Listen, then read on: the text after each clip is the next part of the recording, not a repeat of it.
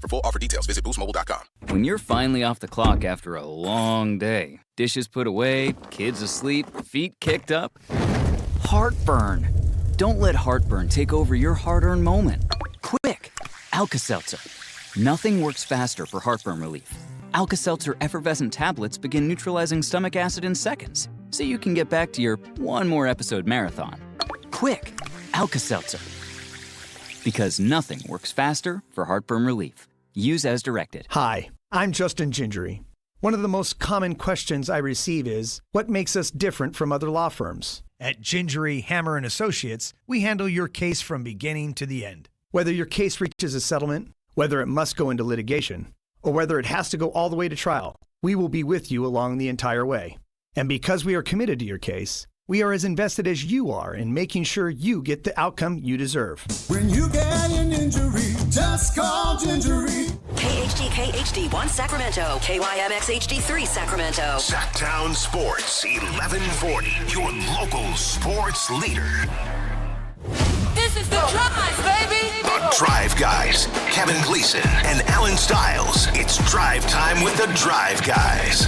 Obviously, like any other show that's anything like this, we throw out a lot of opinions and reports, takes, if you will.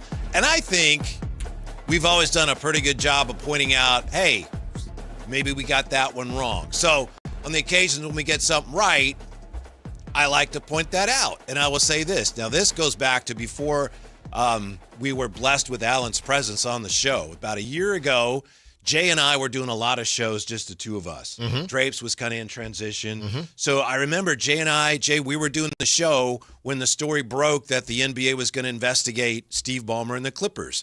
And I remember we're just reacting to it. We're going back and forth a little bit on it. And then I remember we both ended up in the same spot, which was the NBA is going to do whatever they can to sweep this under the rug. Right. The NBA doesn't really want any part of this. They're only addressing it because they were forced to because of Pablo Torre. You watch. They're going to do whatever they can to avoid having to do anything. And I know there were some people a lot smarter than us who said, this is pretty serious, you guys. Jay, I think we were right all along. And here we are with the NBA, according to leaks, saying they found no evidence showing that Steve Ballmer funneled money through team sponsors to pay Kawhi Leonard. How about that, Alan? And I think you've been on this ride with us for a while.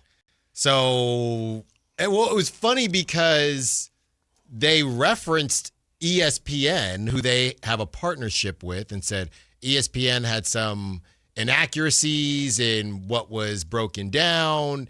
And then, I guess, said, because the report itself was almost on top of, hey, ESPN got it wrong, or there were some things that ESPN got wrong because, by the way, we haven't found anything yet. It wasn't like it was part of the statement, but just within multiple things being said. So it was kind of sly how they did it, Whitey. But ultimately, that's where this thing was always going to go because they didn't want this to continue. And we're kind of running out of time here. Mm-hmm. You know, Kawhi is in Toronto or hanging out in Toronto, but is the trade going to go through? So we knew it was going to happen eventually or something was going to hit the fan, but I don't think this is how I expected it to come out as far as the resolution. Yeah. And they're actually, according to the report, as I'm sure you saw, Ellen, they're negotiating the end result. They're negotiating it. Just think if you got,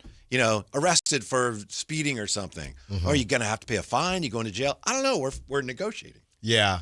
I'm working with them. You know what's interesting to me too, guys? And I was thinking about how people... There's a lot of control and a lot of power that everybody wants. I don't know who checked out the Pat McAfee album, but somebody needs to tell that man no, okay? And Whitey, if he's putting out an album, we need yours. Let's go. Ours, not mine. Yes, ours. Expeditiously. Mm-hmm. So ESPN is in a position now where a lot of their guys, as they're moving on from certain personalities, the personalities that they keep have a lot of control. Because I find it very fascinating, and I don't think this is by accident. You know who has said nothing about any of this? Who's that? Shams. You go to Shams, and on his X, it's all about the Lakers selling. Now, Shams put his name on everything. Everything. But for some reason, Shams says, I don't need my name on that one. When is the last time there's been an NBA story? Interesting. He has, before this, it's a bunch of posts about the Lakers, right? It's Haywood Highsmith. My guy going back to the Suns. Then there's absolutely nothing. An hour ago, Shams says, I don't want to touch this with the whole Kawhi thing. I'll take the Lakers. I wonder if part of it is he's thinking, I don't want to get involved in a situation where I'm going to have to do the league's bidding when I basically would be reporting opposite Pablo Torre, who's actually reporting. I would look bad. Yeah. I might end up looking bad. By the way, Scoopty Whoop says, why is Whitey acting like he had a good take by saying the NBA was going to sweep it under the rug? Ha, ha, ha. Nobody thought they were going to do anything. Fair enough, Scoopty Whoop. But Jay and I were on that like day one. First day, we said. We said, ain't going to do nothing. Right. Now, the other part of that is you wanted them to do something. You wanted the David Stern, hey, let's take away picks. You wanted first rounders, yeah. Right. You wanted that. We knew that wasn't going to happen. We just weren't sure were they going to do anything. Now, the fact that this is open, because, look, everybody can parent how they want to parent, but there's something out there called, gentle parenting. So gentle parenting, hey, I'm going to talk through things with my kids and things like that. There are a lot of parents, my parents. I don't know that I'm a fan. Well, hey, do what you got to do, right? But that's what the NBA is doing with the Clippers. This is gentle parenting. Yeah. Hey, what would you like your punishment to be? What would be okay with you? Back in the day, you didn't get that. Right. You didn't get that. You didn't get to negotiate. No. Scoopty Whoop, by the way, is really coming after me. Ooh, hey, I predicted the Drive Guys were going to have a show today at 2. Look how smart I am. Scoopty Whoop's dealing with some plumbing issues as well, just like me. It's okay. It's Monday. We'll get through it, Scoopty. Yeah, we'll get through it. Yeah, somebody says here, we're getting so many here. Oh, Nick V, there is no smoking gun. My understanding is the NBA doesn't necessarily need to have a smoking gun. They have broad powers over such things. I think what's going on, and I know Dave pointed this out today, and, Scoopty Whoop's probably all over this already, so I don't mean to tell him anything he already knows, but I think Ballmer said, you try to bring me down, you're all going down. So what do you want to do here? Let's work something out. You're going to try to make an example of me? It will not be worth your while. Not worth it. I'll take you to court, and I got way more money than any of y'all. Yeah. So I think that's probably a big part of what's going on right now, why the NBA is like, we couldn't find any proof. Right. Again, I don't believe they actually need to find proof according to their own bylaws. Well, they didn't. As far as the whole smoking gun conversation, they didn't want to find one. Yeah. I think if they wanted to find one, Pablo Torre is on line one. There's multiple. I mean, the Daktronics. There's the gun right there. Oh, I don't see anything. Yeah. I couldn't find it. If I can't see you, that means you can't see me. That's not really how it works. But in their mind, that's how this is sort of working. Scoopty says there could still be punishment coming. They only cleared Ballmer. They're going to throw it all on an employee or Uncle Dennis. Although, what can you do, Uncle Dennis? He doesn't work for you. Ban him? I mean, can you ban an agent? Is he an agent? He's not an agent. Yeah. Because that's why he's able to ask for those things. Right. He's a manager. You can't come in the arena, and we're not going to allow you to watch any games on Peacock. Yeah. Whoa. Whoa. No. Say it ain't so. Say it ain't so. Yeah. I mean, this is, again, I think what a lot of us expected. I just don't believe that we expected it to happen. Like the way the statement was done was a little different than what I would have thought. It just looked so freaking toothless. I guess there was no way around that ultimately. And again, this, as Dave pointed out, this is not even the official announcement. This is kind of the trial balloon. Like, let's leak this and see how people react to the report that the NBA found no evidence showing Steve Ballmer funneled money through team sponsors to pay Kawhi Leonard. The NBA instead focusing on whether the team's introduction of Leonard to team sponsors constitute a violation of the league's rules prohibiting salary cap circumvention. Two of the sources said, oh, okay. Yeah, they're drilling down on that. Look out. They might lose a second-round pick in 2048. Well, this reminds me of the Michigan thing because didn't Michigan, put it on an assistant coach or something like that, right? Yeah. If it's going to all come down on an employee, then it's a little bit different, right? Oh, the coach, he decided to do illegal scouting on his own. Okay, whether that's true or not, that's what you could go with. In this situation, what are you going to say? Hey, an employee made these deals and nobody knew about, you know what I mean? Well, Ballmer already has, from the beginning of this, maybe even before it started, he said, I got swindled. I'm a victim here. Yeah. Aspiration, they defrauded me. I thought they were good guys. And they played me. Mm-hmm. And I never saw it coming. Yeah. And that's on me. Mm-hmm. But now he's got to do the same thing. Because the Daktronics thing is interesting because they're a real, corporation, right? They actually are used. So if you say, hey, well, they played me too, or whatever the argument is there, doesn't that look bad? They're a real partner, not this aspiration thing. Right. So I wonder how they're going to squiggle out of that one. Well, I think a big part of their strategy has been to just try to stretch this thing out as long as they could, hoping that people wouldn't be as agitated about it now as they were then. And I think that's true. I mean, here we are complaining about it, but, at the time when we first found out, a lot of fans were, I'm outraged. Yeah. They were apoplectic about it. Now it's more like, okay, I knew they weren't going to do anything. Mission accomplished in one sense for the NBA. Mm-hmm. Yeah, I think the biggest thing was how they took Blame their it on time. Shohei Ohtani's friend. Yeah, sure. Yeah. They took their time and kind of felt out. Okay, how big of a deal is this to people? I think for some reason people didn't want Kawhi to, I guess, get the brunt of it. Once it turned into, okay, well, how exactly do you punish these guys? And I think, to be honest with you, and I saw some people commenting today when, no wrongdoing, people saying, cool, great, let's move forward. So once I think Adam Silver realized there aren't as many pitchforks as maybe Pablo Torre would have expected there to be, that gave them more time to, I guess, massage out the situation. Yeah, although you probably saw it, Pablo Torre had a rather cryptic response to this with the eyeballs emoji and said, when the time is right, we have an interesting response to this. And he said, I'm very, very excited. So is this to the point where he's possibly, okay, let's play the game, all right? In Pablo's mind, let's say he has somebody that has told him that the NBA did find wrongdoing and swept it under the rug. Then what happens? Is he trying to eventually just take down the NBA? That's a good question. Right? Because to me, that's the only thing that he could have, right? They're claiming they didn't find anything. Well, I know that you did, or I know that you are turning a blind eye, and here's the proof. Okay, then what? Mm-hmm. And I'm not saying it, sarcastically. I don't know.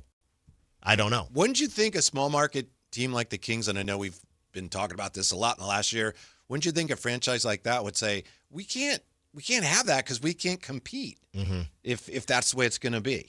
That's what makes this weird. With all the 8,000 mics that are out there. Like Bill Simmons says anything and it goes viral these days. It feels like obviously he's always been huge, but feels like on social media he's having a resurgence, or he's just everybody's just all over whatever Bill Simmons says. Mm-hmm. If Bill Simmons, and let's just get the Avengers of these, writers. If Bill Simmons, who are the Avengers? Bill Simmons, Kevin O'Connor, all these people that have a lot to say. Throw Stephen A. Smith. Andy Bailey. Throw Andy Bailey in there. And Stephen A. Smith. He's the new Avenger. Yeah, we're making our way. We're the new wave.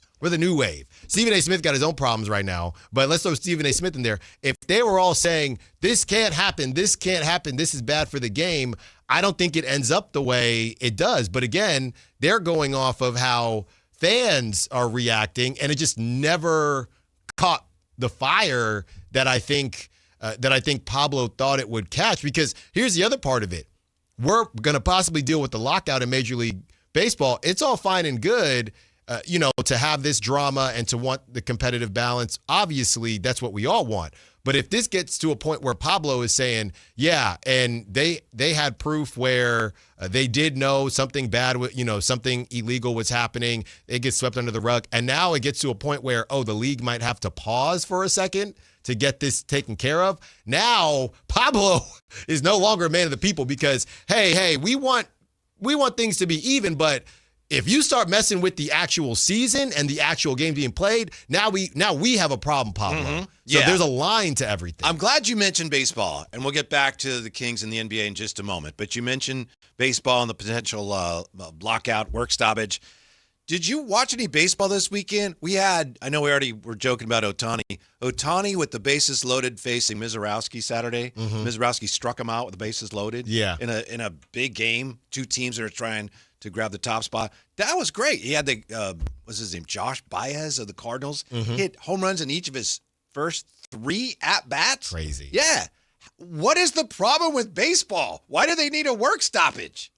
Well, we need a salary cap. It's actually working, you idiots. Yeah. What are you trying to fix? The owners are trying to find somebody to save them from themselves. Right. We don't want he's spending too much money. Let's change the rules so he can, because when he does, we look bad. That stinks. Well, again, when you put it like that, then yeah, this whole thing is a bit silly. But the flip side of it is the Dodgers have just entered a new stratosphere. I think that's the difference. The Dodgers suck right now. They do. And I don't know. Remember we did the thing last year where if the Blue Jays win, then we won't need to have a lockout. I don't know if we're going to do that again. Mm-hmm. I don't know. I mean, if the Dodgers don't win the whole thing, what? That's the argument for the players, right? Did you see Kyle Tucker yesterday? Well, he's been terrible. Yeah, and they spent all that money on Kyle Tucker. Oh, no one can compete with the Dodgers. He's 0 for his last 19, and he dropped a fly ball. And fans at Dodger Stadium, boo! See? And that's what he gets for trying to go hide. You don't want to be great. You want to go hit 6 on the Dodgers. So that's what you get. Now, clearly, you are not made for the bright lights. You should have just but that's the problem. You either be a 6 hitter on the Dodgers, there's always going to be bright lights, or you get paid and I don't know, throw out a random team, the Brewers or something, and now you're the guy. So he was trying to run from not responsibility, but having that name, and you can't. Yeah. You can't. Right. Yeah, but even the Marlins have a winning record right now. The Marlins. Their players make $4.50 an hour, and they have a winning record. So anyway, enough about all that. I understand. Yeah, but the Dodgers' perception is they're ruining the game. You were talking about the Avengers of NBA reporting. Who do you think are the top 4 right now nationally? The most impactful, trusted, influential NBA reporters? Bill, for sure. Would Pablo be on there? He's not really an NBA reporter NBA per specific. se, I wouldn't but put he's been Pablo. pretty impactful. Yeah, I don't know if I would put Pablo yet. And we're not counting Shams, are we? I don't know. I mean, it's your list. He's probably. I'm thinking like somebody that has opinions, not just a newsbreaker. Mm-hmm. So when I first said it, I wasn't thinking Shams, right? And Shams. If I was new at Mr. Styles, I want to know what's going on. I want to be like you, but I don't. Who do I follow? Who's the 4 people I need to follow to keep track of what's going on in the NBA? I would say Bill. As much as it pains me, I probably would say Kevin O'Connor. I would. Wow. Mm-hmm. The new age guy like Kenny Beecham is influential, but I don't know if I would put him as far. He's unique. I don't know that I would put him. All the ESPN people, it's tough because of the relationship with the NBA. But I think Shams has to be one of those guys. No matter how he gets it, he gets all of it. Yeah. Shams based on just information, not opinions, though. Nick Wright is a big name. I don't know. Mm-hmm. Who you got, Jay? Who am I missing? When you say influential, break it down to me one more time. What's the guideline? The guideline, one I'm thinking of and can slice it any which way, but I just want to make sure I know what's going on. Who do I follow NBA? To make sure I have the best chance of being up to date on everything going on in the NBA? I'd say Shams. I'd say Amick. I'd probably throw in Stein or Spears. Mm-hmm. How about Afseth? I'm just asking. Grant Afseth. Slater's up there. Yeah. I'm biased, but problem is he's too West Coast. Yeah. You're talking about the full-on NBA. Yeah, Shams is the big one. Yeah, Shams is the breaker. Yeah. I think Amick is the dependable. Mm-hmm. Ramona. She's too West Coast. She doesn't really dabble in the East Coast stuff. Mm-hmm. Nothing South. Yeah, I'd have no problem if she were on the list or if Slates was on there. Yeah, good, solid reporters. Yeah. So and I know what you're saying. A guy like Bill Simmons is kind of almost like a different category, but still, you want to be following him. Right. Yeah. Right. So he's opinion, and that's fine. Yeah. But the problem is he doesn't, with his opinion, as much as we dislike or like certain teams or people, whatever. I think he's too opinion based to keep a real temperature on what's going on with the NBA. To me, he's just all about opinion at this point. Right. And that's fine. That's where it leaks into maybe influential. But there was a story that came out over the weekend, once again, kind of a junk story that involved the Kings that attracted a lot more eyeballs than it should have. And I don't know if it's just made up out of thin air. I thought of you. Were you excited to hear that Jordan Poole had been released by the Pelicans? Not true. He wasn't. I saw that. And among the teams interested, the Kings. Okay, I Turns didn't out see none of it's that. true. None of it's true. I saw the initial because it was from one of the opposite of the Avengers. Okay. Right? From Hydra? Yeah. So I saw that and I thought, okay, let me see, because he'll do a good job sometimes of referencing if he is aggregating. But this didn't have any reference. So that already had my spidey, I was tingling once I saw my spidey senses. By the way, I saw the movie yesterday. And? It's awesome. My wife said when it was over, she said, that was great. Did you stay? Yeah. For the end? Yeah. How long was it? I think it's around 2.5, something like that. That's a 220. That's something. A long I think it is about 220, time, fella. Yeah, but I don't want it to Long end with the win. Yeah. Come on home, Spidey. It was good. It was really good. Didn't he go home in the third one? He's always running. He's far from home. He's running from home. No way home. No way home. Nobody home. Time to go back home. So just stay home. Just stay home, Spidey. I forgot about Barkley. How we forget about Barkley? Yeah, but right. Like, again, if these guys are speaking on this, then it would have been a big deal. Somebody else is bringing up Windhorse. Oh, yeah. He's there. Yeah. Probably Zach Lowe. Zach Lowe. Lowe's up there. Zach Lowe's like the reporting half of Simmons and Yes. Yeah. Always got to throw my boy Siegel in there. Okay. Always got to. It's a big crew now. Yeah. It's a big crew. So I don't know. I mean, Scotto. Got to throw Scotto in there. In there. Hey, he's close. But, a lot of these guys are they have different kind of bags. Some are breaking news. Some are more so, just getting information. So to me, the fact that we didn't hear anybody beating the drum of this could be really bad for the NBA, said, okay, this doesn't have as much heat, I think, as maybe the NBA was worried about, to be honest with you. Yeah, they did a good job at containing it. I remember the first day or two. Remember when Mark Cuban came out for some reason and was defending the league? But there were anonymous reports that, this GM's really upset and that team's really upset. And the NBA, I guess to their credit, they did a good job of going out, identifying who was upset and saying, shh, this is all in-house. Yeah. We don't tell anybody outside of the building. We'll sort it out. Circle the wagons here. We don't need any of this getting out. When this first popped, can someone remind me, what was Mark Cuban's actual stance? I didn't understand it at the time, so I couldn't tell you. Like, he was, come on, Pablo. Yeah. Well, okay, Mark, are you arguing that people are already doing? Like, what are you arguing? I don't know. And then he was gone. And then he just left. Yeah. I think he went on Pablo's show, if I'm not mistaken. Yes. And still said nothing. Day. Yeah. Said absolutely nothing. I remember nothing. looking at it and going, either he's way smarter than me or it doesn't make any sense. Pablo. Nothing to see. Okay, goodbye. Yeah. And that was it. That was months ago. That was a long time ago. He probably was sent out there or went to the league and said, look, Commissioner, let me, I'll take care of this. Okay. Yeah. People trust me because I'm kind of seen as a maverick, get it? So I'll nip this in the bud. And instead it was like, wait, what? What are you doing? Yeah. Huh. So there was a concerted effort from the league from day 2 of this whole thing, maybe even day 1. And they've gotten to a point here where I guess they've managed it.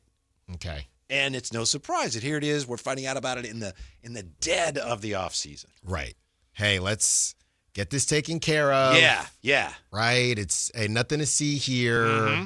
You know, I mean, no proof. We found no proof. So if Pablo, what can we do? We looked into it. If Pablo says, well, I talked to the people who, quote unquote, looked into it, right? Because at some point, they have to silence him in some way. Mm-hmm. Or they just figure nobody wants if I'm Adam Silver, all I'm thinking about is LeBron with the Sixers. All we got to do is get to the season. Mm-hmm. Once we get to the season, nobody's going to be checking for, the newest person that Pablo talked to.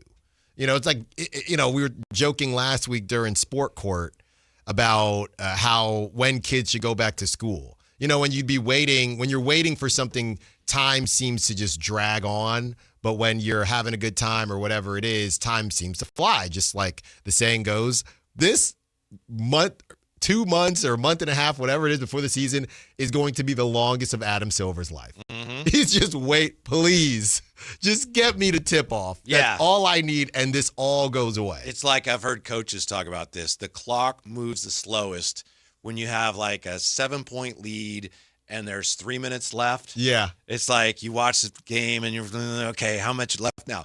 2:59. What? That was 1 second? So that's how it's going to be for him. That's literally just hoping. And 916 says it should be terrible for the NBA. It should be. But that's on, like I said, the powers that be to make it a big deal. That's for, if all of the owners from small market teams said, yo, what the heck is going on here, then maybe it would have went differently. But, I'm not saying collusion. Clearly there was something, I don't know. Clearly, I'm not saying a mandate, but everybody was on the same page that this is not going to be a big deal. Mm-hmm. Starting with possibly Mark Cuban, but we're not quite sure what he was actually saying. Can we get him on just to ask him, out of all the questions I'd want to ask Mark Cuban, number one, hey, what were you saying? I would go back and check that, but I don't want to make my head spin. How soon before we hear, and the trade has been approved, and Kawhi Leonard is on his way to the Toronto Raptors? Very soon. Mm-hmm. Very soon. When we come back, could CMC's tightness be a hold in? Could he be talking about the tightness in the owner's wallet? That's coming up. Sactown Sports next. This is Sactown, baby! Follow Sactown Sports 1140 on Facebook at facebook.com/Sactown Sports. To keep tabs on the Kings, 49ers, UC Davis, and the entire Sactown Sports lineup all season long. Facebook.com/Sactown Sports. Your local sports leader. Sactown Sports 1140. This is the story of the one who keeps multiple buildings running smoothly day after day. Plumbing that flows, HVAC that hums, cleaning supplies that keep surfaces sparkling. That's why she counts on Grainger. With easy reordering online and 24/7 support, Grainger helps her keep the products she needs on hand. So shelves stay stocked and buildings stay ready.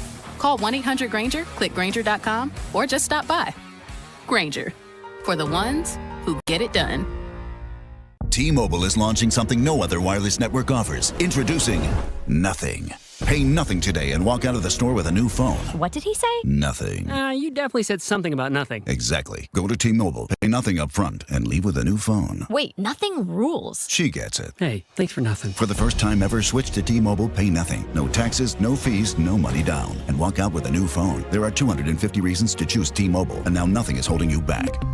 On eligible devices with qualifying credit plan and 36-month finance agreement. Whether it's date night, family night, or buddy night, Hagen Oaks has a bay for you. Reserve one of 3 Top Tracer bays from 6 to 11 p.m. through HagenOaks.com, and only those 3 bays are reservable. The rest of the driving range is still open for walk-ups. Play golf on world-famous courses while the kids try interactive games. Head to the Hangout for great food, cold drinks, and live sports on the TVs. Add monthly live music and putting tournaments, and you've got more than a driving range, you've got a night out. Hagen Oaks Golf Complex. Swing by and swing away. Thunder, feel the thunder. It's the energy all around you. Lightning and the thunder. The thrill of the moments to come. The flash of lights. The rush of pure exhilaration. The roar of the crowd. See it, hear it, feel it. Feel the thunder. Lightning and the thunder. Thunder Valley Casino Resort. Feel the thunder. The IRS finally caught up with Louie. I hadn't paid my taxes in 8 years. I owed the IRS a lot of money. Louie was in deep trouble. We're going to take your house, put a lien on your bank account, garnish your pay. They don't care. They're going to take your paycheck. Louie found out about Optima Tax Relief, the leading tax resolution firm. A-plus rated by the Better Business Bureau, they've resolved over $3 billion for their clients. Optima Tax, they help me. They calm me down. They make me feel comfortable, and I trust them. Louie has a lot to be thankful for. I don't owe the IRS anymore, and I'm able to live a comfortable life, a lot better life. It was because of Optima Tax. For tax help you can trust, call Optima now for a free consultation. Take it from Louie. If you owe the IRS, don't go it alone. Give Optima Tax a call. They can help you. Call 800-375-2322. 800-375-2322. 800-375-2322. Optima Tax Relief.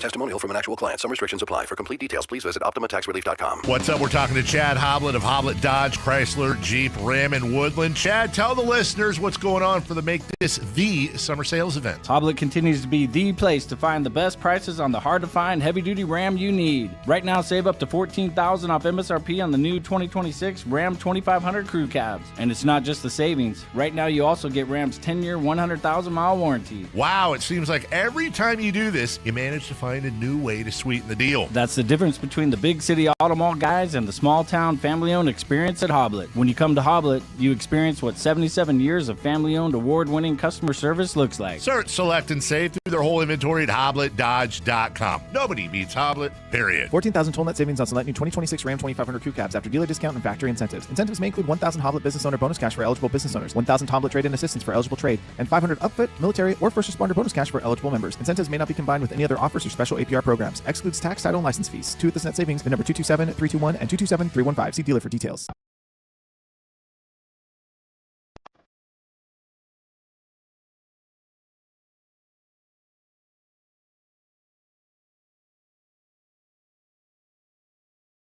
And local, it's the Drive Guys.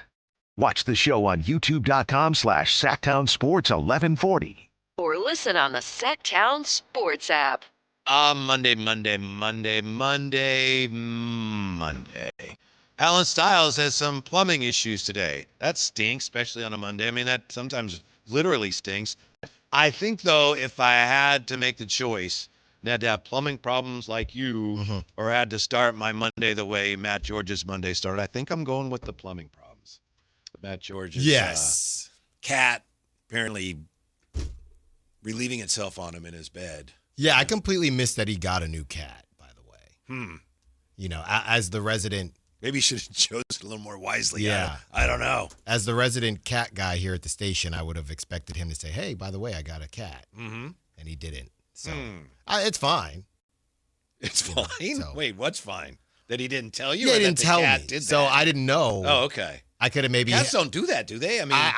I've never had a kitten, but I've never been peed on either. Okay. So maybe if he would have told me, hey, by the way, I know you like your cats. I got a new cat. I could have said, oh, okay. This is how you don't get peed on. You got your own problems with your cats. Yes. Well, they're good now. Good. They're good now. Xena had the teeth growing back into her jaw or whatever, right? Yes. Yeah. But she's good. Good. Breath smells great. Not in pain anymore, more importantly. We got a stray that comes to our door in the morning now, and it's got the most plaintive little cries. Found out the neighbors are giving it bread. No wonder it's coming to our house. Oh, man. Yeah. Dry out. Yeah. Then that's a plumbing problem, too. Yes. I hope you're able to work all that out. Yeah, we'll be fine. Speaking of problems, I guess we may know. Nothing's been confirmed.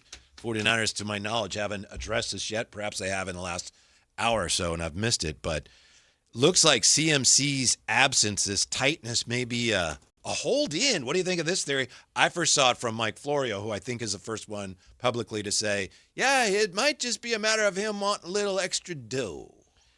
Mike Florio is not ingratiating himself with Niner fans this year, huh? You don't like the Niners. No. Or Shanahan or something. Yeah. Or all of it. I don't know. There was the Shanahan thing with this the goes crash. way back. Yeah. Well, I'm saying this offseason, the season, I guess the season technically has kind of started, but there was the Shanahan thing saying, he had some things to say about how that was reported and how it came out, and now he's starting this, and I'm looking at all of, not necessarily Niners associated media per se, but a lot of like Niners content creators saying, because I think the quote was, some think, I saw somebody say that some think is doing a lot of heavy lifting, basically saying there's nothing to it. But here's my question.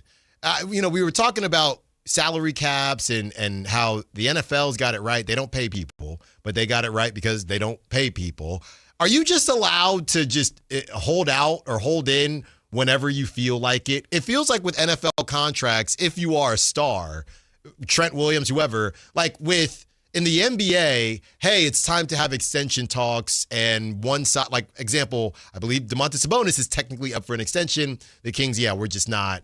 That's not happening. It feels like in the NFL, they literally just say, hey, Jahmyr Gibbs just got paid and Bijan just got paid. It's time to get paid. I feel like Trent Williams does it every time another offensive lineman gets paid. Is that what it is in the NFL? If you're a star, you just decide at any moment.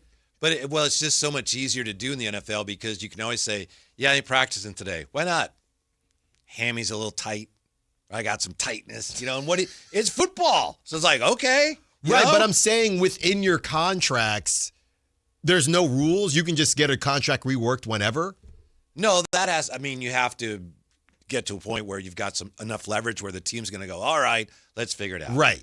If he is doing that, and as you pointed out, we really don't know anything, I would think he's got some decent leverage because they give him the ball like every other play, at least. And he's making, $12.5 million this year. None of that is guaranteed. And you just had the massive contracts for Bijan Robinson and Jahmyr Gibbs. Yeah. So I would think he's got a good case if that, in fact, is what he's doing. Right. Well, then it turns into how much does this hamstring, no pun intended, the team, right? Like if the Niners won the Super Bowl, okay, if the Niners won the Super Bowl and Brock won Super Bowl MVP, hey, it's time, right? Did he just get paid? Did he just get paid 2 years? A year ago? Yeah, right. But if they won the Super Bowl, right? I think it's time to rework. Mm-hmm. I think I need to be up in them Burrow numbers. Well, it's a whatever calculation, isn't it? I mean, it's the player and the agent going, you know what? Look at this. We probably could, make a case here. Yeah. In some cases, a team go, you're out of your mind. But a player of his caliber, again, who they rely on so much, again, if that's what he's doing, I mean, in a way, I don't think you could blame him. Just like Trent will every year. Oh, Trent Williams. Yeah, it's time to rework this. Because he knows, right? It's like, you're not going to replace me. Right. You know it and I know it. But the contracts. Let's work something out. Right. And now I'm assuming they're all shorter term because he's older. Yeah. But he's signing the contract knowing, we ain't going to see the end of this one because I'm going to get it reworked again. But while we're here, I need a little bit more paper. Mm-hmm. It's just funny to me. Now, so as far as Christian McCaffrey is concerned, heck yeah, he's got leverage. And he knows it. Mm-hmm. This is the time. Is that what he's actually doing? I don't know, right? I think most Niner fans.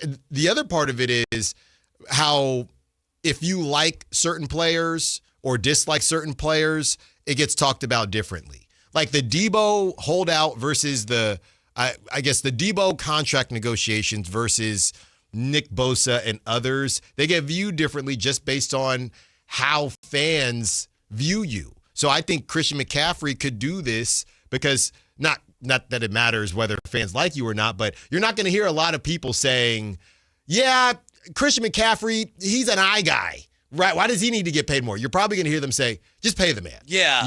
I like to think that if I were an agent, which I wouldn't want to be, but if I were an agent for an NFL player and none of his money was guaranteed, I'd say, hey, my advice to you, we need to get some guarantees in there. Right. Yeah, you have to. Yeah. You have to. Especially now, because I believe that's the situation that happened with Saquon. Now, with Saquon, he wasn't Super Bowl MVP, but he was a crazy season. They win the Super Bowl. Saquon got a rework or whatever it was, and he got cashed out. So normally, or I guess it can happen after you do something, or it can just happen when somebody else does something and you know you have leverage. I would think the frustrating thing from the Niners' standpoint is it seemed like this year, all right, they got all that straightened out. They did have some issues with Trent Williams. They got that worked out. And the Ayuk thing was kind of weird, but they took their stance and they knew they didn't have to do anything. And now, if, weeks before the season starts, now you got to work something out with CMC, I'm sure there'd be some rolling of eyes in the front office. Yeah, I can't see. I mean, I can see it just honestly because of his age, right? He probably figures, now is the time to get as much as we can now. If I'm not mistaken, I think they're expecting number 2 as well. So his second kiddo. So, hey. You know how that is. Hey, man, you know what? Yeah, I'm going to need a little something else. To be fair, though, and NFL contracts are very confusing, but technically he's only under contract, if I'm reading this correctly, through next year. So it really legitimately probably is time to add on a little bit more there. Mm-hmm. Then again, Whitey, it turns into how much you trying to pay a 32-year-old running back, in 2028? Because right now he'd be a free agent. Yeah, and right now, if there's any question as to whether he's going to play, they have some depth issues there. They always have depth issues. Now they address that through the draft, but now they have injuries there. Right. They always have these depth issues. Mm-hmm. Now, I got something for you, Whitey. Just a quick excerpt from your guy. This was September 12th, 2025 from Mark Cuban. I'm just picking a random excerpt. Yeah.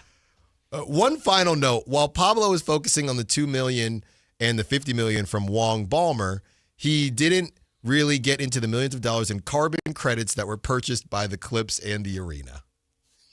What? They sent him out there. They sent him out there. Just say a bunch of big Shark Tank words. I gotcha. Yeah. I gotcha. Watch this. Well, it didn't work. Sorry. Oh, here you go. If I bring this up because it would have been a lot easier and a lot safer if he was trying to circumvent the CBA to just buy more carbon credits. Okay. Mark, if you're going to come out here and defend, can you speak in layman's terms so people Cuban know lost what you're his fastball talking a little about? bit, huh? Yeah. Yeah, go back to Shark Tank, man. Coming up here, we got a new list of best stadiums to visit, and it's a list that does not sit well with your friend and mine, Alan Stiles. I can't believe we're going to do this. Yes. I cannot believe it. We should spend an hour on it. But oh, my goodness. We'll do at least one segment on it next on Sactown Sports. This is Sactown, baby! Follow Sactown Sports 1140 on Facebook at facebook.com/Sactown Sports. To keep tabs on the Kings, 49ers, UC Davis, and the entire Sactown Sports lineup all season long. Facebook.com/Sactown Sports. Your local sports leader. Sactown Sports 1140. T-Mobile is launching something no other wireless network offers. Introducing Nothing. Pay nothing today and walk out of the store with a new phone. What did he say? Nothing. You definitely said something about nothing. Exactly. Go to T-Mobile, pay nothing up front, and leave with a new phone. Wait, nothing rules. She gets it. Hey, thanks for nothing. For the first time ever, switch to T-Mobile, pay nothing. No taxes, no fees, no money down. And walk out with a new phone. There are 250 reasons to choose T-Mobile, and now nothing is holding you back. On eligible devices with qualifying credit plan and 36-month finance agreement. Get in the zone, AutoZone. John's day is off to a slow start. So he heads to AutoZone, where he can get a battery for under $100. Lonnie, a local AutoZoner, tests his battery for free. Looks like he just needs a charge. And Lonnie does that for free too. In no time at all, John is back on the road. Ready to finish the day strong. Free battery testing and charging at every store. No hassles, just help. Get in the zone, AutoZone. Restrictions apply. Hi, I'm Justin Gingery from the law firm of Gingery, Hammer, and Associates. When you have been injured by the fault of another, you will want advice you can trust. If you know an attorney you can trust, I hope you call that person. But if you don't, please call me. I promise I will be the attorney you can trust. Along with my partner and associates, I have been helping accident survivors recover for their injuries for over 25 years. And we can help you. There's no charge for calling, so please call us today. When you get an injury, just call Gingery. We wouldn't be celebrating America 250 if it wasn't for a strong foundation set by the framers. Hamilton built Americans' financial foundation on the principle of sound, stable money, a principle later embodied by the gold standard. However, we abandoned that discipline in 1971 and have since seen inflation erode the dollar's value. This is Stephen K. Bannon. What is the foundation of your savings? Birch Gold Group has been helping Americans solidify their savings with gold for the past 15 years. They help you convert an existing IRA or 401k into a tax-sheltered IRA in gold. With an A-plus rating with the Better Business Bureau and countless five-star reviews, let Birch Gold help build your foundation with gold. To learn more, get your free info kit from Birch Gold by texting SECURE to 989898. That's SECURE to 989898. Take a stand for your financial future. Text SECURE to 989898 right now to receive your free info kit on gold IRAs from Birch Gold Group. Message and data rates may apply. Now through August 31st at Big O Tires, receive $80 to $120 in instant savings on 4 select in-stock Netson, Nitto, or Sumitomo tires with installation purchase. Disposal fees extra, not good with other offers. See your locally owned Big O Tires dealer for pricing. Get in the zone, AutoZone. John's day is off to a slow start. So he heads to AutoZone, where he can get a battery for under $100. Lonnie, a local AutoZoner, tests his battery for free. Looks like he just needs a charge, and Lonnie does that for free too. In no time at all, John is back on the road, ready to finish the day strong. Free battery testing and charging at every store. No hassles, just help. Get in the zone, AutoZone. Restrictions apply. T-Mobile is launching something no other wireless network offers. Introducing Nothing. Pay nothing today and walk out of the store with a new phone. What did he say? Nothing. You definitely said something about nothing. Exactly. Go to T-Mobile, pay nothing up front, and leave with a new phone. Wait, nothing rules. She gets it. Hey, thanks for nothing. For the first time ever, switch to T-Mobile, pay nothing. No taxes, no fees, no money down. And walk out with a new phone. There are 250 reasons to choose T-Mobile, and now nothing is holding you back. On eligible devices with qualifying credit plan and 36-month finance agreement.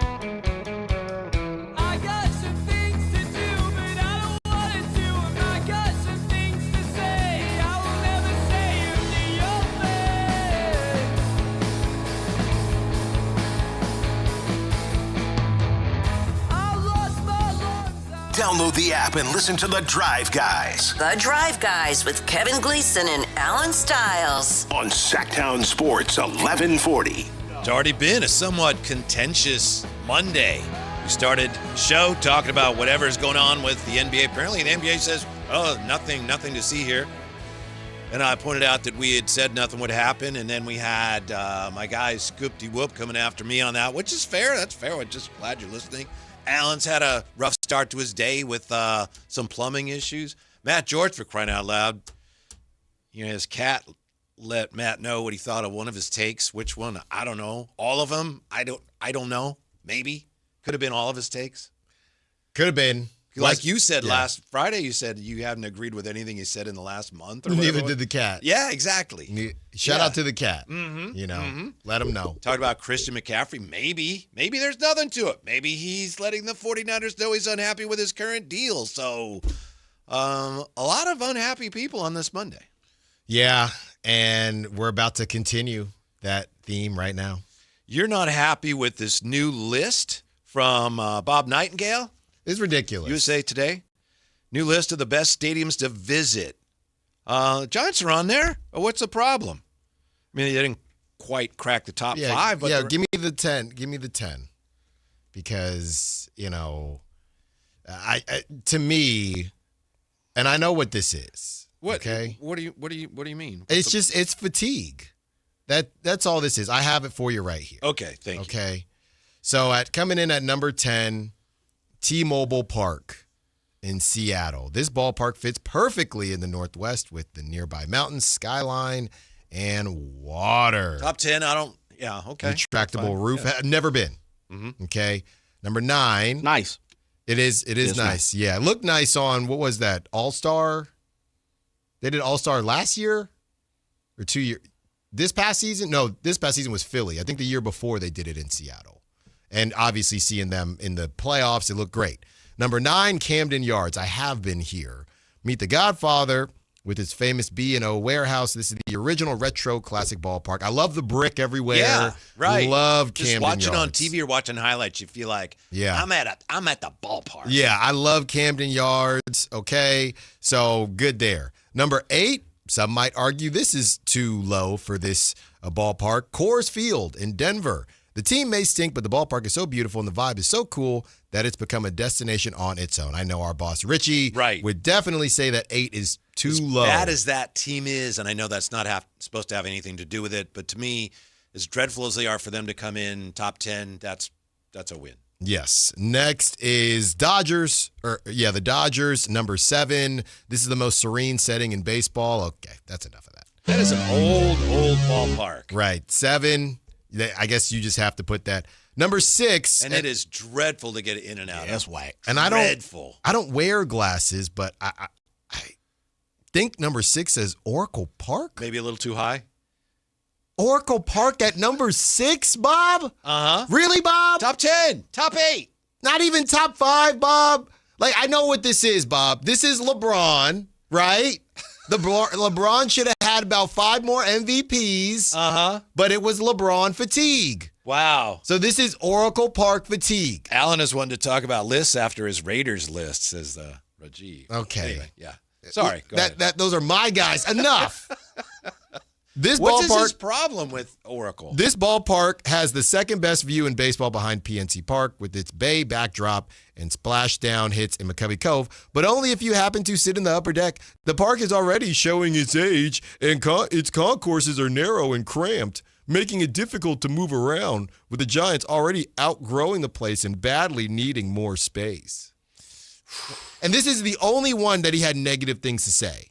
Yeah. Everything else he just gave what it is. Mm-hmm. Okay? So that's number 6. This list needs to get thrown out. You thought my Raiders list was bad. Yeah. I know we like to tease you about your Giant fandom, but I don't know if he's on crack or what. I mean, that's just, wait, what? Yeah. Yeah. He was searching. So now number 5. Okay, well, as we always joke, okay, Alan, it's 1, 2 in California, whatever it is. Number 5, Petco Park, San Diego. Beautiful park. What's it doing down there at number 5? Beautiful park. Well, again.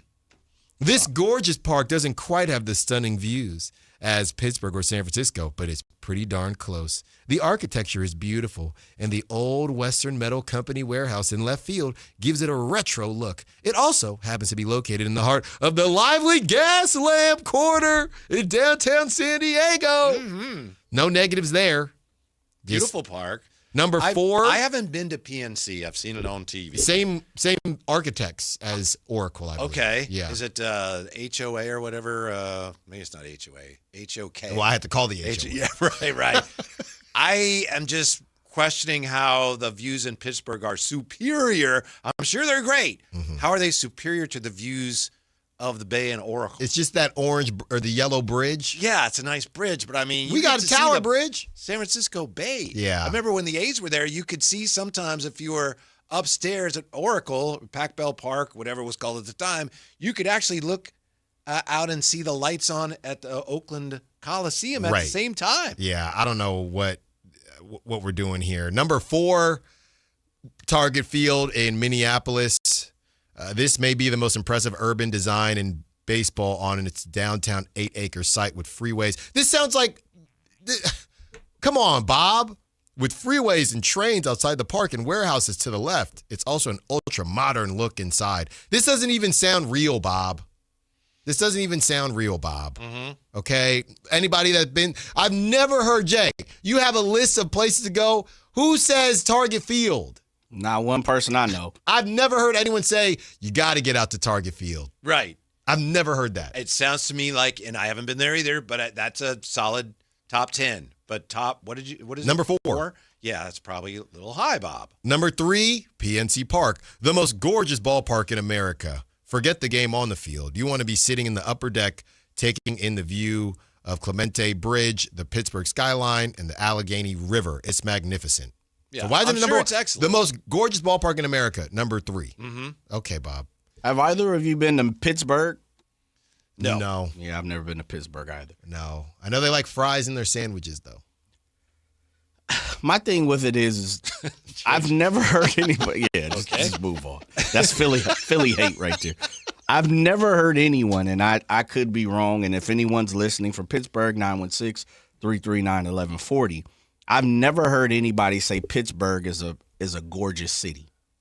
Like, no one has been like, oh, it's absolutely beautiful. No, it's Steel City. It's blue that's collar. the beauty of the it's ballpark. blisters. The ballpark actually adds an element of beauty to that downtown. Yeah. Steel toe boots. Mm-hmm. Right. I've never heard anyone say the Pittsburgh skyline is fantastic. No.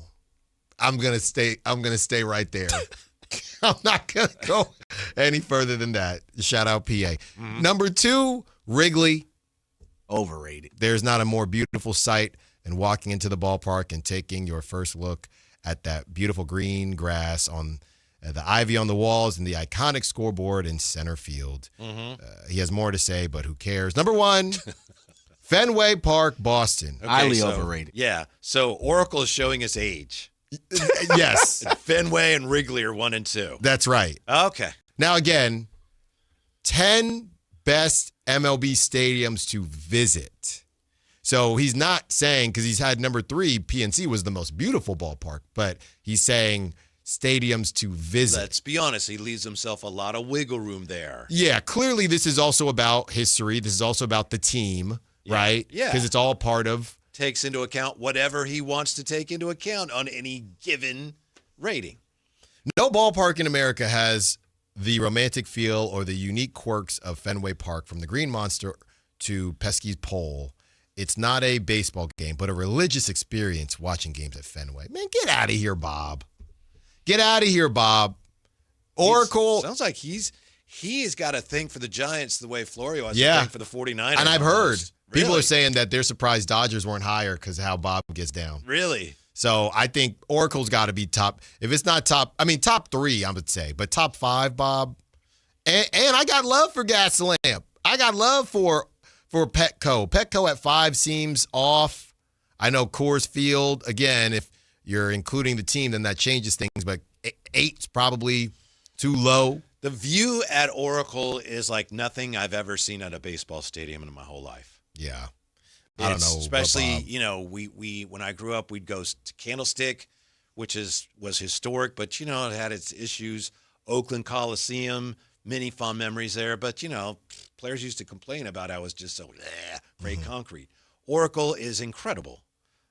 6 is way too low. Thank you, Whitey. Mm-hmm. Thank you. We ain't giving you that. It just is. 6 is about right. Jay, we're not doing this today. 6 is about right. Jay, we're not doing this today. Re-rack them then. Re-rack them. I'm telling you right now. Give me the 5. Give me your 5. My 5, I would have Oracle can't be any lower than 3. No, that's not what. See, you're like Bob Nightingale. You're leaving yourself out. I got re-rack them. Stand on them. Oracle 1. Okay.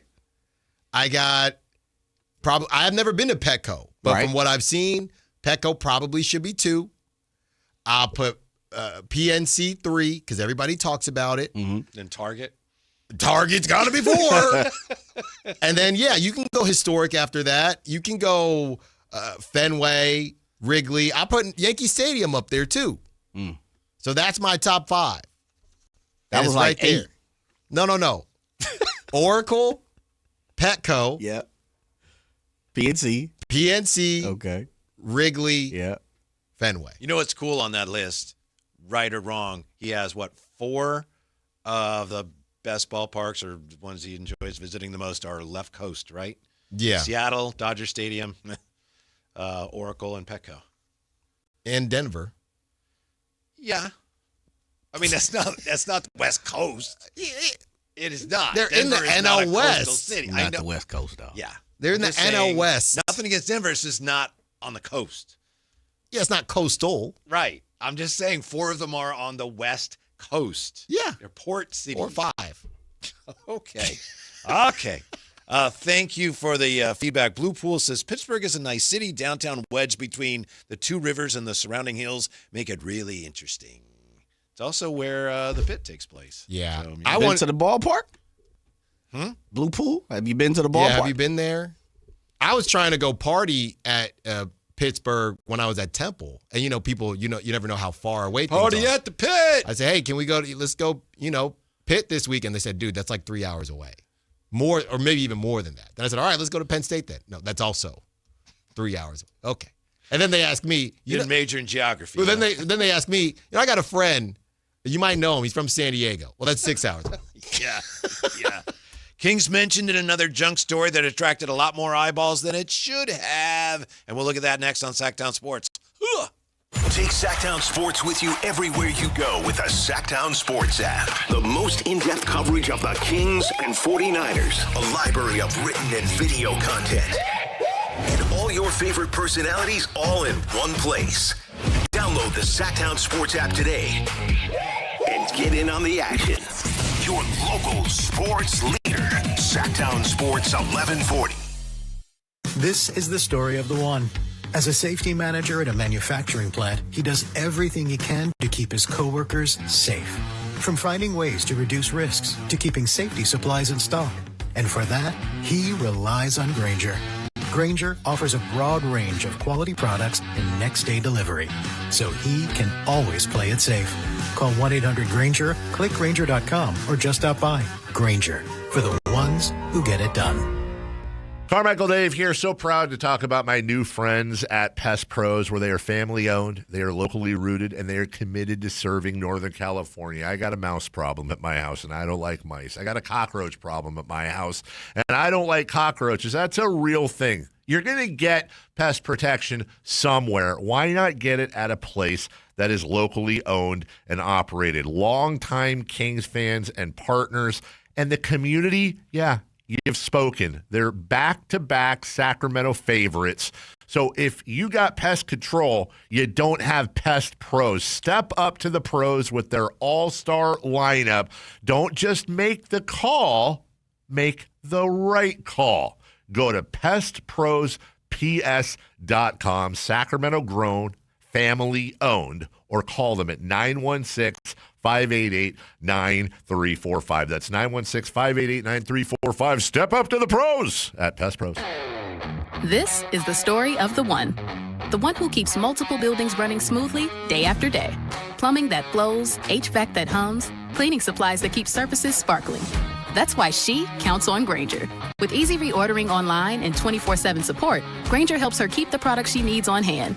So shelves stay stocked and buildings stay ready. Call 1-800-GRAINGER, click Grainger.com, or just stop by. Grainger, for the ones who get it done. Get in the zone, AutoZone. John always listens to his truck.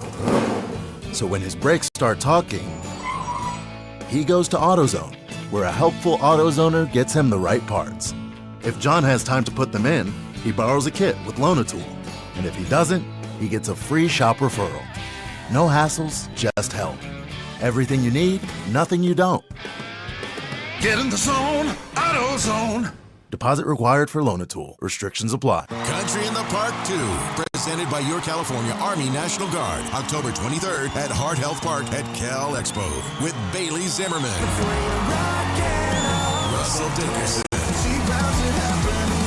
plus more. Enjoy line dancing, live DJs, mechanical bull, and food trucks. Tickets start at just $70. Country in the Park 2, October 23rd at Heart Health Park at Cal Expo with Sky River Casino and Joel Gott Wines. More info at CITPFest.com. KHTK HD1 Sacramento, KYMX HD3 Sacramento. Sactown Sports 1140, your local sports leader.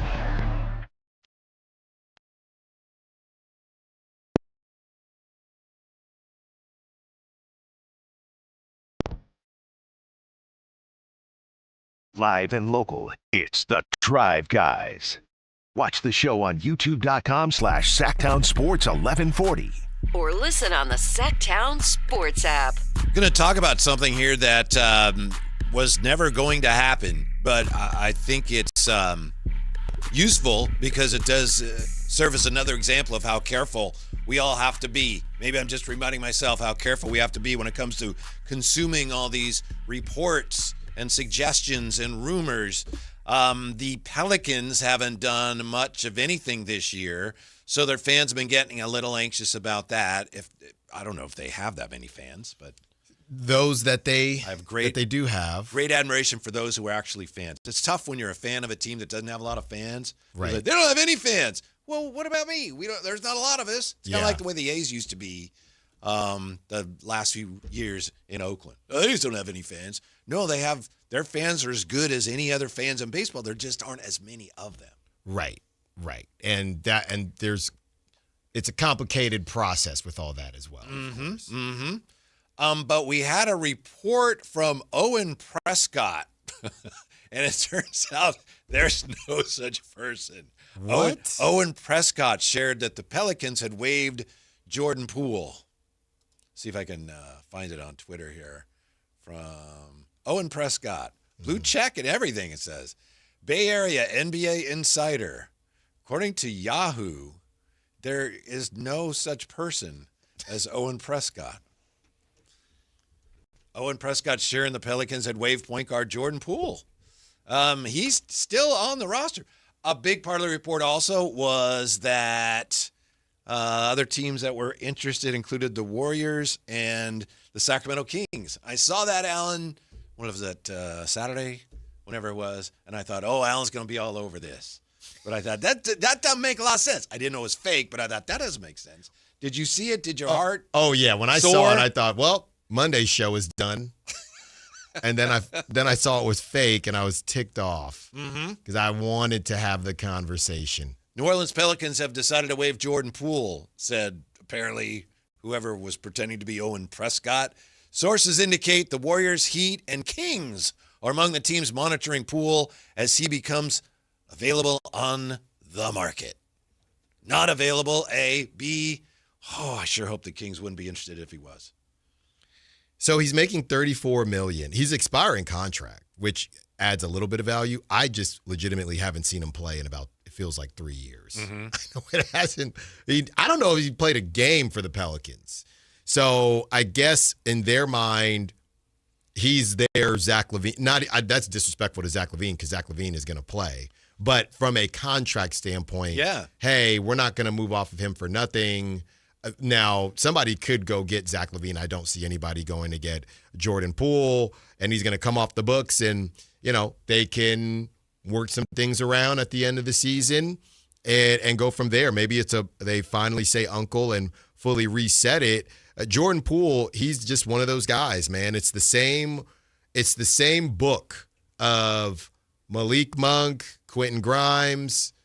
I don't want to say Cam Thomas because he's essentially out of the league. But I also don't know if Jordan Poole is still going to be in the league after this contract. I truly don't know. And if it is, it ain't going to look like he got his money. This is the most money Jordan Poole will ever make.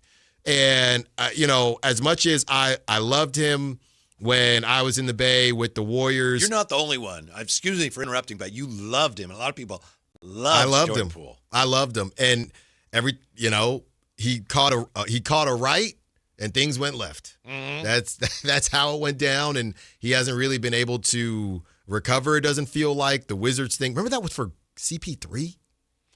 It was strange. The whole thing was strange. It was for CP3, and, the Wizards, I guess, thought we could have something cooking with him and Denny at some point in time, and it just didn't work. And I truly have no clue what his future holds. I really don't. They probably would not have won the 22 NBA title without him and without Wiggins. Somehow the two of them combined that 1 year, they made up for the absence of Durant. It was the weirdest thing. And then neither one of them has played as well since then, but they did it at that time. I remember his first NBA game, and it was in that Warriors' terrible 15-win year when no one knew for sure that it was going to be that bad. And I think he was against the Clippers, and he goes in and he scores a left-handed layup. It's like, and he runs down court with his left hand up. Like, you see what I did? And I remember thinking, who does he think he is? And that is Jordan Poole. Yeah. There's a famous story Dame tells of when he was in the process of scoring like 65 or 70 against the Warriors that year, and he said someone was yapping at him about how you suck. And he's like, It was Jordan Poole, and he said he wasn't even playing. Yeah, no, he said he was on the bench. Yeah. He was on the bench. And he said he went to Draymond and said, hey, you're going to have to tell your boy to quiet down a little But bit. then maybe that's where it all started. Different kind of cat. Yeah. I mean, from the stories we heard, I think that he fed into, that year where he was that dude. And I think I think he was a crazy trash talker. I think he was out of pocket. Led to some issues. Yes. And the saying or the story goes, they got into training camp. He's feeling himself because I don't think he had gotten paid because he got paid after he got poached. Right. But there's a clip of him and Wiggins in the locker room after the championship. And they're both going back and forth. No, you get in the bag. No, you get in the bag. And they're both just about to get paid. And I think Wiggins got a good contract after that. I think it was kind of team friendly, but it was It nice was. At the time, it felt team friendly because he had, is he going to take this step? And he didn't really. But at the time, that was a good deal for Wiggins. And then Jordan Poole got his bag. And you could just imagine, hey, man, he comes into training camp. Man, Draymond. Like, I don't know what you're talking about. Like, we don't even get number 4 without me. Like, I could just see him going crazy with the trash talk and Draymond just saying, I'm gonna show you some things. Yeah. I don't know. Maybe it's just coincidence, but there's been a run of these fake stories involving the Kings. We had the fake Shams last week with the story about DeRozan. And some people got. Yeah. Some people got Go to the Warriors. By fake. By scams Sharania. Yeah. And then there was the one that we actually addressed last week, not realizing that it was some made-up reporter in Jerusalem with the report that Russell Westbrook it's dry, man. Was very close. He was in advanced talks to go overseas. Yeah. That's the thing about the NBA. MLB, they take too long with their free agency, and the hot stove just isn't really hot anymore. NBA, everything happens within 2 weeks, and then it goes radio silent. So we're stuck with Pablo Torre and fake AI reporters. That's what we get left with for the rest of the offseason. And reports on Shams is having to do reports on where Haywood Highsmith is going. That's what we're left with. Mm-hmm. And Wemby playing rugby. Yeah. That's what we're left with. But I'm telling you, man, I think Jordan Poole, after this season, Whitey, I think he's probably looking at I don't know, Whitey. I don't even know if he's getting 10 a year. I truly think next season, or once this contract is done, he'll sign a 2-year, $16 million contract to be somebody's sixth man. And I still don't know who that is. He's 27. All these bad teams are going to be looking at younger guys to get them some time. So I don't know what happens. He's going to be 28 when his contract is done. Come home, JP. Come home. Hey, it's hot. This was never home. You don't need to come here. You're close enough. Hey, it's hot in Sacramento. Might need a pool party. He used to fall down more than any player I've ever seen. Not like when he was driving. He's just dribbling. It's like, whoop, down he went. What happened? Then no idea. I think he changed his shoes because he was slipping too much. It was amazing how often he would fall down. Okay, we talk about, obviously, Jeremy Lin. It's called the Lin. We use that term now, right? Was it a Linsanity run? I've said it about when the Giants won 107 games.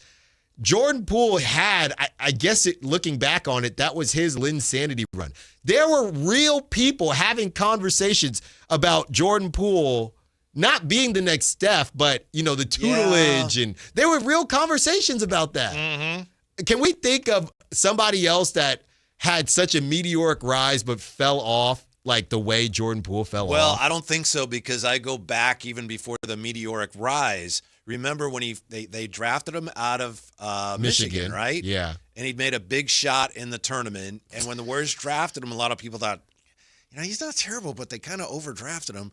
And they had to send him to the G League because he couldn't hit a three-point shot to save his life as a rookie. He was terrible. He had some of the worst three-point numbers anybody's ever put up, and they had to send him down.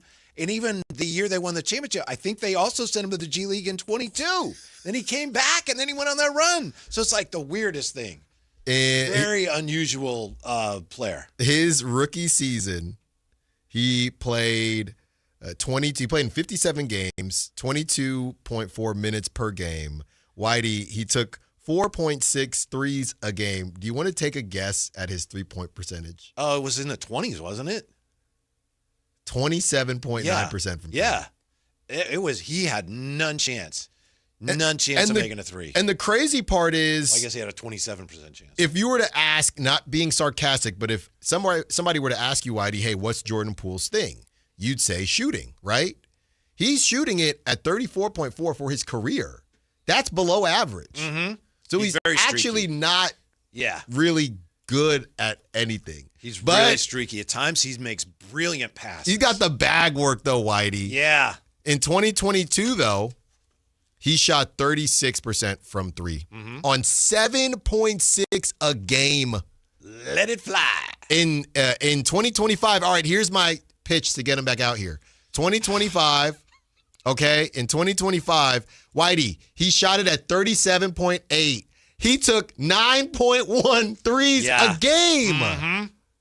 He averaged 20.5 that season. That's the type. We need volume shooters. If he was on this team, a team that already has some defensive issues, they'd give up 170 points by the end of the third quarter every night. But the bag work, 4.5 assists, 3 rebounds, is a rebounding guard.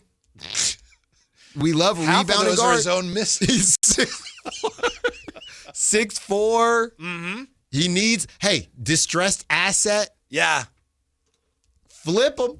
Okay. And then he gets to put it to the Warriors being out here, bringing that rivalry back. First, you want a nationally televised game, fellas? Yeah. Get Jordan Poole versus Draymond Green. In a desperate effort to change the subject, I'm going to point this out. Turns out the Kings, when you look at the schedule, they have the third hardest schedule in one regard. 25 times they play 3 games in 4 nights. They play, there's only 2 teams that do that more often than them. So one thing, and I think January is when it's really a tough stretch for them. 3 games in 4 nights, the Kings do that 25 times this year, and that's the third hardest in the NBA. 3 games in 4 nights. Yeah. At least they're younger.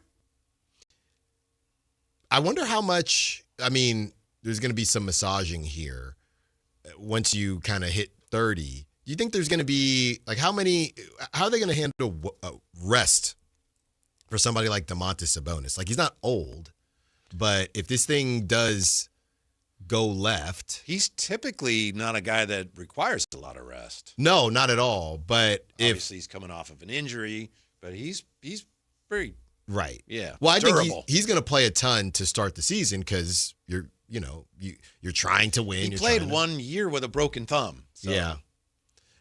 Post trade deadline, I'd be curious if he's still on the team post trade deadline.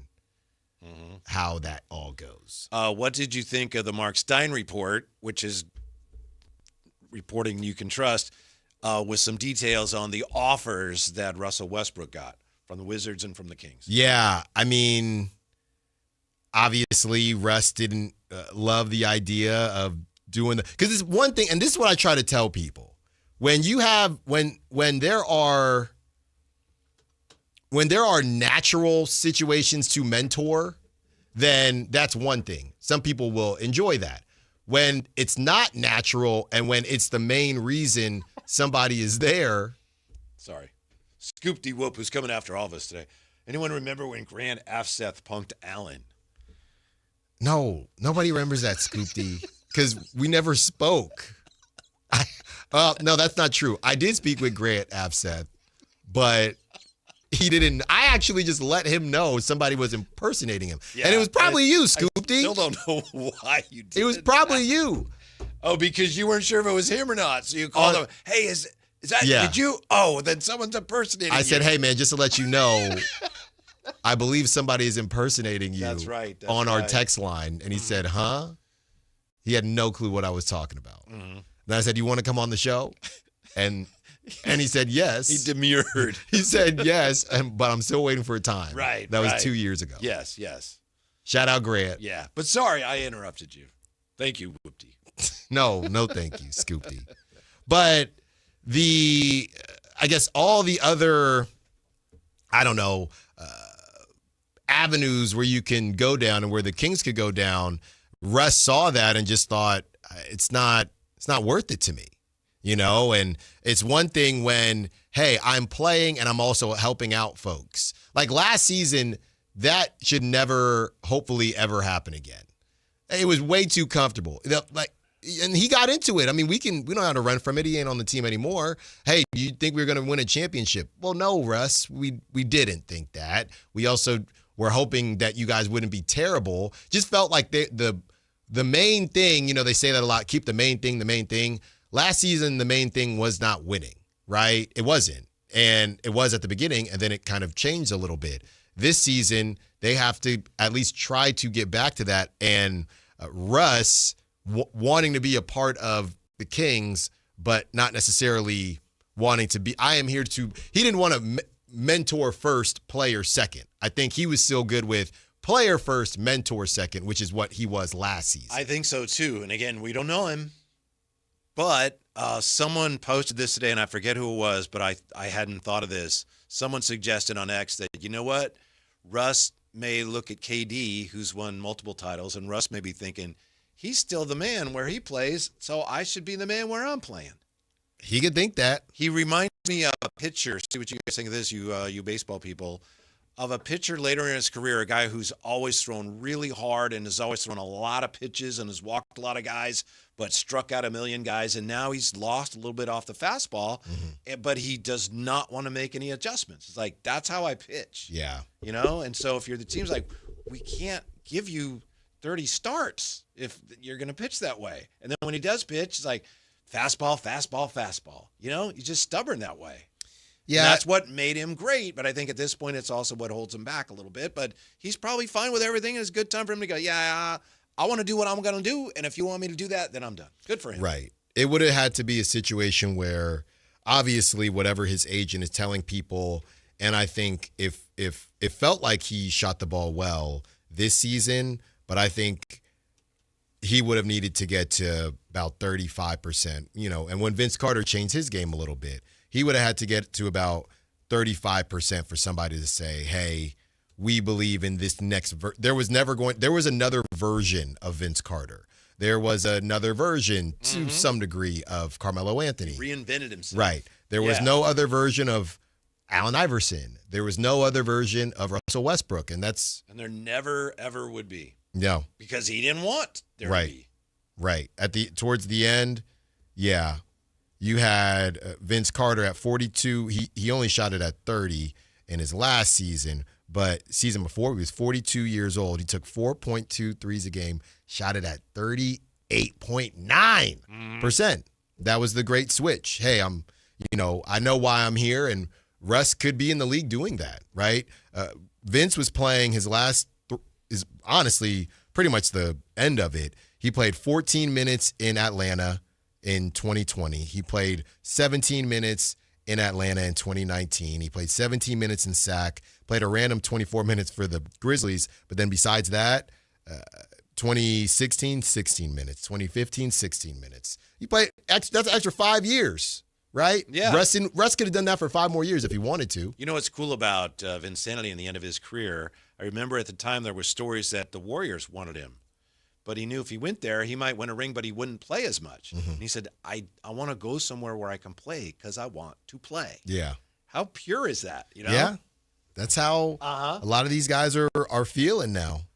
And it's funny because you can flip both sides of it. You could say they're making so much money they don't have to drag it on.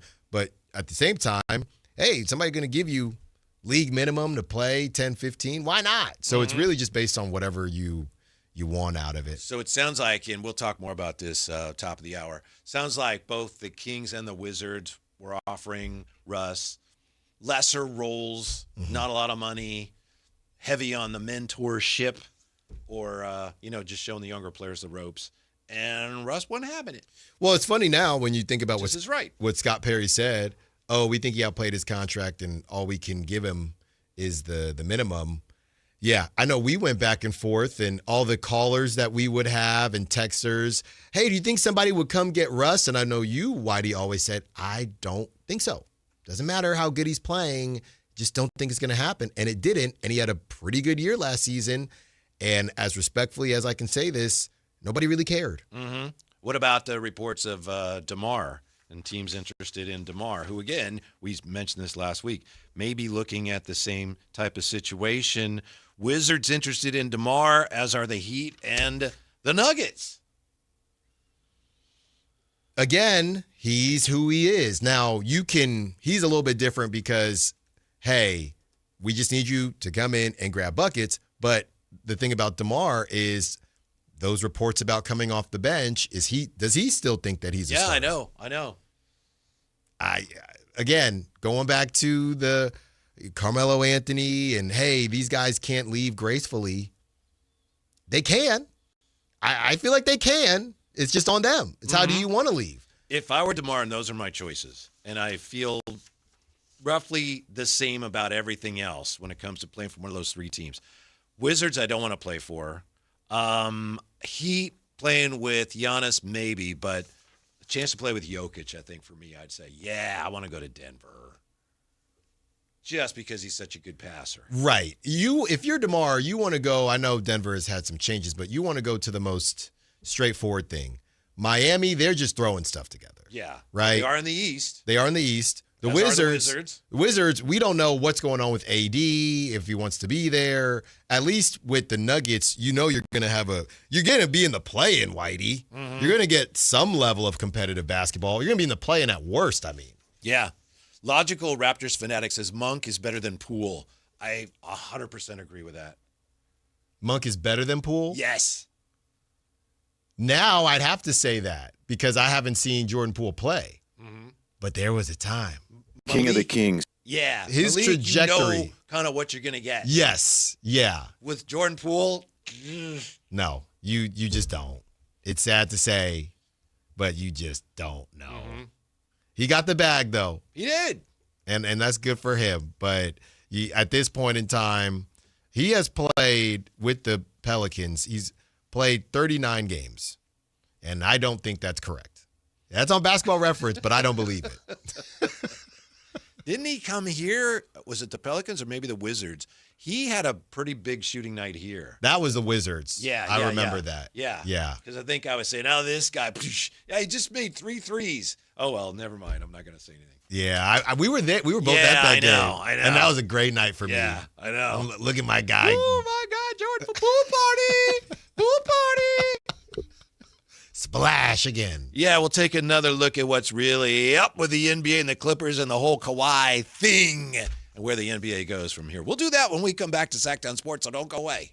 This is Sactown, baby!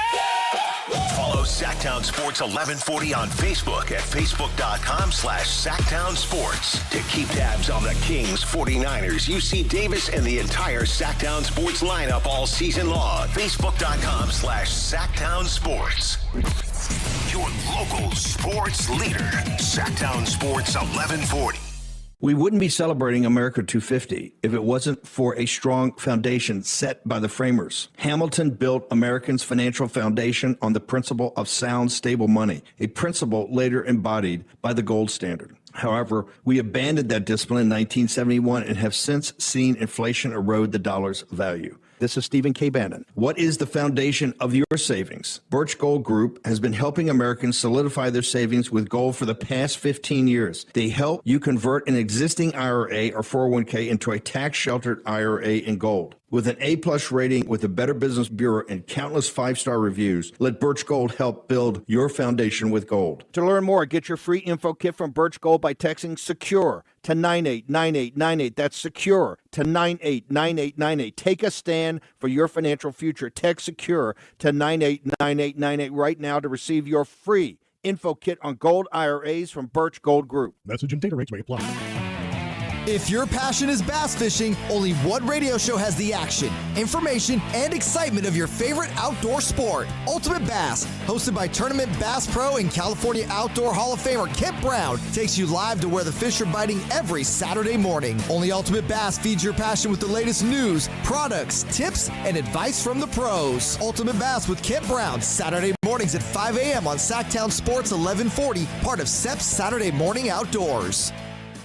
Card collectors know there's nothing as special as a rare one-of-one card. And now you can hear a very rare one-of-a-kind sports card show right here on Sactown Sports. Whitey Gleason here inviting you to join me and Mr. True Sports Cards himself, Emran Pilati, for the True Sports Card Show every Saturday morning at 10 on Sactown Sports. It's the only sports card radio show in the nation. For all your hobby needs, get to True Sports Cards, 6661 Stanford Ranch Road in Rockland. And for hobby, insight, and fun, join us for the True Sports Card Show Saturday mornings at 10 on Sactown Sports. Golf to Go is brought to you by the Hagen Oaks Golf Super Shop. Here's Frank LaRosa. Ben Hogan said, good golf starts with a good grip. It's true. If the golf club isn't in a square position after you grip it, you'll have to do something in the swing to manipulate it back to square. Otherwise, you're hitting big slices or duck hooks. Then you start gripping the club tighter, and that tension runs through the hands, up the arms, and into the shoulders. You're done before you even take the club back. 9 times out of 10, when I make a small adjustment in a friend's grip, the ball flight is much closer to straight or even a slight draw. You want to hold the club more in the fingers than in the palm, which allows your wrist to better hinge. The lifeline on your right hand will cover the thumb on your left. In this position, you'll see the top 2 knuckles on the back of your left hand, and the V created by the thumbs and forefingers should be parallel and point to your right shoulder. Grip pressure should be about 4 or 5 on a scale of 10. The correct grip is incredibly important, and if you're having issues, see your PGA golf professional. That's your Golf to Go. I'm Frank LaRosa. Is the volatility of the stock market driving you crazy? Is your retirement account sinking, yet you're getting older and you're starting to worry about, will I have enough for retirement? What about the money in the bank? These banks pay nothing these days. How do we get growth to get to retirement account? It's simple. Move into gold and silver. Want to know how to do it?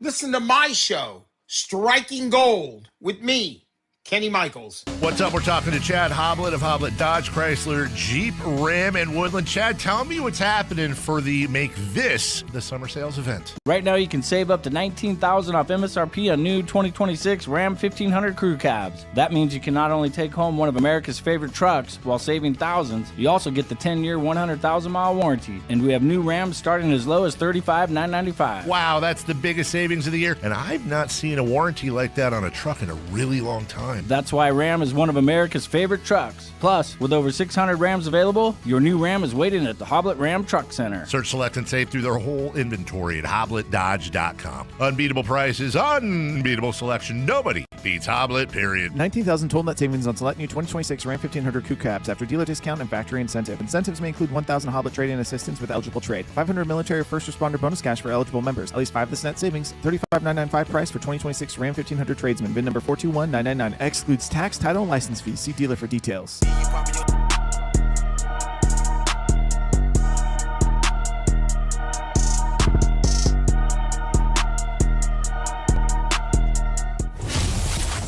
Drive Guys with Kevin Gleason and Alan Stiles on Sactown Sports 1140. Wow, egg on my face. Here we were talking about how the Pelicans haven't done anything this year, and they did something this morning. Alan, free agent forward Trendon Watford has agreed to a 1-year, $2.9 million deal with the Pelicans. No! Yeah.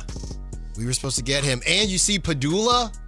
Padula gone. No! Cross him off your list, Alan. The other guy, Highsmith, as you reported, No! back to the Suns. Trendon Watford, 6'8", 25 years old. Mm-hmm. Do something, Scott. Do something, Mr. Perry. In June, the Sixers declined his option. He averaged 6.5 points, 3.3 rebounds. Let's see, notched his first career triple-double. Do something. Did struggle from the three-point line, shooting 50 and making 10. Bring him home, T. Do something. He considered multiple options, so maybe your team was in the running. But for New Orleans, he serves as a productive two-way late late in the offseason, according to ESPN. Look, man, you know what? And I'm being a little bit facetious here, but there's no storyline with Trendon Watford. No story. We need stories in Sacramento. Sacramento stories. Boy, some people are really not happy about the potential Oladipo deal. And I understand that some people are saying, and especially I know Bobby Gerald tweeted something to this effect. I'm not quoting him exactly, but he was saying that the Kings need to be trying to get young players and take flyers on them on players that can maybe they become something. Yes. That's what they need to be doing. Mm-hmm. There was a term he used for it. I forget what it was. Mining for talent, something along those lines. So, yeah, Oladipo certainly would not be doing that. I wonder if maybe part of the Oladipo deal would be you get him, and if he plays well enough, maybe in the second half of the year, someone's going to want him a veteran presence down the stretch, and you get something for him, which would be a different way of getting assets that you could turn into a young player. But I don't know. Just give me Trendon Watford. It's a lot. Go. It's a lot easier. Give me Sean Padula. Watford is not coming through that door. What about Padula? Padula is not coming through that door. What about Highsmith? Not coming through that door, Alan. I'm sorry. Only Victor. Yeah. Look, don't get it twisted. Maybe. I mean, supposedly. Look, yeah. Victor, when I watching Victor before the injuries, the dude was an absolute stud. Okay? It's funny, Whitey. Westbrook retires. All right, cool. Now I don't have to walk on eggshells with these vets and, explain how I'm compartmentalizing the team versus respecting their career. One finally goes away. Shout out Westbrook, great career. Now another one comes, and DeMar DeRozan as well, to be honest with you. Right. Those guys are gone. Yes, we can just talk about basketball. We don't have to talk about age and mentors. Can I interest you? Oh, not so fast, my friend. Can I interest you in a Victor Oladipo? Mm-hmm. Now I got to do the same thing. I should have it memorized by now. I should have my whole shtick of vets and respecting vets versus why I don't want them on the team. I should have it memorized. Yeah, but remember, he's one of Perry's peeps. Perry's peeps. Yeah. Come on down. That's right. Chirp, chirp. If you're on that list, if you're one of Perry's peeps, we're going to find a way to get you here. Now, I don't have the problem with it that a lot of people do. I do. Separate to Victor Oladipo's career. Because if they sign him and then we got to sit down with Victor Oladipo, people say, hey, Alan, you going to tell him you didn't want him on the team? Hell no, I'm not going to say that. Why would I say that? Right. Why would I say that? What does that have to do with anything? Hey, Victor, what you going to bring to the team? Mm-hmm. There's some naysayers up there. Alan, were you one of them? It's not about me, Victor.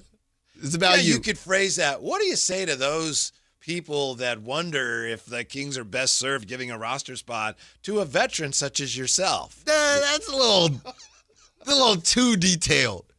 Victor, there's some haters out there, man. What are you going to prove them wrong? How are you going to prove them wrong, man? It's very simple like that. Mm-hmm.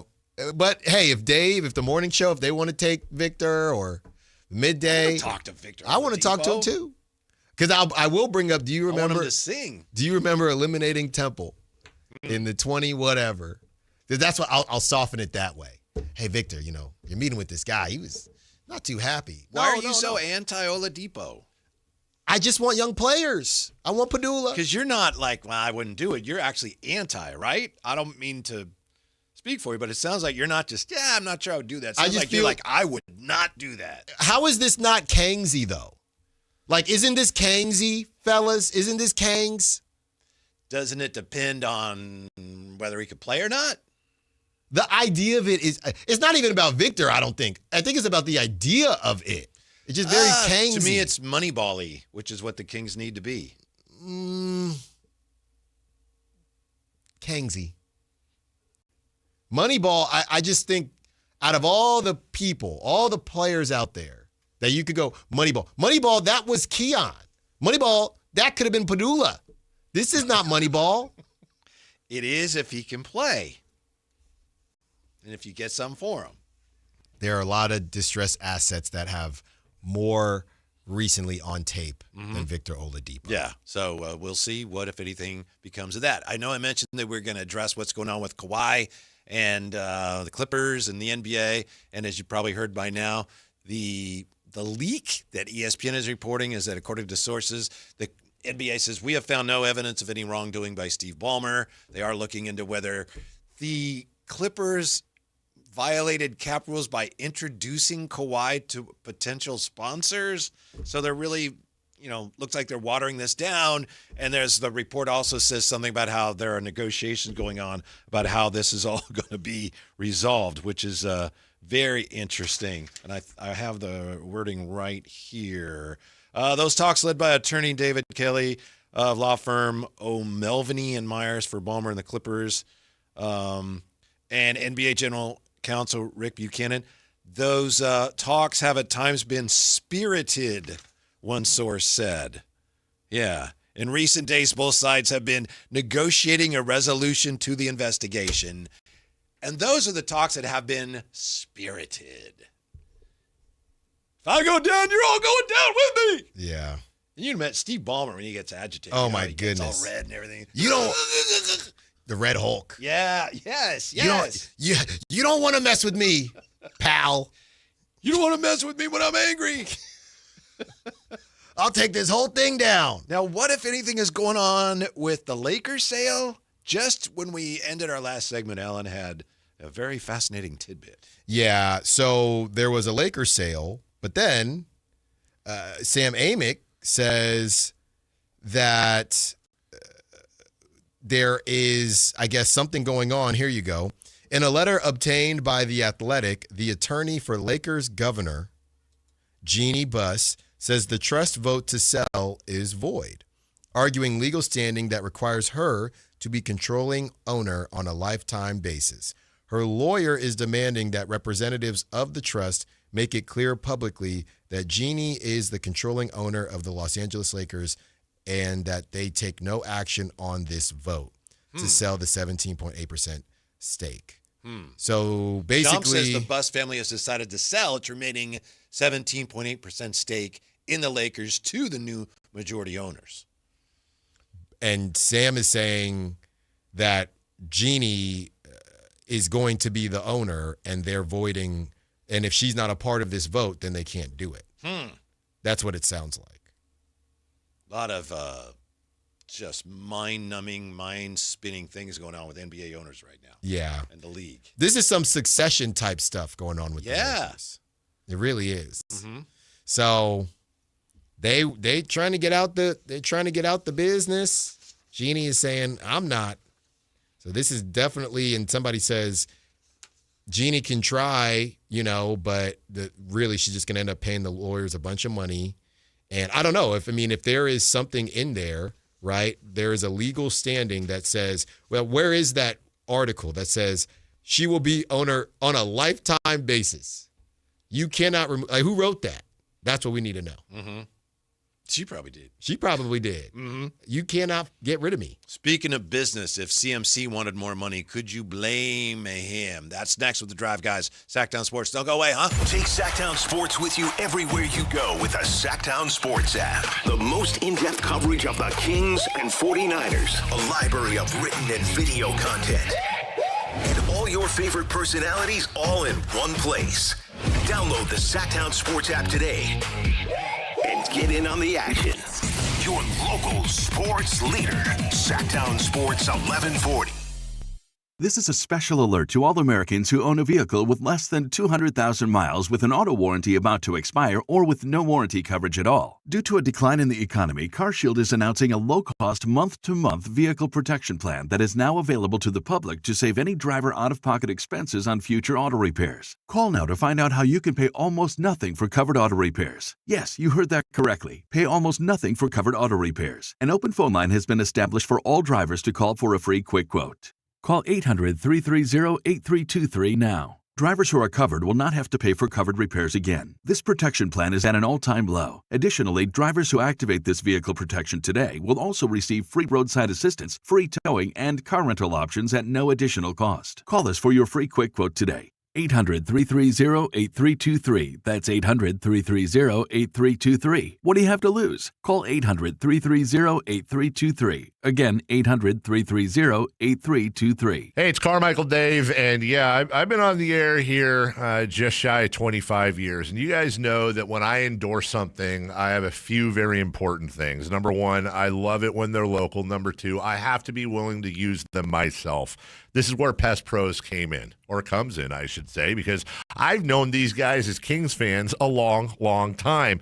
I also have a mouse problem at my house. I also have a cockroach problem at my house. And I did it the old-fashioned way. Went through Facebook, got a hold of these guys. We became friends. And when I found out what Pest Pros does in the community, I thought, I've got to have you guys on the air. We've got a partner.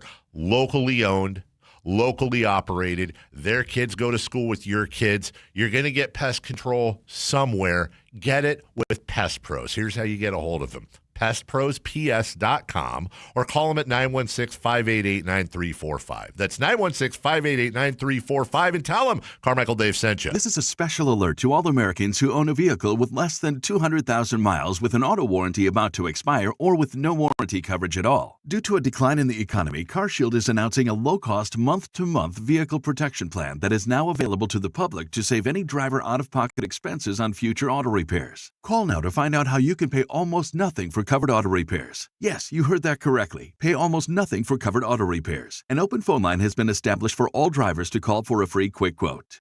Call 800-330-8323 now. Drivers who are covered will not have to pay for covered repairs again. This protection plan is at an all-time low. Additionally, drivers who activate this vehicle protection today will also receive free roadside assistance, free towing, and car rental options at no additional cost. Call us for your free quick quote today. 800-330-8323. That's 800-330-8323. What do you have to lose? Call 800-330-8323. Again, 800-330-8323.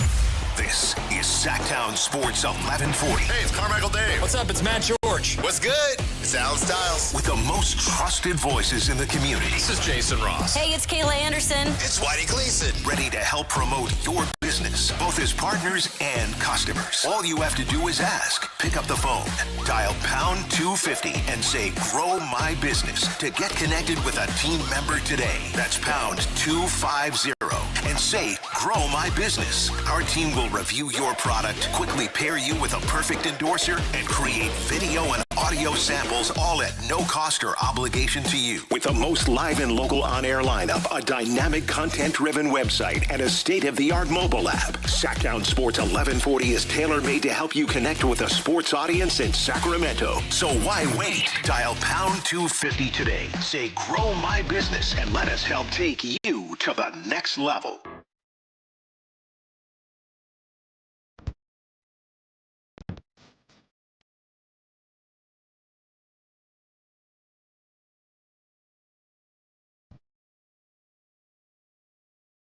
Your afternoon home for Kings talk and so much more. The Drive Guys on Sactown Sports. Spider-Man Brand New Day at the worldwide box office has surpassed $2 billion, Alan. Wow. Surpassing $2 billion. It's no surprise. Spider-Man, he can spin a web any size. Mm-hmm. Catches thieves like flies. Right. Yeah. Watch out. Here comes a Spider-Man. Yeah. Speaking of tangled webs, the NBA has responded to the ESPN story. Yes. That's a 5, by the way. Right? That's pretty good. Pretty good. Pretty good. That was 4.9. Yeah. Thank you. Yeah. Thank you. Wait, is that Is that internationally? Worldwide. Worldwide, you said. Yeah. NBA spokesman Mike Bass, quote, ESPN's article regarding the LA Clippers investigation, for which the NBA declined to cooperate, contains numerous and significant inaccuracies. The results in this matter will be made clear once the investigation is concluded, end quote. Ooh. Yeah. The NBA jabbing their broadcast partners a little bit here. Right.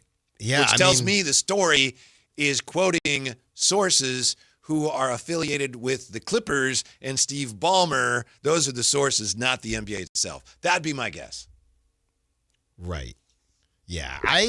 It feels like they're trying to make sure, hey, we're partners here, but we don't want to show any type of special treatment either. That's kind of what the vibe I'm getting. Well, and maybe this statement from the NBA, is in part a reaction to all of the blowback from all of us going, we knew they wouldn't do anything. Yeah. And maybe it was in a way a trial balloon. Like, let's put this out there and see if people buy it. They ain't buying it. Okay. Oh, no, we weren't going to do that. I was going to say, does any other league do that as much? They did the same thing with the tanking. Mm-hmm. I just feel like other leagues don't find themselves in these situations very often when so much is up to public debate and public opinion. I think the next opportunity we could see would be maybe with the baseball lockout. This is a proposed change, but I think some of that's going on already. But that has nothing to do with us. Yeah. You know what I mean? That's but you got to convince the players. It doesn't matter whether we like it or not. Well, it helps. Yeah. But so there's just always something here. So you have ESPN saying, "Hey, well, we're going to do our job, no matter what." Yeah. Even if you lace our The pockets. NBA, we did not participate in this story. We refused to cooperate, and it contains numerous and significant inaccuracies. Okay, well then tell us. And then they come out today and say, yeah, because there's nothing there.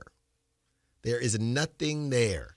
And I'll be honest with you, the Jeannie Buss stories, I'm not sure what's going on. And I saw somebody, an NBA reporter, pretty big name now, I forget who it was, who said the same thing. Like, what is going on here? You have one report from ESPN, Jeannie Buss and her family, they're selling their interest, and you've got this other story that Jeannie Buss is saying that if she don't vote on it, there ain't no sale. Yeah, this is from CNBC. Yeah. So this is real deal. And this is from Alex Sherman of CNN. You always got to double check, but he seems legit. And I've obtained a letter from Jeannie Buss's lawyer to the lawyers of her siblings demanding any vote to sell the team is void and reiterating that she's the controlling shareholder, which trumps any vote. Wow.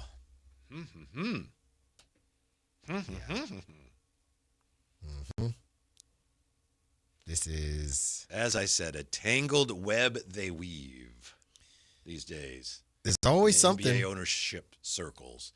That whole situation in Portland, that joker in Portland now looks like, that's small potatoes. There's always something. He's unhappy with the rent. He's talking about moving the team. It's nothing. We'll get to it. Sorry, Portland. Yeah. Get in line. Yeah, Adam is, we got to have a list. Who's having a bad day, right? And Adam, Matt George, me with the plumbing.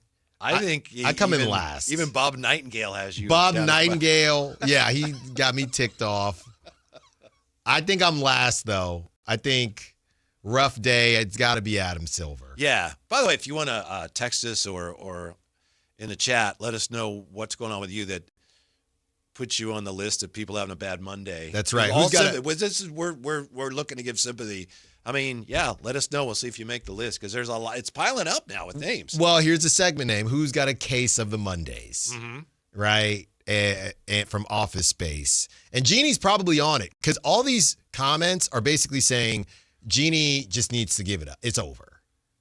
Somebody said, just take the money and go. That's what it seems like. And I don't know how many siblings she has, but come on, man. Now, these are more than champagne problems. These are diamond champagne problems, arguing over keeping the team. The Buss Trust is composed of siblings Jeannie, Jim, Johnny, Janie, Joey, and Jesse. Are you serious? I am completely serious. There's 7 of them? 1, 2, 3. Well, it's gonna get Jeannie, Jim, Johnny, Janie, Joey, and Jesse. 6. Yeah. All J's. Yep. The theme. I like a family theme. I'm good with that. I think Jim was the one that tried to run the team for a while, and Jeannie said, nah. Yeah, they had a power struggle there. So Jeannie's 7 of them, but she's big dog. Yeah. Not Janie. Janie's like, whatever you guys want to do, just let me know. This is literally my billions of dollars. This is literally Succession. Yeah. Come on, Jim. None of y'all let Jeannie run shop. Jim already lost the power struggle. Yeah, he said, I don't need these trouble. I don't need this work again. Wow. Yeah. Ultimately, all 6 siblings, Jeannie, Jim, Johnny, Janie, Joey, and Jesse, they voted to go ahead with the sale to Walter. Sale closed in late October 2025 with the siblings each pocketing about $500 million after taxes. That's it? That's it. The agreement with Walter allowed Jeannie to remain governor of the franchise through 2030. She would have had 4 more seasons. But again, This is part of the ESPN story from Shams that says the Buss family has decided to sell its 17.8% stake to Kushner and Iger. So right. Well, so ESPN but now again, keep in mind, Shams was a part of this article. Okay? I think it was Shams, and I think it might have been Ramona. There were a couple names here. No Shams on the Clippers stuff, but Shams right there on the Lakers stuff. The Clippers story is byline Don Van Natta Jr., Baxter Holmes, and Ramona Shelburne. Find me another NBA article big NBA article without Shams. This is the one he said, I'm not doing it. No, thank you. Ramona, all you. I just find that Windhorse fingers. Now, why wouldn't he be on that? Do you think that Christian McCaffrey or the 49ers or Kyle Shanahan, do they go on the list of people having a bad Monday in the wake of this suggestion or whatever it is from Mike Florio that CMC may actually be staging a hold in? And the reason he hasn't been practicing because of this tightness is really because he wants more money. Jahmyr Gibbs, Bijan Robinson reset the running back market this month, signing record-breaking extensions. Robinson, 3 years, $67.75 million. Gibbs passed it, 3 years, $67.5 million packed with the Lions. So is CMC going, yeah, until we can work something out, because right now I'm getting $12.5 million. It's not guaranteed.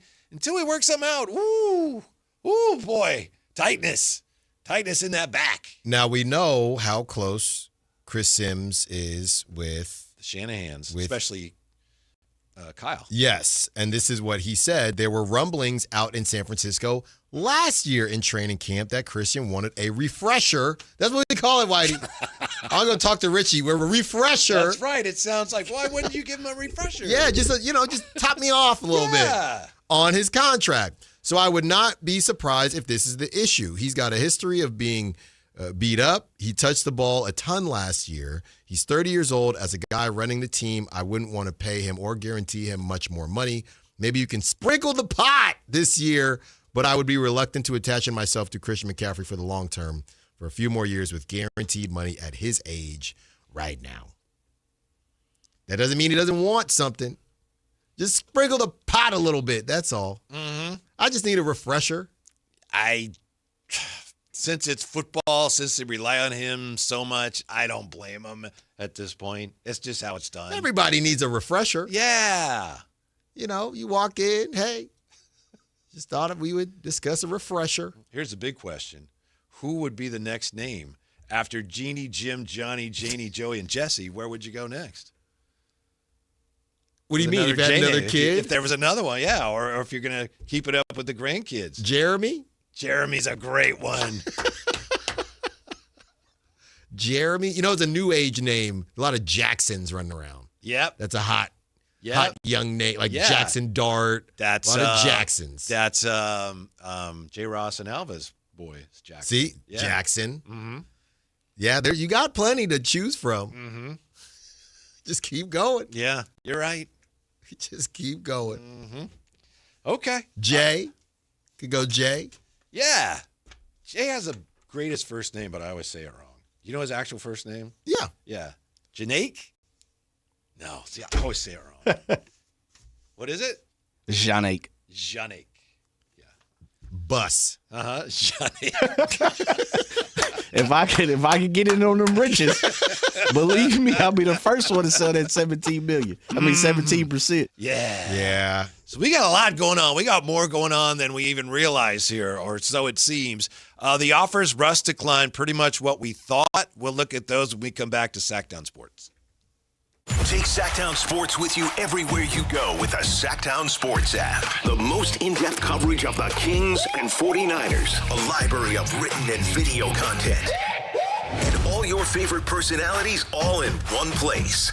Download the Sactown Sports app today and get in on the action. Your local sports leader. Sactown Sports 1140. This is the story of the one. As a safety manager at a manufacturing plant, he does everything he can to keep his coworkers safe. From finding ways to reduce risks to keeping safety supplies in stock. And for that, he relies on Grainger. Grainger offers a broad range of quality products and next-day delivery, so he can always play it safe. Call 1-800-GRAINGER, click Grainger.com, or just stop by. Grainger, for the ones who get it done. Lots of places can expose you to identity theft. Oh no. That's why LifeLock monitors hundreds of millions of data points a second for threats to your identity, which is way more than anyone can do on their own. If we find anything suspicious, like new loans or changes to your financial accounts, we alert you right away, all through text, phone, email, or the LifeLock app.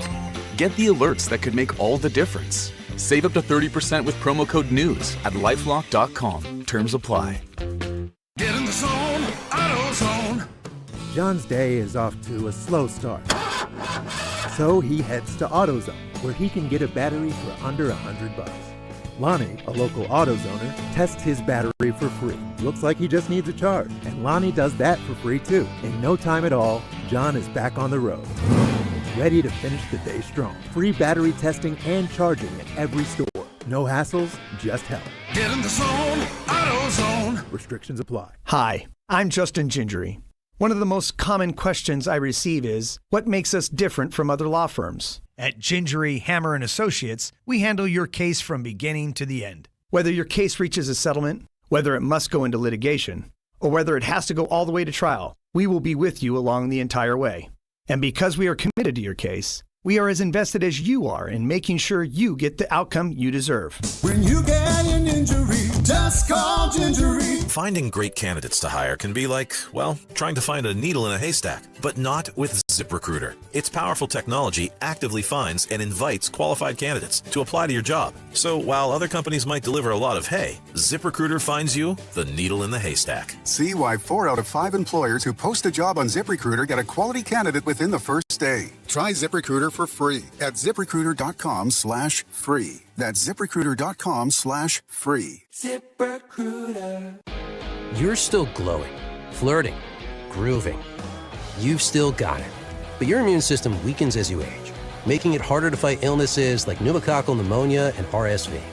Vaccines are a key part of any health routine and can help protect you from getting really sick. Ask your doctor or pharmacist which vaccines you need. See more at PfizerForAll.com. Sponsored by Pfizer.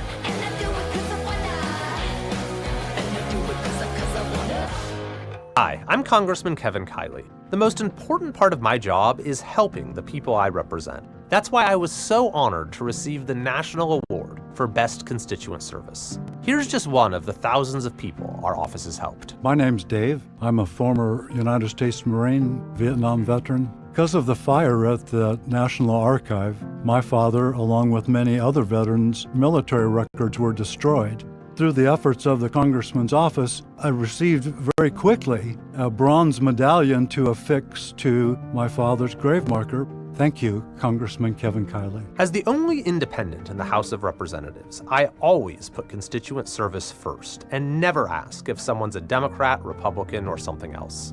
If you can't get an answer from a federal agency, or if you feel you've been treated unfairly, we are here to help. This is Congressman Kevin Kiley. Visit kiley.house.gov and I'll do everything I can to help you. Paid for by official funds authorized by the House of Representatives. What's up? We're talking to Chad Hoblet of Hoblet Dodge Chrysler Jeep Ram in Woodland. What's happening for the Make This the Summer sales event? Right now you can save up to $19,000 off MSRP on new 2026 Ram 1500 crew cabs. You also get the 10-year, 100,000-mile warranty. Search, select, and save through our whole inventory at HobletDodge.com. Nobody beats Hoblet, period. 19,000 total net savings on select new 2026 Ram 1500 crew cab after dealer discount and factory incentives. Incentives may include 1,000 Hoblet trade-in assistance with eligible trade. 500 military first responder bonus cash for eligible members. At least 5 of this net savings excludes tax, title, and license fees. See dealer for details. KHD1 Sacramento. KYMX HD3 Sacramento. Sactown Sports 1140. Your local sports leader.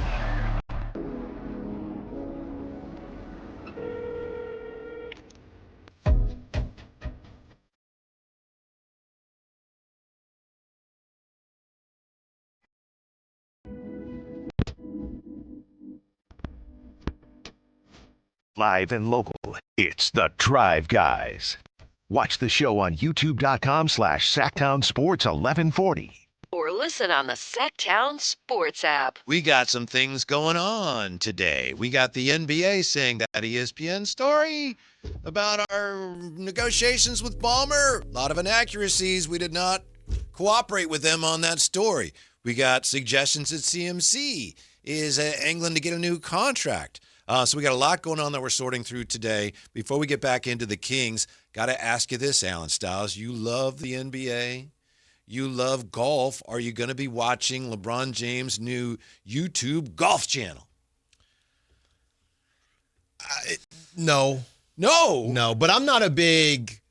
I know there's a whole world out there of just YouTube, not YouTube TV. People use YouTube as their TV. They just watch shows on YouTube. I am not that type of person. I do not do that. The NBA's all-time leading scorer has been very public about expanding his horizons to the fairways, links, and greens.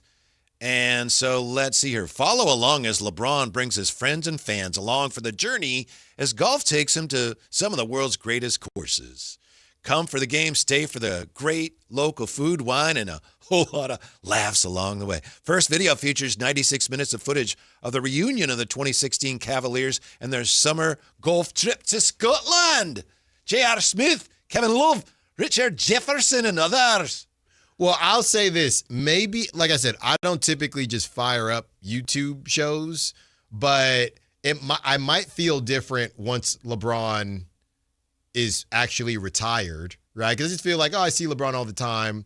Honestly, I think anything interesting would just be clipped anyway, but maybe I'll feel differently once like the 520 podcast, for example. Or the Joe Budden podcast. I don't watch them, but I feel like I'm pretty much up to date on them because all of the most popular clips get put on social media anyway. So I think I will be familiar with this show even if I'm not watching it myself. I just wouldn't feel compelled to watch. I don't have an issue with it, but reading that description, I feel like I'd just be watching like LeBron's home movies or something. It's like, I don't care. Yeah. Good for you. I'm glad you had a great time. I don't care. Yeah, this one, they're starting it out hot because everybody loves that 2016 team. Yeah. I think what's interesting is whether LeBron, we've seen so much of LeBron's life already. Once he's retired, how much does it matter, like what LeBron is up to, right? Because right now, LeBron was on with that other golf show on YouTube, and he said what he said about Memphis, and that went viral. So LeBron has a level of power and influence, of course, but once he's done playing, does he still have that? Hey, I'm watching because what if LeBron says something about where he's going next? Hey, I'm watching because what if LeBron says whatever player might end up joining him? Once he's done playing and he's just LeBron, the golfer, very rich, Hall of Fame, second best or best basketball player, depending on who you ask. I don't know. That's me personally. Some people will just watch because they like LeBron, but a lot of people I think have been following along now because he's got this. Is he still going to do Mind the Game? It's just a lot of LeBron. Barbershop. He still got the shop. I always want to be on the shop, man. Before it's all said and done, I'm going to be on the shop. Start your own shop. They just look so cool. You know, they're just sitting. The chop. Talking about being rich. Yeah, it's the chop. Yeah. And you eat sandwiches. Yeah. You know? And Dave will want to be on all the time, every show. And Dave will say, I brought a meatloaf sandwich. But is it really a sandwich? I'm like, you know what? No, Dave. No, Yeah. cut. I'm telling you, you got a winner there. Yeah. We got to do something, man. Speaking of J.R. Smith, and I don't think it was on this. I don't think it had anything to do with this. But I believe I saw today J.R. Smith was on a podcast somewhere, and he was talking about being on a summer league team with Dennis Rodman. Okay. And I don't even know if that pencils out in terms of who was drafted where, but I believe he said Dennis Rodman showed up for the summer league and he got his money, his per diem, and then he just left it. He took his money and they never saw him again. Wow. See, that's the type of stuff, again, LeBron has to revamp or make very clear what we're getting out of. I guess you just read the description. Yeah. But it's basically going to be the same thing. I know Mind the Game, they actually talk about the game, so that's different. But he's going to have about 2 or 3 shows where it's just guys sharing war stories. It's LeBron. He deserves a better description than that. Follow along as LeBron brings his friends and fans along for the journey as golf takes him to some of the world's greatest courses. As golf takes him. Yeah. What else would take him to some those of the world's courses? greatest courses? What else would Come take for him the there? game, stay for the great local food, wine, and a whole lot of laughs along the way. I'll pass. But this is the same thing because who actually cares? Like, you're not watching to see if LeBron wins, you know, the 3-versus-3 script. You're not watching for that. Right. You're watching for whatever they're saying within it. You're not watching to see is LeBron going to hit this putter. Yeah. How about these? I guess there's 6 of them. Yeah. So you guys finish your round and then put a camera wherever you're sitting.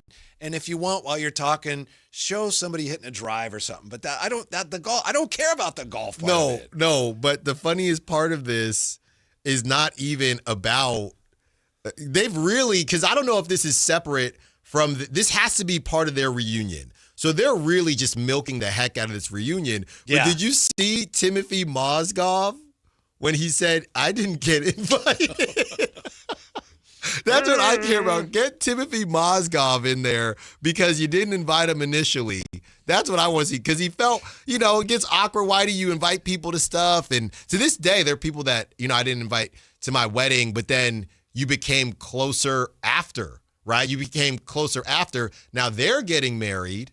And we are invited. Okay. So, you know, but it was one of those things where, we're getting to know each other. Right, You were right. And to this day, I feel bad about it now because now we're pretty close. So that invite stuff can get real sticky, man. And Timothy, you know, he says, hey, I wanted to.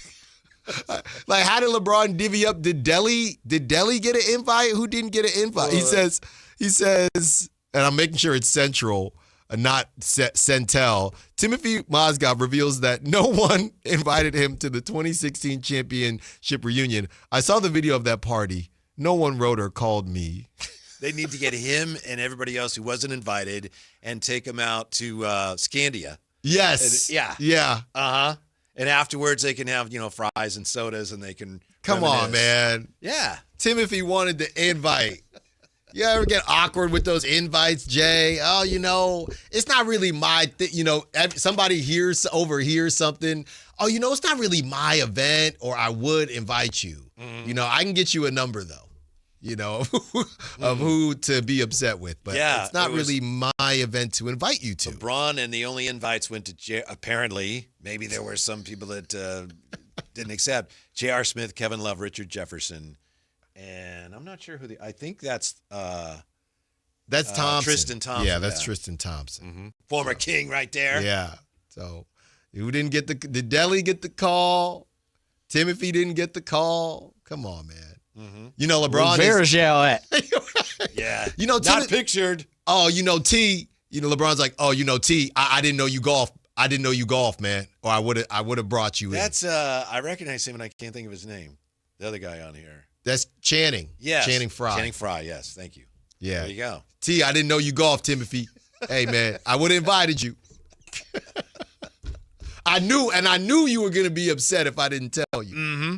Well, according to this report from the Steinline, Russell Westbrook did get a couple of invitations to continue playing NBA basketball this year from the Kings and from the Wizards. 3.5.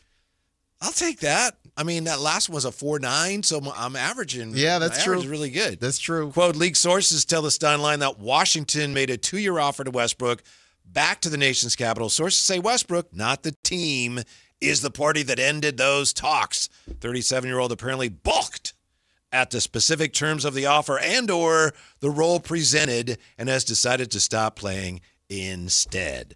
That would, I know it's a little vague there, but that would pretty much match up with what we expected and what we thought that Russell thought about the Kings situation as well. Although, truth be told, we don't have a lot of details on that. Yeah, I mean, I don't know. In both situations, there's room to be disrespected, right? Because and I'm looking here at the Wizards roster. They probably said, "Hey, we got Trey, we got Bub, at least for now. Keyshawn George is a guard too. So they probably said, hey, these guys are going to, obviously Trey's going to play over you. When it initially started, Whitey, my guess is the conversation was, oh, yeah, back up Trae Young, cool. It probably turned into, hey, no, we're probably going to back up Bub, and you're going to kind of help out where we see fit if somebody gets hurt, something like that. And Russ thinking, hey, I walk in there with my top 75 jacket. I'm not backing up no Bub Carrington. He probably doesn't even think he should be backing up Trae Young. Probably doesn't. And then the Kings thing, oh, thank you so much, respectfully, but yeah, I can't, only essentially be there to mentor. And we losing games. At least the Wizards are probably going to make the playoffs. They'll be in the hunt. Kings, that's a no bueno. There's no way. Thought it was interesting last year when he talked about how they're like family. Right? Russ, smart guy. Maybe he was just like, yeah, whatever. That's what I'm going to say. But I bought it at the time. No, I think he did feel like that. Yeah. I think, again, following the trail, that was before we knew the Kings were taking a point guard. Like, it would have been interesting to see what the Kings did if they did get, maybe not Debanza because he's probably going to handle the ball a little bit, but let's say the Kings got Cam Boozer, what they would have done there. Because then you still would have needed a point guard. They could have taken one later in the first instead of Caravan or whatever. But my point is, yeah, if they truly needed a point guard, how that would have looked with Russ. Because I think they kind of got a get out of jail free card and may have saved themselves by drafting a point guard. Hey, well, we have a point guard of the future. One of the things that we've been talking about a lot with the Kings, and I'm sure we'll continue to be talking a lot about, is the whole issue of culture and team identity and where does the leadership come from. And now Russ, who clearly was a team leader last year, gone. DeMar was a team leader, gone. So I think Domas, right, has to assume that role. Yeah. Almost whether he wants to or not. Not that he ever has an issue with it. But, it was Darren's team. Then when Duren left, it was a little unclear. It was DeMar's team. DeMar said, of course, it's Keegan's team. So I guess we got to consider that as well. But it's almost by default got to be Domas, just in terms of his cachet. Yeah, it has to be. And I think, all the things that we've heard, and this isn't even off the record type stuff, but all the things that we've heard about Domas having guys over, and the guys that he's had over, it's been a bit random. When, I'm going to have over all the tight end that George Kittle does. Domas, if I'm not mistaken, a lot of things that we've heard, he's had other centers over, young players over, older guys over, guards over. Domas, I think, might be a little underrated in the leadership conversation just because the team hasn't been good. So you don't look at leaders the same way when your team isn't good. But I think Domas has done a pretty darn good job, at least from what I've heard, about opening up his home, having an open door policy, if you will. Showed up at Summer League. Showed up at Summer League. He was chatting it up. I got that picture with him and Maxime Reynaud, who, is there anything going on here? I was watching Lanterns, new Green Lantern on HBO, the old Lantern and the new Lantern, little awkwardness there, but nothing on Domas's end, or at least he hides it very well if there is. And I think he's done a pretty good job so far that we've seen as being a leader, and I think we're only going to see more of it with less vets on the team. Now, I just got Alan gave me a 3-something for talking about the invitations to golf and then Russell Westbrook's invitations. How are we going to score that Lantern reference, whatever that was? That's a 4. Jay? Nah, it's more like a 2.4. I think you got them. No, I see it's upside down. You meant 4.2. No, sir. It went from Domas to what? I wouldn't even have said that, except you were disparaging of my... Your Spider-Man one, it just took a while. Well, that one you said a 4. You gave me a decent one for that. I said 3.5. 3.5 for this spot? No, well, see, then I had to call you out for your very puzzling and bewildering Lanterns reference. Actually, very spot on. Those that watched yesterday's premiere knows what I'm talking about. Okay, everybody who watched Lanterns. That's a TV show? Yes. Okay. Let us know what you would grade Alan's little... whatever it was. Only let us know if it was a 4 or higher. 5's the highest you can go. That's right. Mm-hmm. What is that on? HBO. Okay. Yeah, HBO. You'll watch it. It's a Marvel thing? DC. DC. But yeah, comics. That's right. DC's on HBO right here. That's right. It's Superman good. and Batman. Yeah. All right. I'm catching on. Give me that lantern. Give me that lantern. I'll probably be that for Halloween. Really? Maybe. What were you this past Halloween? I don't think I was anything. Oh, okay. Tired. That's what I was. Right? Oh no, that was Watkins. That had the party and all that, right? Watkins told us what he was going to be, and Jay and I were so merciless, he actually changed his mind. Wow. Yeah. He was going to be salt or pepper. Salt or pepper, Yeah. Like the seasoning. The seasoning. Yes. Okay. And then it's like, well, is your girlfriend pepper if you're salt? And he said, no, that's the joke. He's a very clever guy, but I felt bad because we apparently kind of talked him out of it. Wow. Yeah, I did not know any of this. Yeah. Felt badly about that. Chris, you should have did it. Yeah, I should have. The Wizards interested in DeMar, as are the Heat and the Denver Nuggets. I already told you last time we talked about this. If I'm DeMar, I'm talking to Jokic. That's where I think I would want to go. I'd want to play with the Joker, a brilliant passer. I'm going to get a lot of shots thanks to the Joker. Yeah. They're going to want me to take a lot of shots, but I don't know if I'm starting in any of those places. Probably not. Do the Wizards not really know what they're doing? Typically, historically, that's been the case. Because you're in on Westbrook. Was it an either or? Were you in on Westbrook and DeMar? Like if they both went, or Westbrook said, "Yeah, I'll go." Mhm. Right. So I think the Wizards are having an identity crisis right now with their accelerated timeline, trading for Trey and getting AD, but then they got lucky. Honestly, it feels like if they didn't get Debansa, it would be less confusing for them. If they ended up with, Yaxel or something like that at 11, they might have an easier path. I think they're a bit confused right now. So that's why I wouldn't go there if I was DeMar, even though you're right, it is in the Eastern Conference. The Miami Heat, no spacing. Giannis will get you looks. Don't get me wrong. Giannis will get you looks, but I don't know. DeMar doesn't have a lot of time left, and they got to figure out what they're doing in Miami. So you can't have a year. If you're DeMar, after what just happened in Sacramento, you got to do the safest thing. That's how I feel. And the safest thing is the Nuggets. The safest thing, which still allows you to compete, would be the Nuggets. Yeah. Even as I said that, and I've said it at least twice now, after I say it, I start to think, yeah, but the West as opposed to the East. Yeah, but the West as opposed to the East. The other thing that is unknowable here is we read about these offers. This team wants a guy and this team wants a guy. And, there are degrees to this. I mean, it's possible that one of these teams really wants him and another one of the teams may say, yeah, we'll give you the minimum. I mean, we just don't know. Right. Yeah. It's not the same as, getting, I don't know, 25 minutes. Like, who out there is offering DeMar? Because it's not even about money, right? When you're negotiating this stuff, it's more so, I feel like, if you're DeMar, about minutes. Mm-hmm. Hey, we know I'm not going to get paid a lot of money. How many minutes are you? I wonder also about the altitude. I mean, he's been very durable. I don't know, but, for some guys, though, maybe, I don't know if I want to play every night year there. Yeah.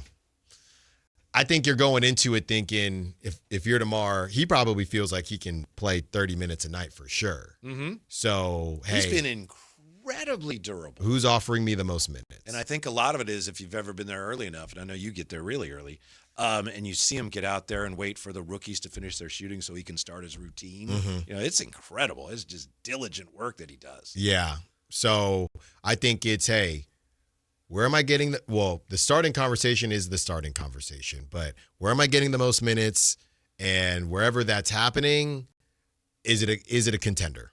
Those are two very easy questions. I wonder if just saying, yeah, I'm done. I wonder if that's anywhere in his mind. I wonder if that's, like one of his options. Like, I don't want to do that, but if it comes to it, I don't get the opportunity I really like, I'm going to retire. Well, I wonder. He's got to wait then. Because Russ just did it. So he can't retire now. I think Russ, let us not forget, he did have that time with the Nuggets. So we got one more taste of playoff basketball. Mm-hmm. DeMar has been forever. So I do think that, and I don't want to use the word ego, but that's the word I'll use. I do think that egos would get put to the side, go to a team where you are 80% sure you are going to the playoffs and at least enjoy that one more time. Mm-hmm. And then, again, if it's okay, I thought that, based on my production with the Kings, I thought that I'd have a bigger role wherever.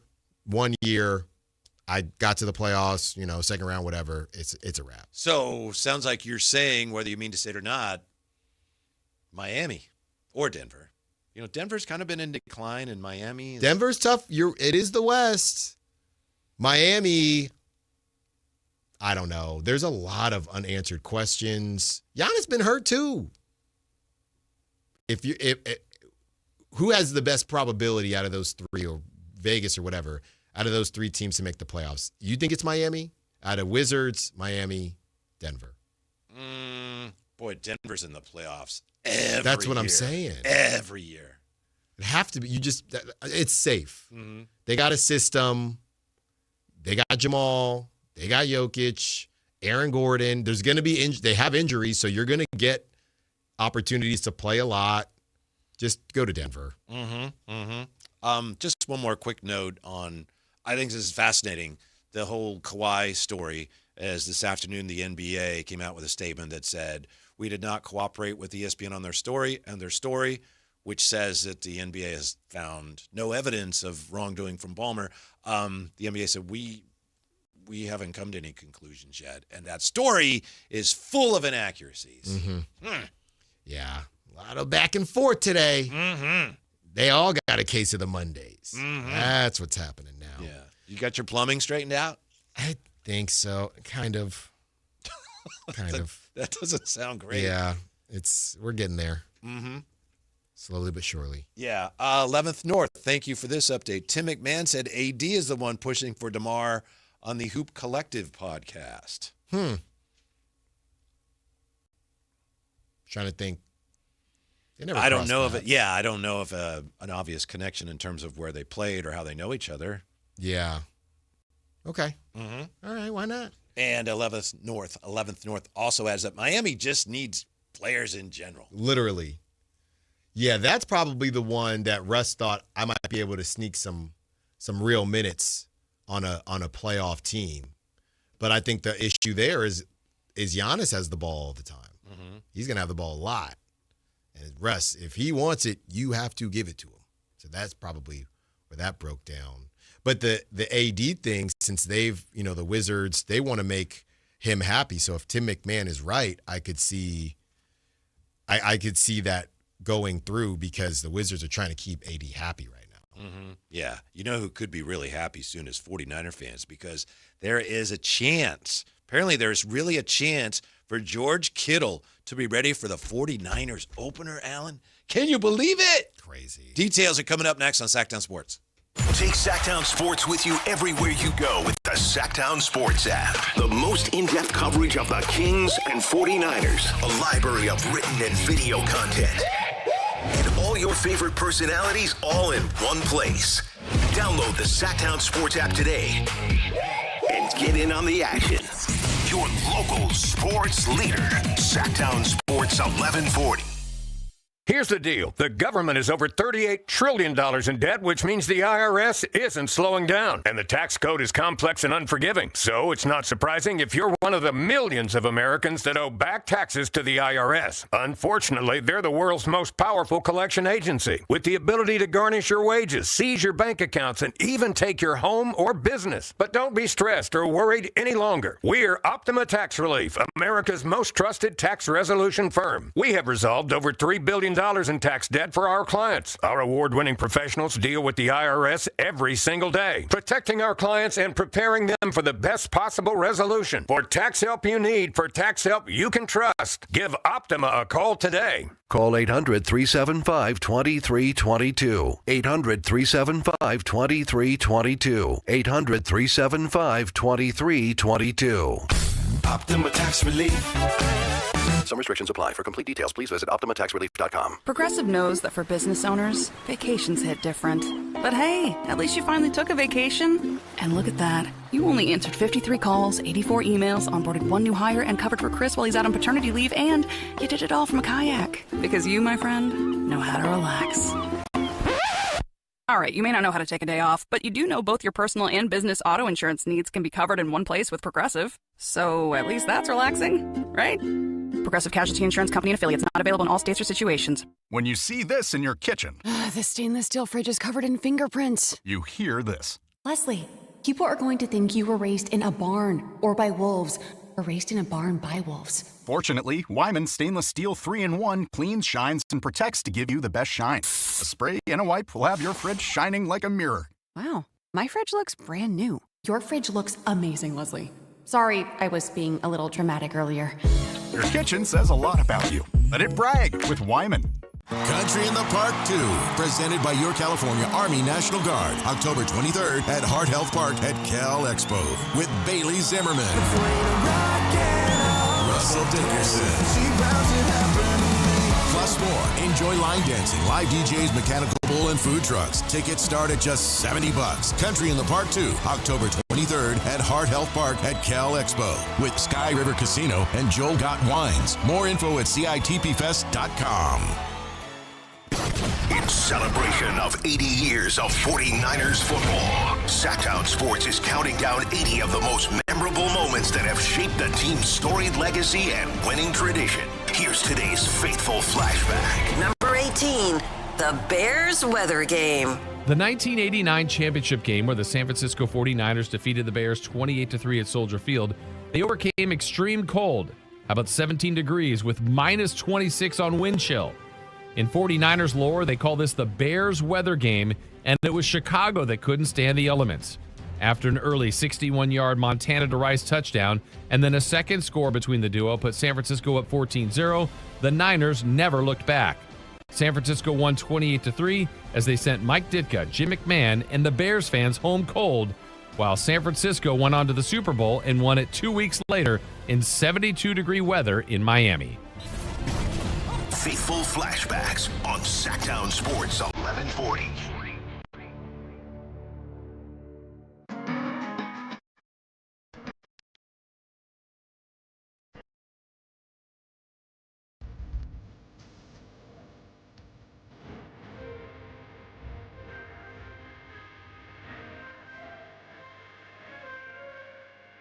Download the app and listen to The Drive Guys. The Drive Guys with Kevin Gleason and Alan Stiles. On Sactown Sports 1140. Before we get to the 49ers and that opener that now is just days away, you know, if LeBron can have a show about his golf trip, then Alan could take a few moments of our show today to tell us about his family trip to the fair. It was fun. It was fun. Yolo County Fair. You are a fair guy, aren't you? I am. And it wasn't too far from us. It was at I think the Yolo County Fair. Yeah, it was at the Yolo County Fairgrounds, which is in Woodland. So it was a nice 20, 25-minute drive. I think it was nice because it's obviously not as big as the State Fair. And we went on 3 or 4 rides. We went. There was a dragon ride. Oh my goodness! Yeah, dragon ride. It was called Surfs Up. Where that one, the first one we went on, she was barely tall enough. If somebody went with her, so we did all the rides together. And that first one had a little bit more juice than I thought it would because you're a little giddy up. Yeah, you're spinning around. So after that, at one point, she was having fun, and then she said, "I don't know if I like this." I said, "No, it's great." So then after that, all the other rides we went on seemed pretty low key. And then next year she'll get to do more. So I liked it. A completely different. I guess they had famous tacos that there was so much we wanted to do. We didn't get to have the tacos because I opted for some mac and cheese and some buffalo chicken fries. Then I got a deep fried Snickers and my wife got a funnel cake. So I had some of the funnel cake too. So I would say for kids, because we missed out on the Sacramento County Fair. We didn't get to go to that this year. Because a lot of times we don't even take the kids to the State Fair because there's just too much going on. We'll go just us. So it's cheaper than the State Fair. The games were a little bit, the food was cheaper. At least there were opportunities. It's free. It's the longest running fair in How about that? In Northern California with no admission. So you got to pay to park, but you don't have to pay to get in. So I think it's for the little kids, if you got some kiddos, yeah, they get to do a bunch. They have a kiddie land with kid rides as well. So there's rides they can go on with you, and then there's actual kiddie rides, and then the whole kiddie land thing. So I thought it was really cool for like limited stuff as far as, adult things to do, not the same, but you make up for it. If I were to map it out, I would say, yeah, go to Yolo County Fair with the kids or the Sacramento County Fair with the kids, and then go to the state fair by yourself or with the adults. You just reminded me of one of my lowlights as a parent.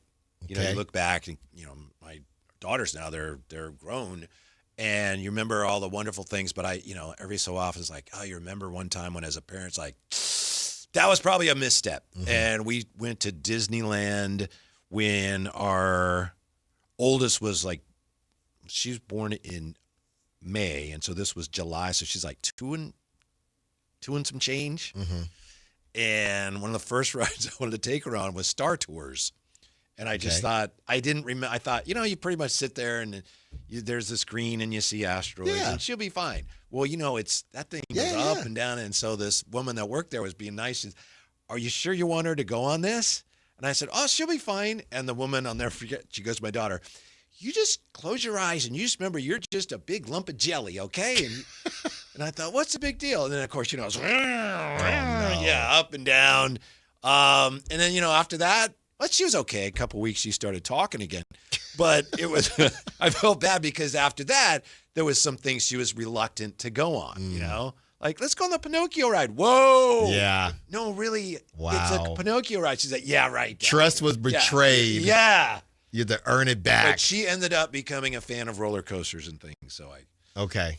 But you make those mistakes. Yeah, I thought we did with Surf's Up, but it was right on the line. There you go. It was right because they said she was big enough, but I mean, I had to hold her even though we were both in it because the latch didn't go all went down, but you still felt whipping around a little bit. Wiggle room in there, yeah. Yeah. So you like the wooden coasters, like the one in Santa Cruz? Yes, if they're stagnant. Like I don't go on traveling coasters. Oh, I understand what you mean. Or How long has this been set up? Oh, we just set up this morning. Right. Pass. We went on this Dumbo ride. It was a bunch of elephants, and the guy he kept saying, "Push the bottom, push the bottom." We didn't know what he meant. So I don't know what you're saying, and we're just kind of sitting, and we're seeing the other elephants go up, and she's like, "I want to go up," and he's like, "Push the pedal." You push the pedal, and you bop up in the air. So she's pressing it, and we got pretty high. I thought this is my limit for traveling rides. I don't do they had drops. I'm not going on a traveling ride drop zone with you. I'm not doing that. If I'll go on Great America. What you stationary? I'll go on anything. But the traveling carnivals and fairs and all that, yeah, we got kiddie rides. We're cool, And they had one. I mean, there's it creaks a little creaky. Was it? Not the merry-go-round, but the Ferris wheel. The Ferris wheel. And she looked at that, and I said, I don't think you're tall enough. Ferris wheel is very tame, Alan. I don't like just hanging. And there was nobody else on it because we went pretty early. And even if it fell off, you just roll down the street. I'll see, man. You just roll down the street a little bit. Fast, height, cool. Hanging there, then they stop it. Yeah, because people got to get on and off. And no. And then you're waiting. I said, honey, I don't think you're tall enough yet. Maybe next year. Okay. 339-1140, 1-800-920-1140. Wow. Ferris wheel. Okay. Garrett, thanks for hanging on. What can we do for you, Garrett? Hey, just wanted to say that I think it's pretty cool that Alan came and checked out our fair here. I'm born and raised Woodland, and nice. The Yolo County Fair has always been a fun staple here. I wanted to throw you a little bit of advice, though, Alan. Next time, if you do end up going next year, and you take your kid, there's a raffle all the way in the back that's free for kids. They can win all sorts of prizes like toys, board games. There's been TVs, PS5s. Wow, it's crazy. Yeah, it's crazy, man. My little girls won a TV each. This was last year, and it's over by the tacos. Oh, see, we were by the tacos. Yeah, I meant to get the tacos, but we never got back over there. Huh. Well, I was going to say, the other thing is the tacos 5 years ago, they were the best tacos you've ever had. Now, they're okay. They're kind of dry. But anyway, man, I just wanted to say it's cool that you checked this out. No, appreciate it, man. Thank you, Garrett. Thank you, Garrett. Great stuff. Garrett's in the back over there, that's out of the trunk of his car. I got a TV. TVs. Kid, you want a TV? PS5. I did not see the raffle, man. How big is this? How big is the fair itself? Like, give me a little bit of a size. Man, it's not even, I wouldn't say, even the county fair felt significantly bigger. I mean, we're talking about like the size of a what? A high school campus? Yeah. Like that? I think so. It wasn't cramped. Yeah. It wasn't cramped, but you can, we felt like we did maybe 30% of the state fair. I think we did 75% of the Yolo County Fair. Yeah, and we were there for about 2 hours. Not even that long. Well, Alan, it sounds like there's more of a 30% chance than a 75% chance that George Kittle's going to play in the opener for the 49ers. But he said yesterday it's still possible that he'll be back on the practice field soon. I have a chance. Hopefully we're back in pads practicing sooner than later. We're running around a lot, just trying to check the boxes and not be a dumbass, he says. So it sounds to me like, that's just something to aim for. Yeah. And the surgeon, Dr. Neil El Atrache. Okay. Yeah. And his staff, they've got, you got to do this, got to do this, got to do this, check this box, check this box. So if there's any box he doesn't check between now and the end of camp, he's not going to be playing, but still a chance, which is good. Sounds to me like it's like, yeah, you still have that chance. So just something to, motivate him. I don't think he's going to be playing in the opener in Australia. Does it feel like, obviously we haven't heard about any setbacks, but does it feel like there was just a little bit of reality that set in? Because, I don't know, as I recall it, early on, they made it seem like those were the Wolverine jokes, and it felt like he was for sure playing week 1. Now things have kind of switched up a bit. And I'm not saying, again, he's just recovering at a normal, probably still above average, but the idea of playing week 1, it can still happen, be very, very impressive. Yeah, and it might not even be worth the risk, right? I don't think so. Mm-hmm. His quick recovery, according to this report, has been a source of inspiration for teammates and coaches who both have marveled at how fast he has gotten up to speed. Mm-hmm. Whitey, you started something here. Yeah. Okay. You did. The case of the Mondays. Yeah. From the 916. Case of the Mondays. Bad day from the start and still going. Wife has a flat tire coming home from work, and I just heard my son didn't make the football team for the second year in a row, and he's better than 70% of the field. Sorry for your case of the Mondays, 916. Yeah, very sorry. Thank you for sharing that. We're with you. We're right there with you. Hopefully the wife got the flat tire after she was home, and not. Doesn't sound like it. Hopefully. And as far as football, schmootball. Yeah. Your son tried out. That's all I can do. It's politics. Yeah. 70% of the field. It's politics. The coaches, there's some coach's son. Then he got another son. Mm-hmm. Then it's the friend of the son. You hang in there, 916. Mm-hmm. Tell your kid, keep working his butt off. Yeah. He'll make that And team. maybe, we don't even know you or your son, maybe suggest, just how proud you are of your son for going out there again after last year. That's right. Yeah. That's right. And, baseball's around the corner too. Maybe he'll see the Little League World Series. Baseball's around the corner? It's August. Well, I'm saying fall ball. Oh, okay. They play all the time now, Whitey. Look, the point is, I would say basketball's coming up, but okay, yeah, baseball's coming up too. And that too. Basketball, flag football, a lot of different options these days. Mm-hmm. Tell them hang in there. All right. Yeah, I appreciate that. Thanks for letting us know. I mean, isn't that what you tell Dennis Schroeder? Hang in there. Is he going to become the most traded player in NBA history? We'll look at that when we come right back to Sactown Sports.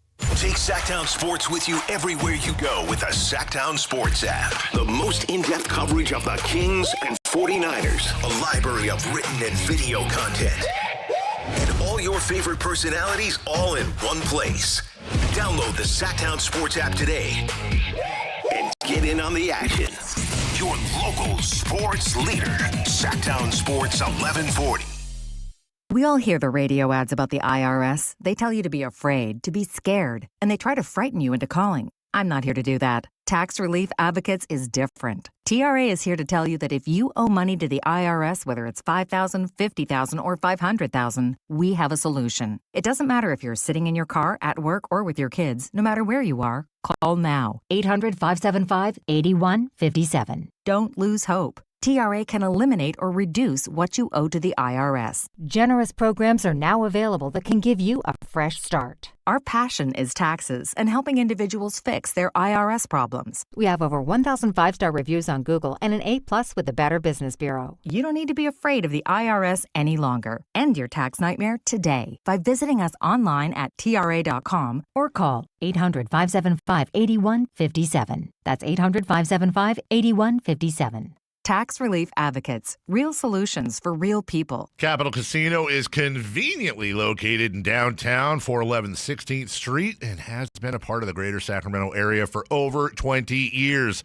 They offer the best variety of games in the region in a safe and friendly environment, and there's plenty of parking, all well lit and monitored by security. Come have a great meal at the cafe and restaurant inside. Capital Casino has the best food, the best service, and the best action. But please always remember to gamble responsibly. 1-800-GAMBLER. You know, I used to think all money managers were the same until I spoke with Fisher Investments. Really? How different are they? Fisher's investment counselors are dedicated to service, not sales, keeping clients up to date on their portfolio.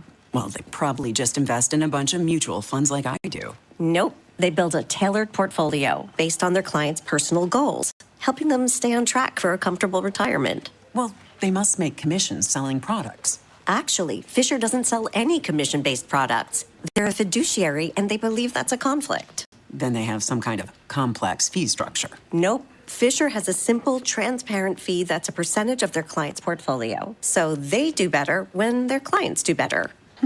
It sounds like Fisher really is different. Couldn't have said it better myself. Fisher Investments. Clearly different wealth management. Learn more at fisherinvestments.com/different. Investing in securities involves the risk of loss. With 25 award-winning years in Northern California, Ashton & Price is your local injury law firm. Pro attorney tip: if a firm presents as local but they're in LA, red flag. If your first consultation is not with a lawyer, big red flag. At Ashton & Price, your first consult is with a local attorney, and if serious injury prevents travel, a lawyer will come to you. Still not enough? George Washington's my uncle. At Ashton & Price, no red flags, just red, white, and blue. Remember, for the best advice, don't think twice. Call Ashton & Price.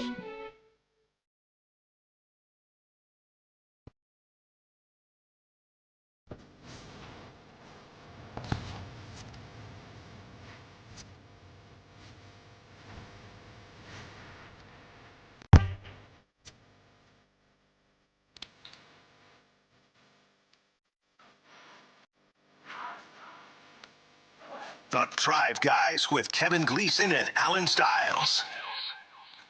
Dennis Schroeder, as you know, has been traded. Dennis Schroeder now, he's approaching some records. So this will be, assuming he goes to Charlotte and plays, the 12th NBA team that he's played for.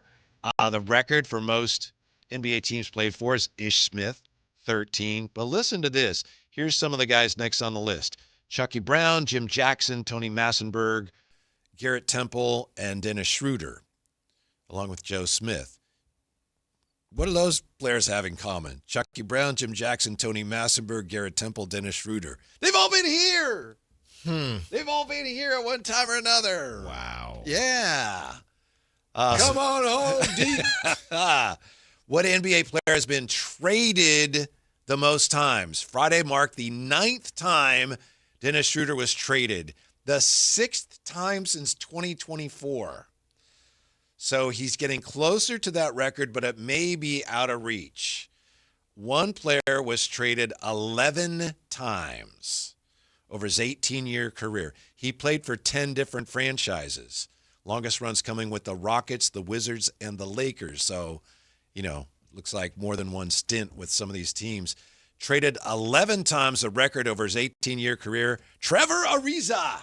He was a pretty good player. Yeah, he was. But Dennis Schroeder's a pretty good player, too. Right. And it does feel like, it's funny, it does feel like the narrative of getting traded a lot does start to affect how people view you as a player. Mm-hmm. Not that it should, but once you start getting in, like Dennis Schroeder probably isn't viewed as positively as he should be as an NBA player simply because he's been traded a lot. And getting traded there's a lot of things that happen which results in you being traded, and it doesn't necessarily mean that you are a bad player. In some arguments, it could mean that you are a good player. Maybe not great, but good on a good contract. So you get moved a lot. It's a tradable contract. But I do feel like you start getting looked at differently. Like the way people view Dennis Schroeder probably doesn't line up with how good his career has been. Right. It's a lot different. It looks a lot different now than it did when he was with Atlanta, or even when with the Lakers when he, apparently missed an opportunity to make a lot of money. Yes. Yeah. Exactly. So he's been traded 9 times, second most traded player in NBA history. Also on the list of guys who played for the most teams at 11, we've got DJ Augustine, Jeff Green, Mike James, Kevin Ollie, Anthony Tolliver. So there's a little bit of a Kings flavor to that as well. See? It's a rite of passage, Whitey. Mm-hmm. It's a rite of passage. That's what it is. Uh-oh, Whitey. Yeah. Here we go. Yeah. From the 916, I have a different case of the Mondays. Ooh. Championship Monday. My son Daniel's soccer team won the championship on Saturday at Tahoe Park. Shout out to the Yellow Tigers. Shout out to Daniel and the Yellow Tigers. Mm-hmm. So it's a championship Monday. They won on Saturday. So you're just celebrating it. Right. Celebrating it. That's great. Congratulations. But I don't want to throw that in the face of people that are having a tough Monday. You know what I mean? That's right. That certainly deserves to be applauded. But, we're also honoring the people that are struggling. Tougher time with things today. But shout out Daniel and the Yellow Tigers. Mm-hmm. Whitey, we can separate, Yes. We can separate. Mm-hmm. We let anybody's case of the Mondays. We don't discriminate. You as a Giant fan. Oh, yeah. Any case of the Mondays? Because yesterday, that was another for the Giants, a bizarre defeat. I've never seen a guy score on a wild pitch that was the ball ended up next to home plate. Wasn't great. And the guy runs home from third and scores as the catcher's looking for the ball, and it's right next to home plate. And then Tony's quote, he says, it would have been interesting to see if we could have tagged somebody out there. It had more the feel of a lower level, a junior college game, as opposed to a big league game with how some of the things transpired, said the skipper. And I was a JUCO guy, so I'm not disrespecting junior college. That was my favorite. How about that, Jay? It was looking real JUCO Tony out B, there. man. So Didn't he just get a vote of confidence? Is he coming back next year? Yeah, it looks like he is. And they had a team meeting after that one. Team meeting. And those you got to be careful with those. Yeah, but I do feel like, to be honest, I think that's a bullet you can only fire so many times. But I do think that, he's getting back to who he was at Tennessee. A couple guys have been traded in Luis Arise and Robbie Ray. There's less vets on the team. Every week, somebody else is getting pulled up. Tugboat got pulled up today. Yeah, he was drafted out of what? A JUCO. Yeah. Yeah. Thanks, Tony. 10th round. He's a JUCO guy. They're starting a JUCO guy today. Yeah. Well, look, man. You pull up minor leaguers, you're going to get minor league results, and that's what's going on with the Giants. But I do think we're starting to see Tony return back to who he was at Tennessee because the team is getting younger, and he probably feels like. But in what way are we seeing him return? I'm just saying the team meeting, kind of ripping the team. I don't think he was ripping the team when it's Chapman and Adames out there, but Kavanaugh, rookie, can't find the ball, can't throw strikes. A lot of the pitchers are starting to get. Blade Tidwell, who Tony coached at Tennessee, couldn't throw strikes today. So he's feeling more comfortable ripping guys that also don't have experience versus ripping guys that are on 10-year deals worth $300 million. And I think that's good. Now, does that mean he's going to be a better manager? I don't know. But I do know that this is what Buster Posey was hoping to see when he signed him. Yeah, how do you feel about the fact that there is an increasing number of national looks at the Giants that are saying, yeah, a lot of people around baseball are looking at that and saying they don't know what they're doing? That's going to be the narrative until they win games. And it might take a while. It might be a while. And I'm not overstating that, right? There's another report where you've got people around the league anonymously saying, I don't know why you got Buster doesn't really know. He hasn't done it before. Here's a manager who hasn't done it before. They're just kind of asking for trouble. You know what's funny is I'm normally against the stupid end of season run that the Giants go on to get close to 80 wins or whatever it is. Hey, if we had played, it was just that stint, that 2-month stint. But besides that, we played well. That's what they said last season and in seasons prior. I actually think this is a specific season where Tony Vitello, as much as it doesn't matter, they've been so bad, he really could use a little stupid. The Giants have won 7 of their last 10. I think he could really use that. I normally don't care. It actually normally annoys me, but I think he truly needs a 5, a 7. It'll probably happen at some point because baseball, but they missed a golden opportunity. I mean, they just lost to the Rockies. Yes, and they never lose to the Rockies. Yeah, so home. I don't know. A series. I don't know, but I think out of all the years where that's happened and I've rolled my eyes, they actually need it. That whole building needs it this go round. And I don't know if they're going to get it, Whitey. Things had gotten so discouraging that I feel like a lot of Giants fans are really excited about all the new young players. It's different, even though we don't know how good they are. But I feel like fans are like, yes, at least it's a new sense of direction. Yeah. And, I mean, you got Jeff Passan breaking the tugboat news. Yeah.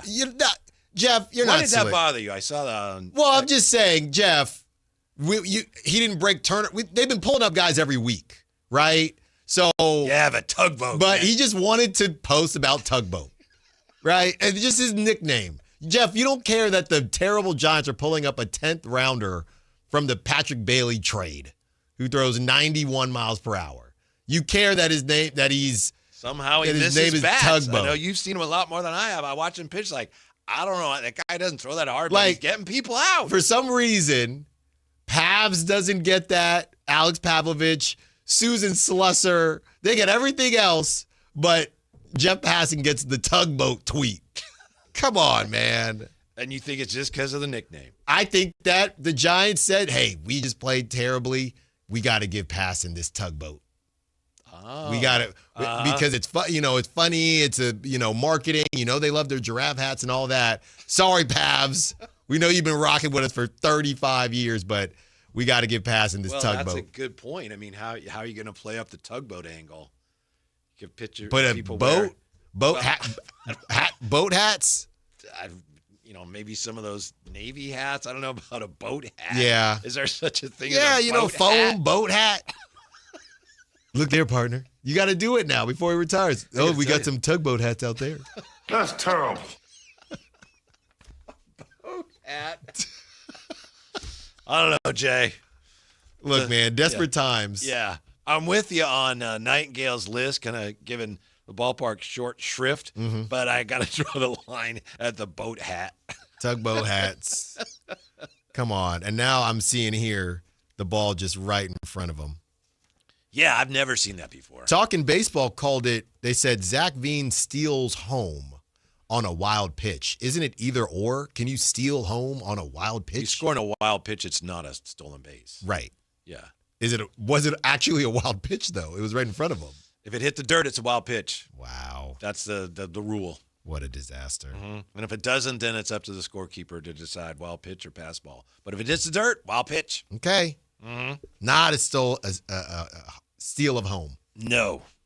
But I'm going to try to steal a victory today, Alan, when we venture into the sport court. It's a 5-on-5 showdown. You had all weekend to enjoy that victory. Oh, and I did. Yeah? I really did. But now you got to turn the page. That's right. What have you done for me lately? The sport court showdown, 5 at 5 showdown is next with the Drive Guys, Sactown Sports. Follow Sactown Sports 1140 on Instagram and X at Sactown 1140 to see the best moments from all your favorite shows and up-to-the-minute live reactions and updates on the Kings, 49ers, and more. That's at Sactown 1140 on Instagram and X. Your local sports leader, Sactown Sports 1140. This is the story of the one. As a safety manager at a manufacturing plant, he does everything he can to keep his coworkers safe. From finding ways to reduce risks to keeping safety supplies in stock. And for that, he relies on Grainger. Grainger offers a broad range of quality products and next-day delivery, so he can always play it safe. Call 1-800-GRAINGER, click Grainger.com, or just stop by. Grainger, for the ones who get it done. T-Mobile is launching something no other wireless network offers. Introducing Nothing. Pay nothing today and walk out of the store with a new phone. What did he say? Nothing. You definitely said something about nothing. Exactly. Go to T-Mobile, pay nothing up front, and leave with a new phone. Wait, nothing rules. She gets it. Hey, thanks for nothing. For the first time ever, switch to T-Mobile, pay nothing. No taxes, no fees, no money down. And walk out with a new phone. There are 250 reasons to choose T-Mobile, and now nothing is holding you back. On eligible devices with qualifying credit plan and 36-month finance agreement. Tired of hearing scary radio ads about the IRS? Tax Relief Advocates is different. TRA is here to tell you that if you owe money to the IRS, whether it's $5,000 or $500,000, we have a solution. TRA can eliminate or reduce what you owe to the IRS with zero risk to you. We have over 1,000 5-star reviews on Google and an A+ with a BBB. End your tax nightmare today by visiting TRA.com or call 800-583-6681. That's 800-583-6681. So, I need hamburgers, sodas, ice, and a DJ. A DJ? Relax, Spot. With T-Mobile, we're saving when we bundle home internet and phone lines. Oh, wow. Here to bundle and save big. Stay connected con tu gente with 4 lines from T-Mobile with fast, easy-to-set-up 5G home internet and save up to $1,000 a year. Switch now on T-Mobile.com/conectate. Savings based on third line free via monthly bill credits. Internet discount with $15 in monthly bill credits and auto-pay discount. Qualifying credit required. Credits will stop if you cancel any lines or change plans. Visit T-Mobile.com.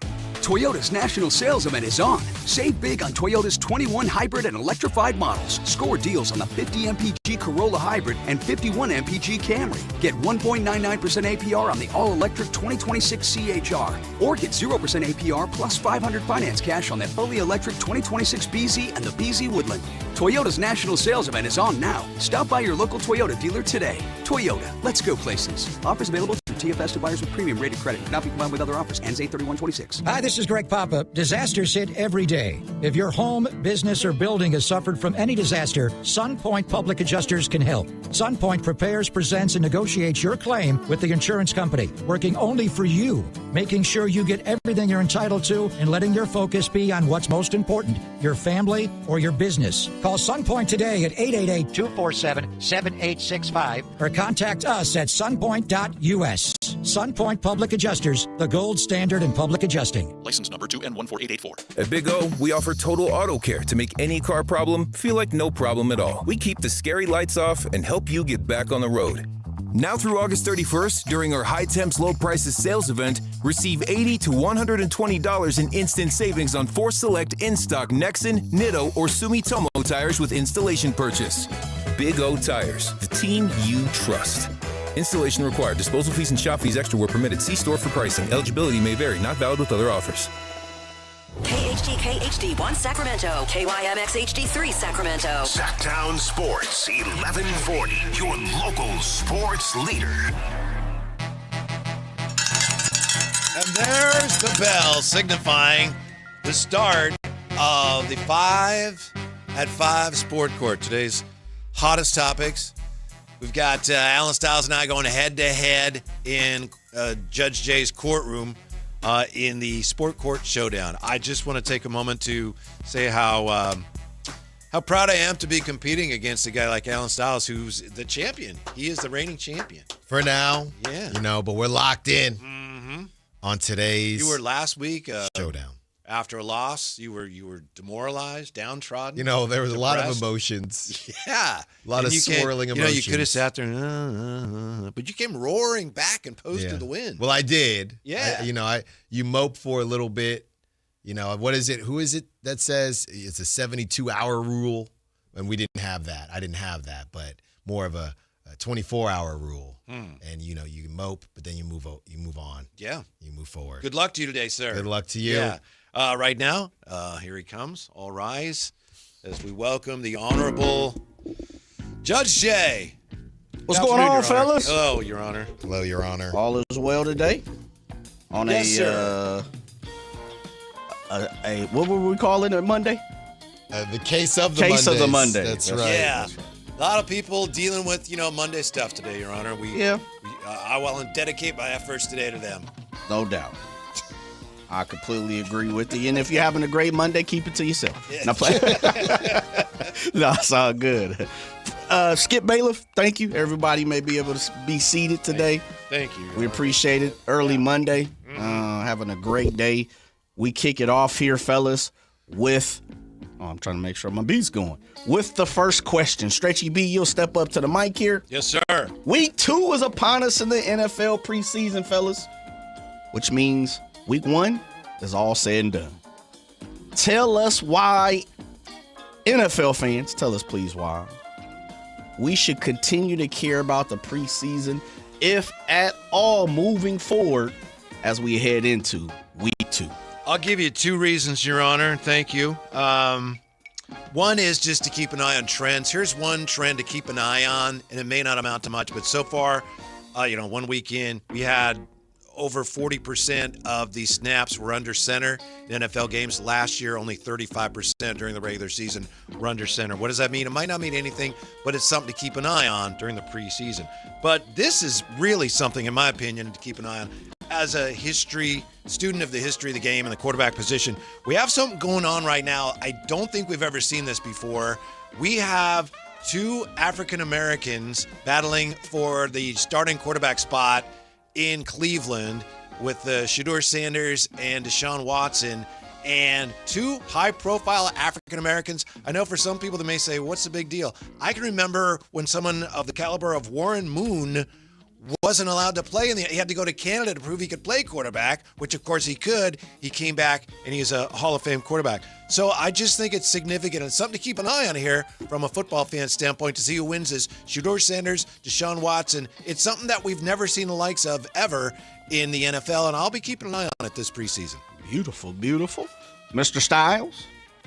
So there are a couple different reasons here why you should continue to pay attention to the NFL preseason. Look, whether I agree with it or not, some people do believe that football is like pizza, and that means that all of it is good. So you've waited so long to watch these guys play, and you've seen some of them coming up in college, playing in the college playoff. Maybe they played at smaller schools, and you're getting an opportunity to watch them in a different capacity, in a new capacity. In this day and age, we say that there's far too much content, right? Well, there's one type of content that you cannot fake, you cannot replicate, and that's real live sporting events. And that's what we're seeing in the NFL, even if it's the preseason.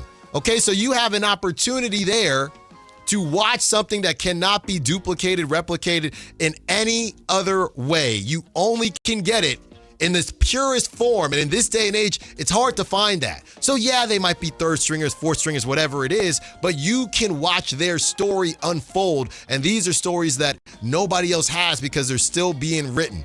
And last but not least, this is a chance for you to truly grind tape and impress other fans, your friends, everybody like that when you say, hey, I did see this guy play early this season when nobody else was in the booth, whether it's your fantasy team, whatever it is, and say, I knew he was going to be a stud. And then when it comes back around, they can say, hey, you know what? Billy was on that 3rd round pick or that undrafted guy before anybody else. So multiple reasons to continue watching the preseason. I'm not saying you got to watch every single minute, but lock in whether it's your team or just the big names that are flying around. How about Ty Simpson and what he was able to do? There are plenty of storylines where you get to watch them unfold, and there's only one way to do it. All right, fellas, we move into the second round. Word on the street is Christian McCaffrey may be looking for a little bit of pocket change, a little more money than he has been getting here from Jed York and the family. after watching all his counterparts get all the money this past weekend, fellas, I need you to make a case why CMC should or should not get paid any more money and add any more years to his contract. Mr. Styles? Well, as the great philosopher once said, scared money don't make no money. If I ever go broke, I'm going to take y'all money. And that is from the great Meek Mill. And that's exactly what Christian McCaffrey is doing. Okay? And we understand that in the NFL, it's all about leverage. Christian McCaffrey might have a top 5 leverage situation in all of the league. And why is that? Well, because the Niners, in all their infinite wisdom, they have not been able to lock down a backup running back. There are certain positions that the Niners have been allergic to locking down. We don't have a successor for Christian McCaffrey. We don't have a successor for George Kittle, who's coming off of an Achilles injury in his 30s. So if you're the Niners, this is what you have to do. You have to pay Christian McCaffrey for the next 1 to 3 years, and you say, this is it. After Christian McCaffrey, we are fully preparing for the next wave. We are fully preparing for life after CMC. We are fully preparing for life after George Kittle. You get one more, just like you tell your kids, one more, and then we're going home. One more paycheck for Christian McCaffrey, and the Niners do what they've already should have done, and they figure out the next wave of running backs for San Francisco. Stretchy B. Well, as a famous philosopher once said, show me the money! Tom Cruise's Jerry Maguire.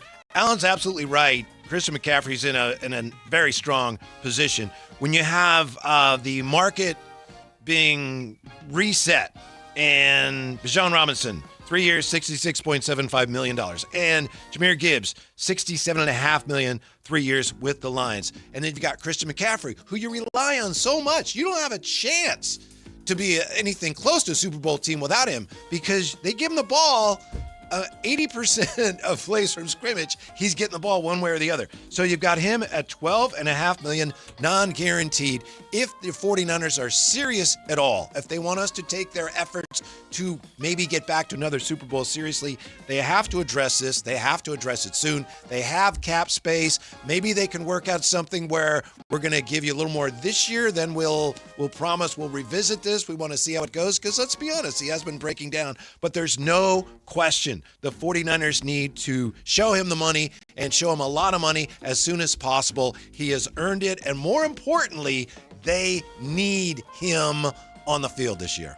Shouts out to the 916 talking about I'm so glad that the name Skip Bailiff apparently made the cut. Shouts out to you. Yes. Looks like you gave it to us on August 11th. Yeah. Give us your name and we'll shout you out. No doubt. We move on to the third round, fellas. The AP college football rankings dropped today, this morning, with most of the top 25 pretty much being familiar, meaning the Texas, the Michigans, the Ohio States, the Oregons, the Bamas, the Ole Misses, all of those people, and so on and so forth.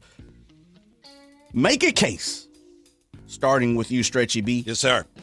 To why we should even continue to have these preseason rankings dropped upon us when we probably could wait a few weeks to see it happen. If I may, Your Honor, I would like to quote William Shakespeare, who said, the fault lies not in the stars, but in ourselves. We like to blame, we had bad luck because of the stars. No, it's us. And so the fault lies not on the polls, but in ourselves. So it's like, this is terrible. No, if you put too much stock in these, then you're an idiot. But it is interesting and somewhat useful to have these. I will say this, the AP poll is awfully premature, if I may. Yes. It is annoyingly predictable, speaking of AP, because we just had the coaches poll earlier this month, and the top 10 from the coaches poll, we have the same top 10 in the Associated Press poll. The same top 10, 9 and 10 are flip-flopped. The top 20 are the same. So given the fact that the coaches just said who the top teams are, and then the Associated Press comes out and the voters say yes, and they agree with the coaches, to me, it's interesting, but ultimately, speaking of AP, amazingly pointless. Mr. Styles. Great answer from my opponent here. Well, thank you, Mr. Styles. When it comes to... That means he's going to bring it. No. When it comes to the football rankings, you smell that? You got tri-tip on the grill. Burgers are going. It's 9 a.m. Kent State's about to play Virginia Tech. And the reason you're watching is because Virginia Tech to start the season for some reason is number 22. And nobody expected them to be there. They haven't done anything, but they had a good portal, okay? Kent State trying to hang on. The NIL might not be the same, but you're watching because of that little number next to that school. This is what gives your schools hope.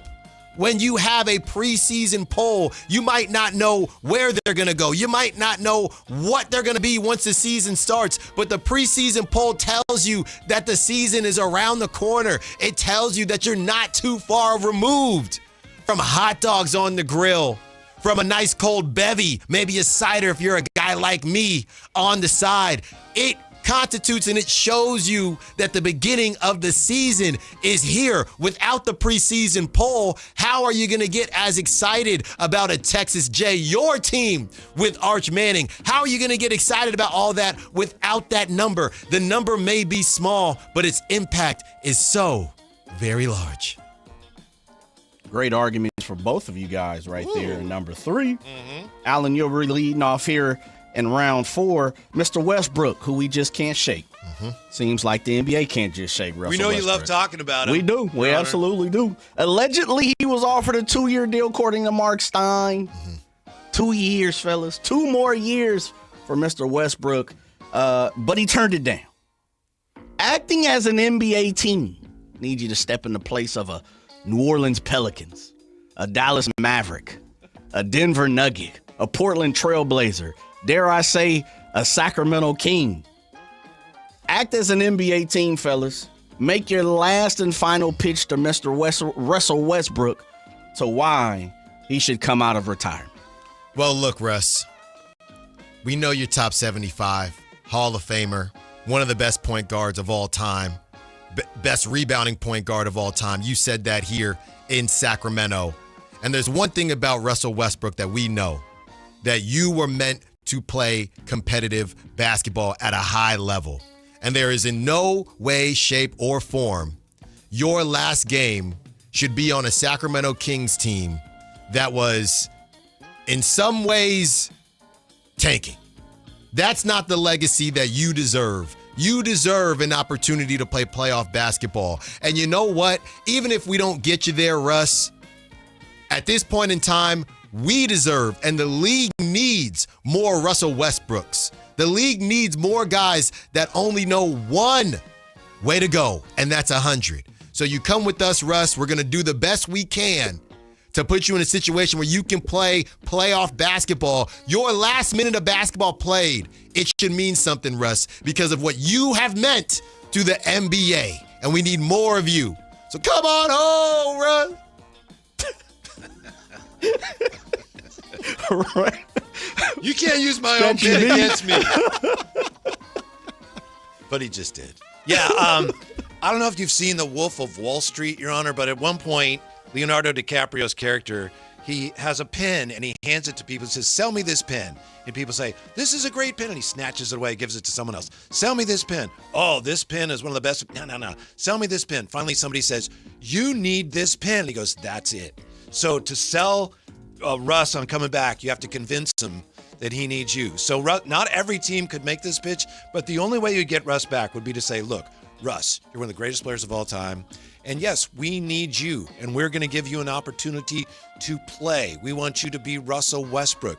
You were disrespected the last few years.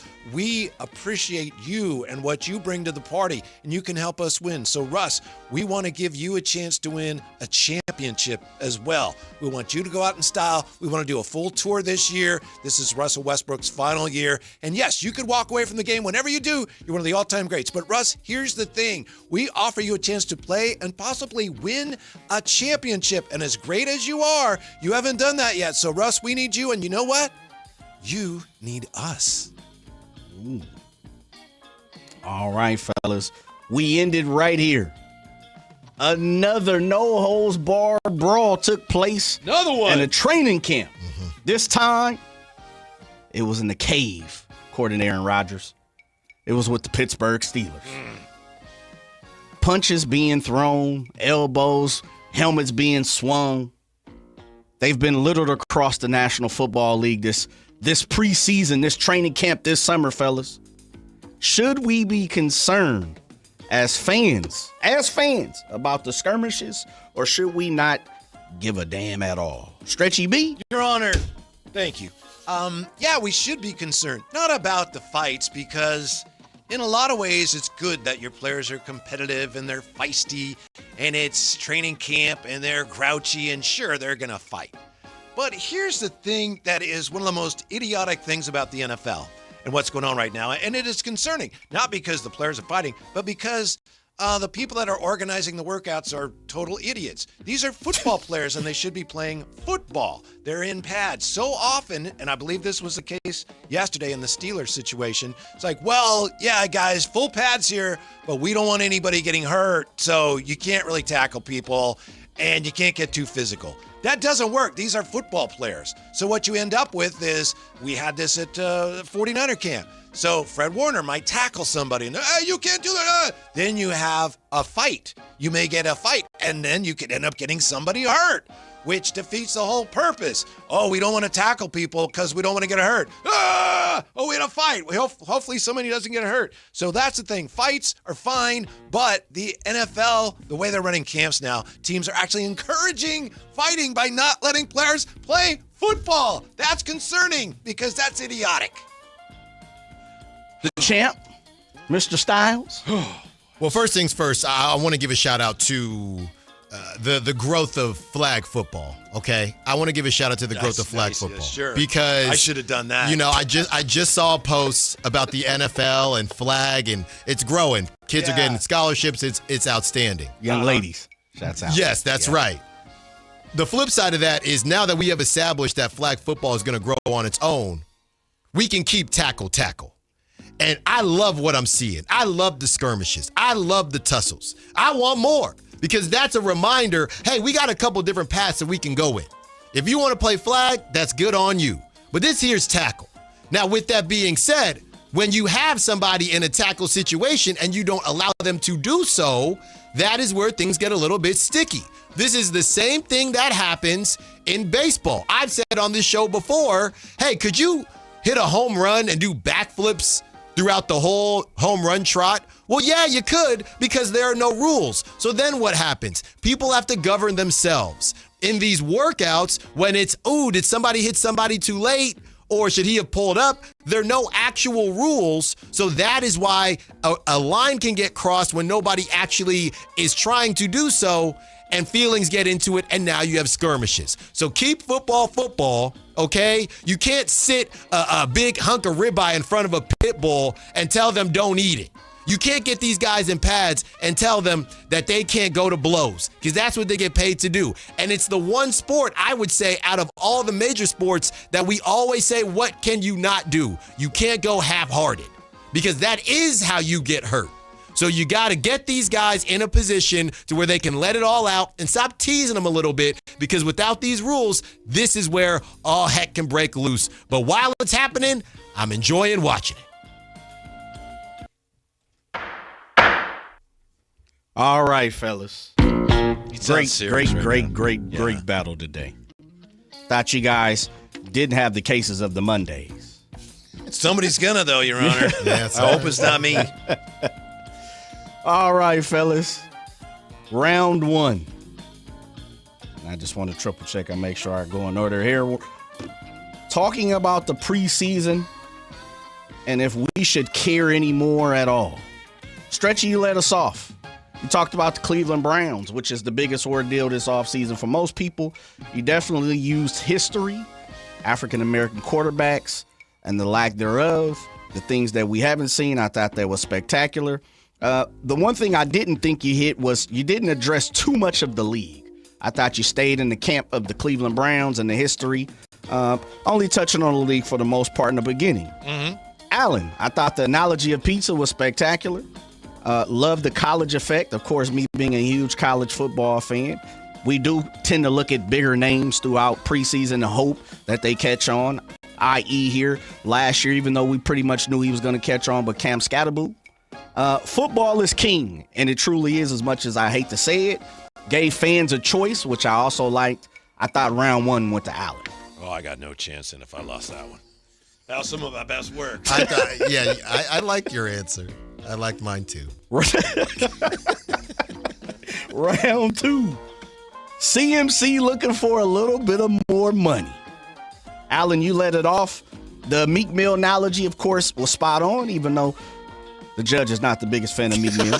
Definitely got a love for you, man. I'll remember yeah, that. no doubt, no doubt. You gave us a plan for the next step, which I thought was pretty good. Stretchy B, the analogy, loved it, absolutely did. I thought the convo was good, not so much as great. I thought you brought it a little bit, sounding like you were trying to convince yourself a little bit. That round, I went with Allen. Mm-hmm. Allen now has won, what is it, like 6 of the last 7, I think. Who's keeping track? I am. Okay. Round 3, when it comes to the AP college rankings, should they be dropped preseason? Should we care? What needs to happen moving forward, Stretchy? I thought the quote of Shakespeare was spectacular. Spot on. It was spot on. Provided evidence, the AP versus the coaches. I couldn't have said that anymore. Only one team differently.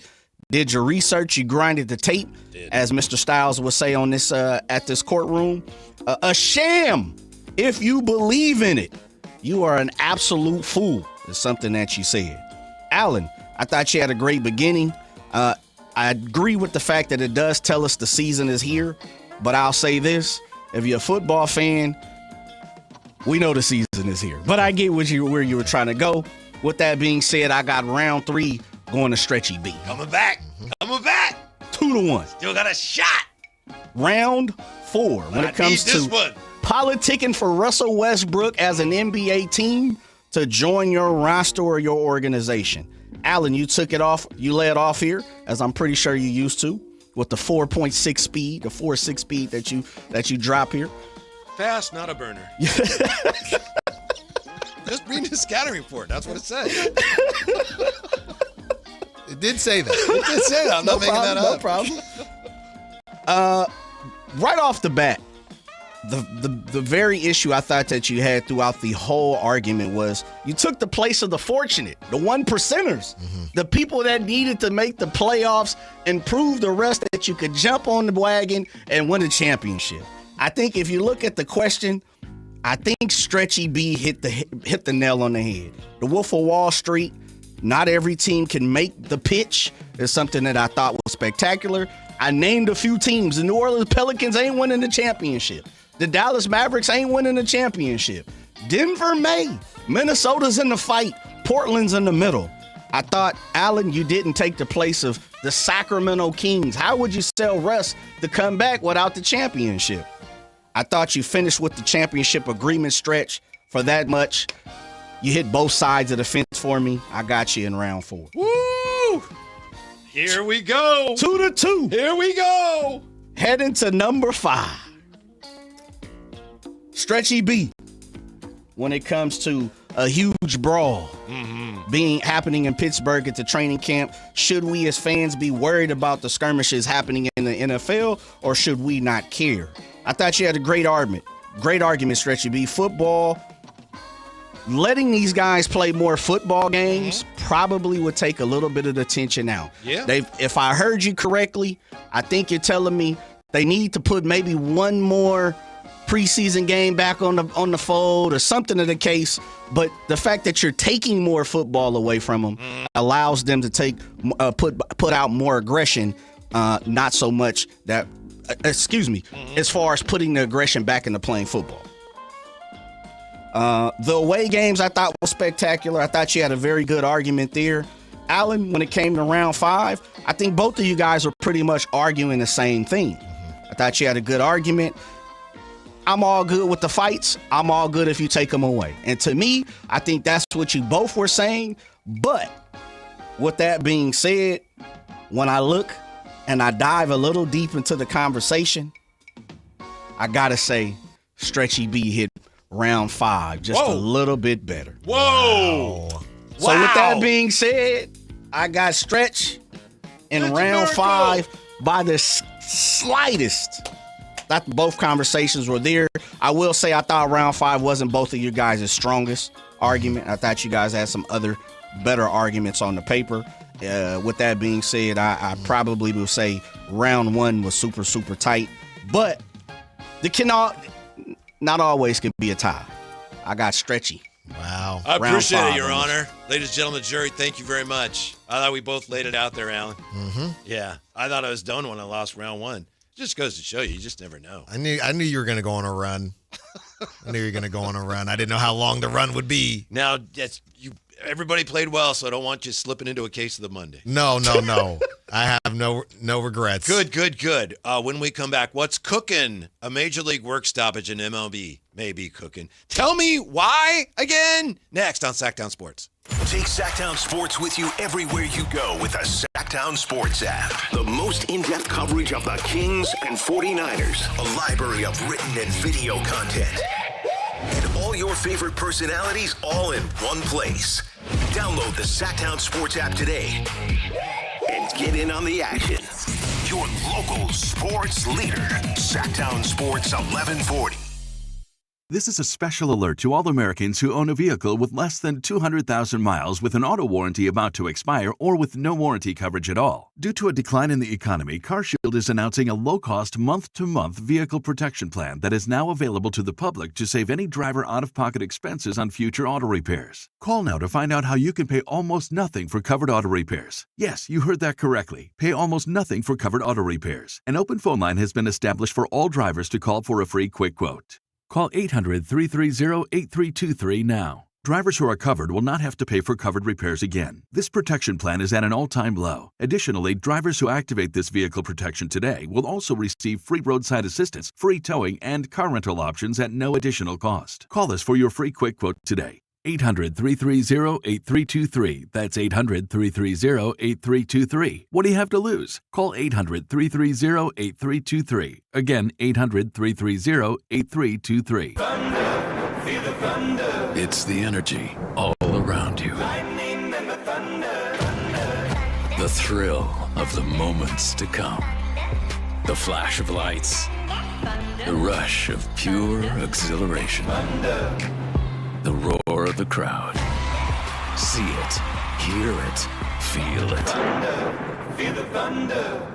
Lightning and the thunder. Thunder Valley Casino Resort. Feel the thunder. Here's the deal. The government is over $38 trillion in debt, which means the IRS isn't slowing down. And the tax code is complex and unforgiving. So it's not surprising if you're one of the millions of Americans that owe back taxes to the IRS. Unfortunately, they're the world's most powerful collection agency, with the ability to garnish your wages, seize your bank accounts, and even take your home or business. But don't be stressed or worried any longer. We're Optima Tax Relief, America's most trusted tax resolution firm. We have resolved over $3 billion in tax debt for our clients. Our award-winning professionals deal with the IRS every single day, protecting our clients and preparing them for the best possible resolution. For tax help you need, for tax help you can trust, give Optima a call today. Call 800-343-6460. 800-343-6460. 800-343-6460.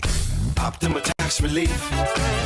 Some restrictions apply. For complete details, please visit OptimaTaxRelief.com. Hi, I'm Justin Gingery from the law firm of Gingery, Hammer, and Associates. When you have been injured by the fault of another, you will want advice you can trust. If you know an attorney you can trust, I hope you call that person. But if you don't, please call me. I promise I will be the attorney you can trust. Along with my partner and associates, I have been helping accident survivors recover for their injuries for over 25 years. And we can help you. There's no charge for calling. So please call us today. When you get an injury, just call Gingery. Country in the Park 2, presented by your California Army National Guard, October 23rd at Heart Health Park at Cal Expo with Bailey Zimmerman,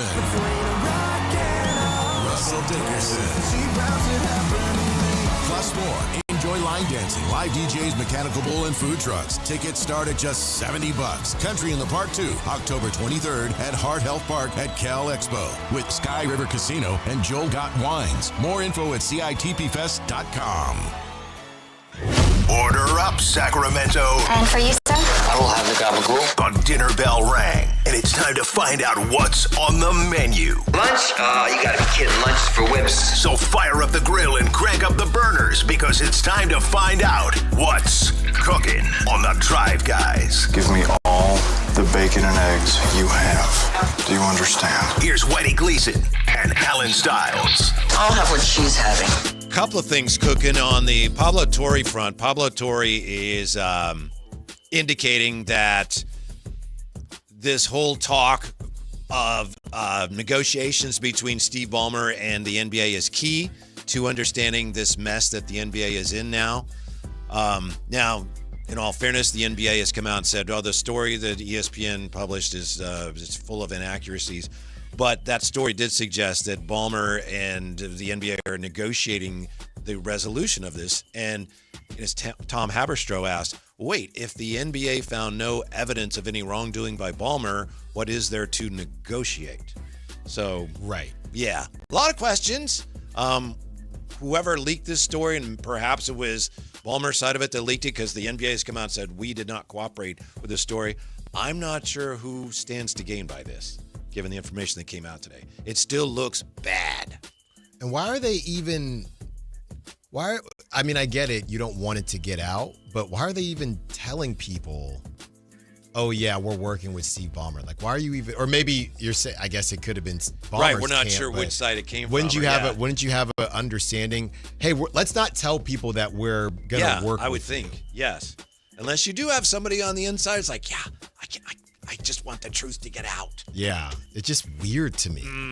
The other thing that's cooking here, as we know, is potentially a major work stoppage in Major League Baseball next year.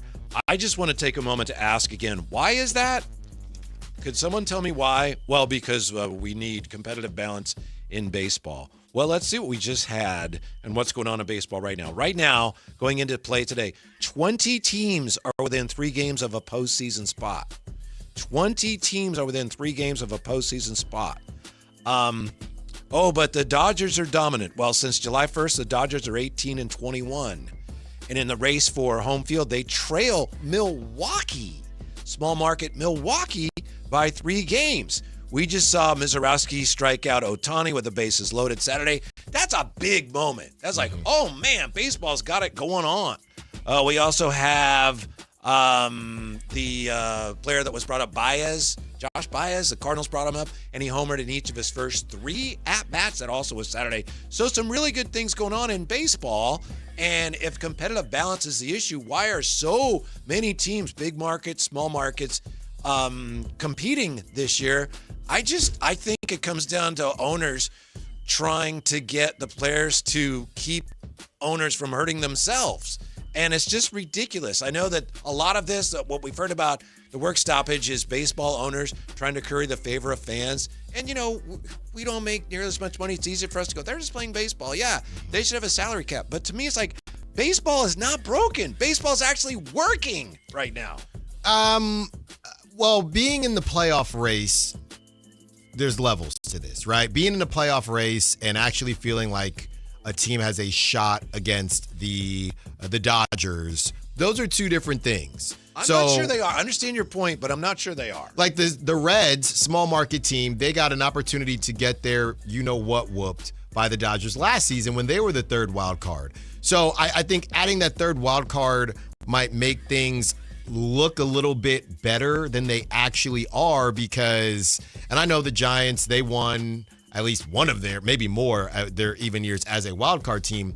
But my point is, getting into the playoffs, that doesn't mean that the competitive balance, it means that there is a group that's competing, right? Because look at the Mets. The Mets spend a bunch of money and they stink. Right. But there's a group. There's also a level of, just because you got into the playoffs, that doesn't mean you actually have a chance against the team that you're competing against. If you look at the champions, the Dodgers, And they play the Blue Jays, who I believe are they're definitely top 10. They might be higher than that in payroll. Yankees, Dodgers. I know that Texas Rangers, Diamondbacks one was random. But besides that, you had Astros, Phillies. Phillies spend a lot of money. So you'll have randomness for sure. Shouldn't you always have that in sports? Aren't you always going to have the teams that spend the most money? No, I agree. Yeah, I agree. Besides, we've got, like I said, Milwaukee's having right now, they just beat the bejeebies out of the Dodgers. Milwaukee. But would we actually think they could beat them in the playoffs? I don't see why they couldn't. I know they wouldn't be favored, but it's baseball. Yes, they could. They haven't.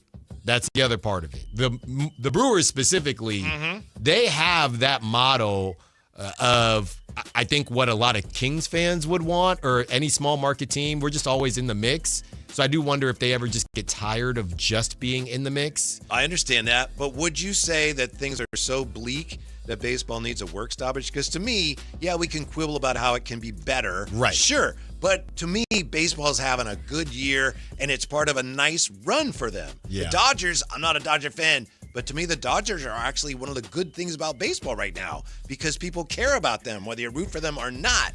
And you travel. I know you travel. You get Dodger hats everywhere now. Everywhere. That's good for baseball. It's not bad. Well, the other part of it is if this continues, then let's say the Brewers win the whole thing, right? Who is that good for? Who is that bad for? If the Brewers win the whole thing, that's bad for the owners and good for the players. Because the players would say, look, you could pay people that doesn't going to promise you anything. Now the owners, the Brewers win it.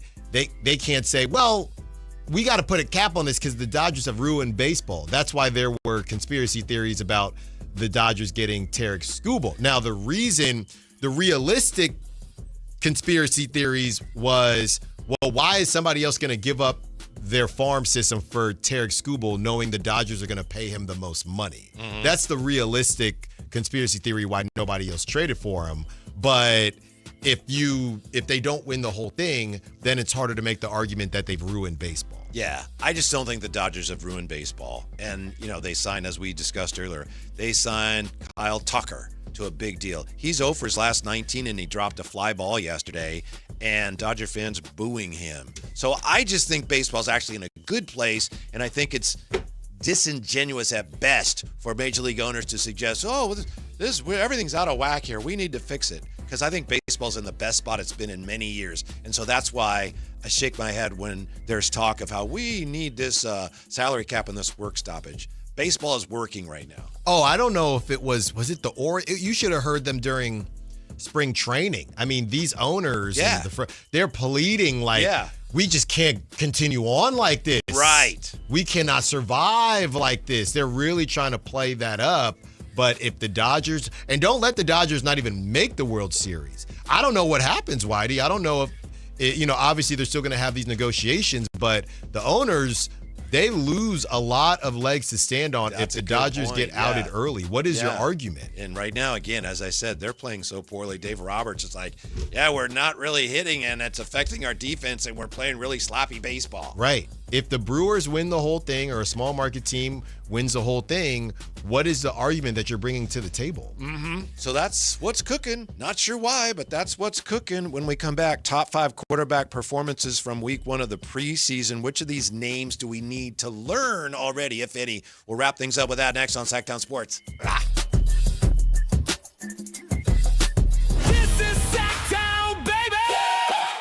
Sactown Sports 1140 on Facebook at facebook.com/Sactown Sports. To keep tabs on the Kings, 49ers, UC Davis, and the entire Sactown Sports lineup all season long. Facebook.com/Sactown Sports.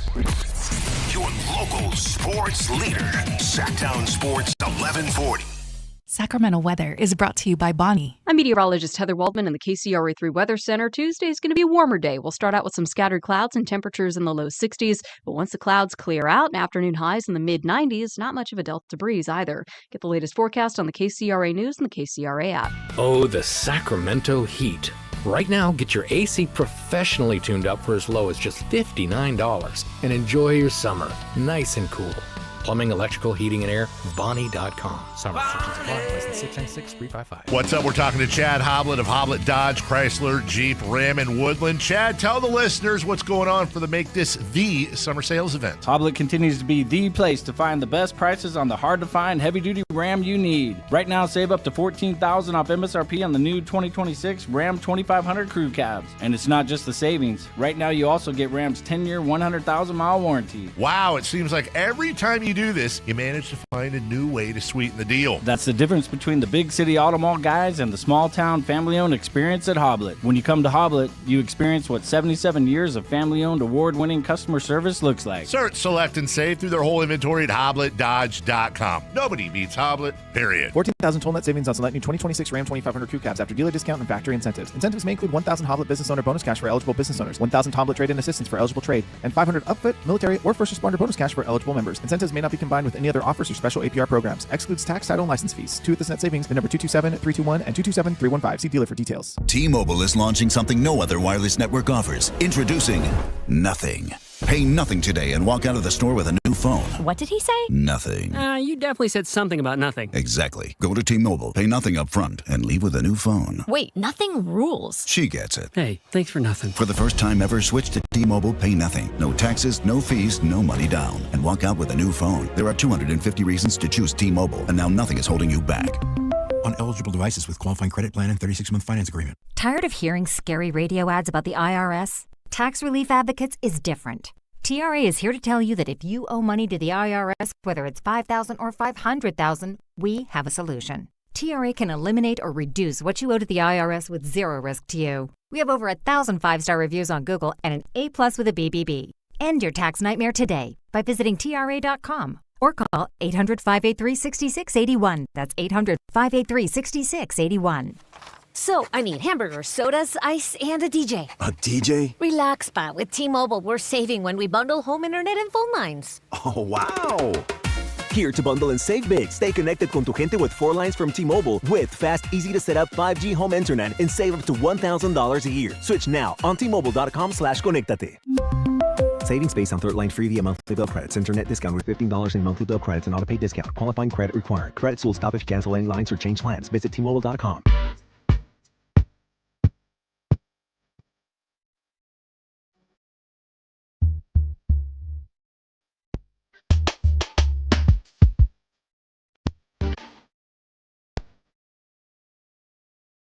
The Drive Guys with Kevin Gleason and Alan Stiles. Well. Week 1 of the NFL preseason is in the books. Are there any quarterbacks that played well in Week 1 that we need to learn about already? Carson Beck. I mean, the dude is like 38 years old. He's finally out of college. Mm-hmm. And he looked like a vet. He looked good. Sorry, Jacoby. Jalen Daniels, Tampa Bay, had a big day. Also, Joe Fagnano of the Ravens.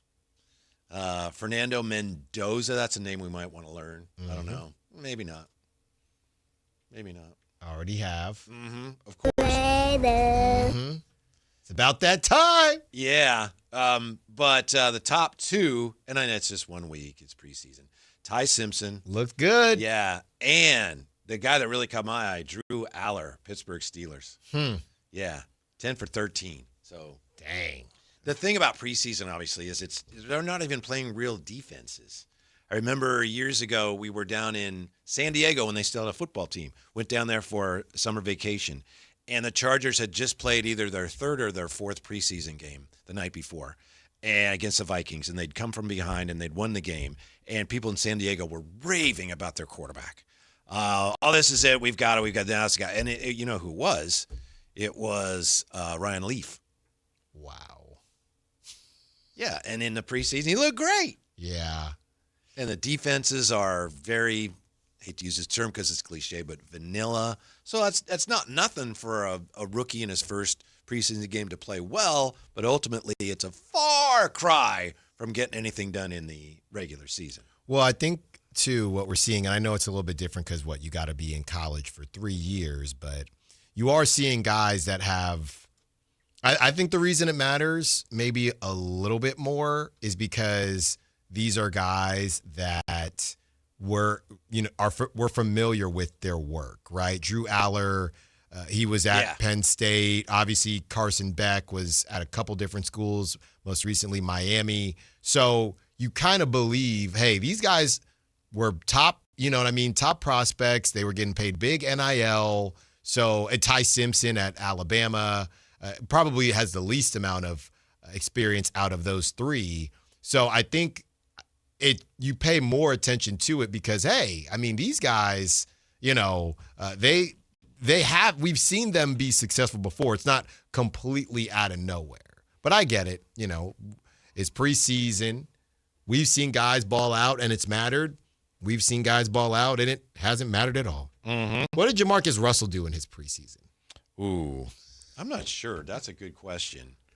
I don't remember him doing much of anything. I would guess not. Mm-hmm. You could throw that ball, though. Mm-hmm. 70 yards, 80 yards. Baker Mayfield's supposed to play in their upcoming preseason game. All the top guys don't necessarily play. Yeah. Well, Josh Allen was out there. Yeah. He threw the first touchdown pass in the history of their new stadium. That's right. Josh, maybe that's why they did it, so it would be him. But Josh Allen was out there. I don't know who's going to play quarterback for the 49ers this week with Rourke. And they had to put his ribs back in or whatever. Yeah, the Chapman ribs. Mm-hmm. Yeah, that's a rough one. Drew Aller, 10 of 13 for 153, 2 passing touchdowns and a rushing touchdown. Ty Simpson, 21 of 25 for 190 and 2 touchdowns against the Chiefs. Jerry Reynolds texted me before that game. He said, this is a Super Bowl preview. And after the game, I said, you better hope not. Rams, Chiefs? Yeah.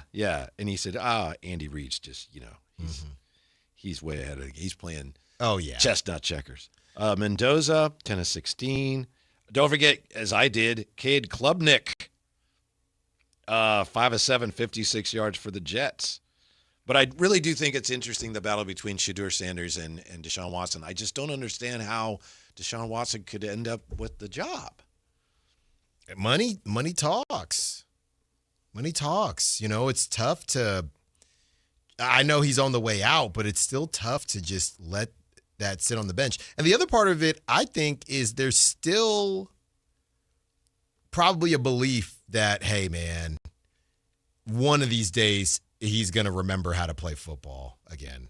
Now, we've been waiting, but I do feel like that's what I would think. Hey, we're paying him a lot of money, and at any point in time, it's like the Space Jam or like Mike. He's just going to remember how to play football. Mm-hmm.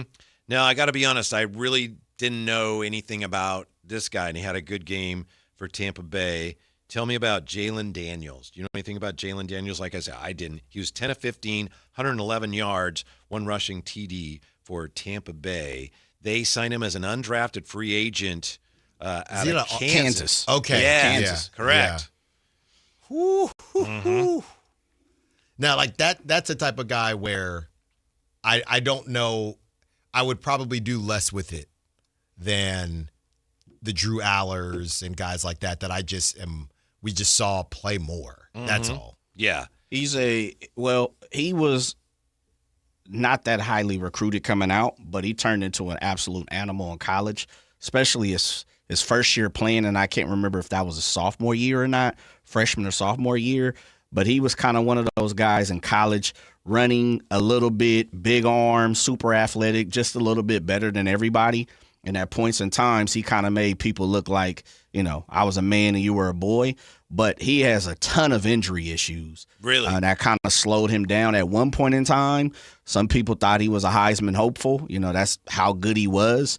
But he just never got to that level. But he's got if you look at his history of injuries, he's got a ton of injury issues. And so, he's just kind of one of them guys that's a good dual quarterback, but definitely more of a pocket passer. I don't want to get that twisted. He's not a guy like Lamar coming out of college. He's more of a pocket passer. And he led Kansas to some good seasons, but a lot of people thought, on his back, he would be the one that could make it a great season. Preseason or not, pardon me, Jay, preseason or not, this impresses me. When he came in the fourth quarter, they were losing 17-16, and he led a 16-play, 65-yard drive 1-yard touchdown run to take the lead. That's impressive. How about this? I know you're a big fan of, Diego Pavia. Yeah. Yeah.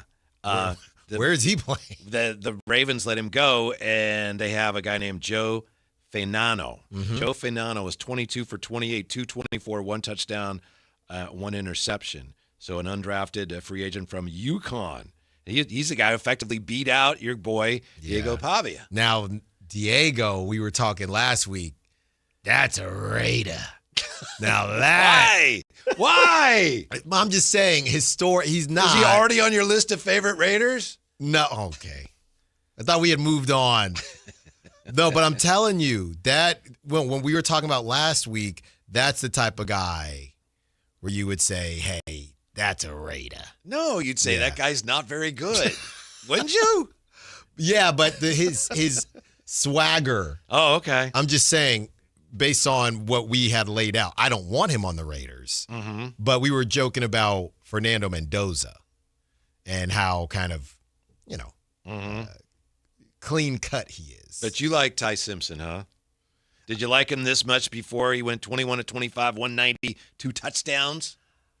I liked him at Alabama. He could run a little bit, but I wouldn't call him one of my guys. Okay. Yeah, I wouldn't say that. And then number 1, as we said, Drew Aller. 10 of 13, 153, 2 touchdowns, 1 rushing touchdown. Because that's both those teams, Rams and the Steelers, are hoping they have the guys to eventually replace the guys that they're currently trotting out there. Right. The Steelers one, obviously, that's the perfect spot for a young QB. You know Aaron's out of there. And you know they're probably going to be too good to get whoever the top QB is. So you're really in a perfect spot. And I think McCarthy, he's obviously shown that he can develop quarterbacks. So, I would say, Drew Aller and, PA guy, went to Penn State. You can't really draw it up any better if you're a quarterback that went a little later. Worst places to be for sure. For sure. I heard Matt George say that Jake Moody got let go. He did. Lost the kicker battle in D.C. Man, what a nightmare. What a nightmare. 26-year-old, he went 19 of 23 on field goals last season, including 10 of 11. He also made – okay, so, all right, this is what we always – so Jordan Schultz, who is – I think he's still independent, but he's got a huge following. Sure. 500,000 followers on X. He's a huge following. He does that – I don't know if he still does that show that nobody asked for when him and Draymond talk football. Very bizarre. But anyway – he's got sources, and he says, but listen to this, Whitey, when you can tell where you got the source from.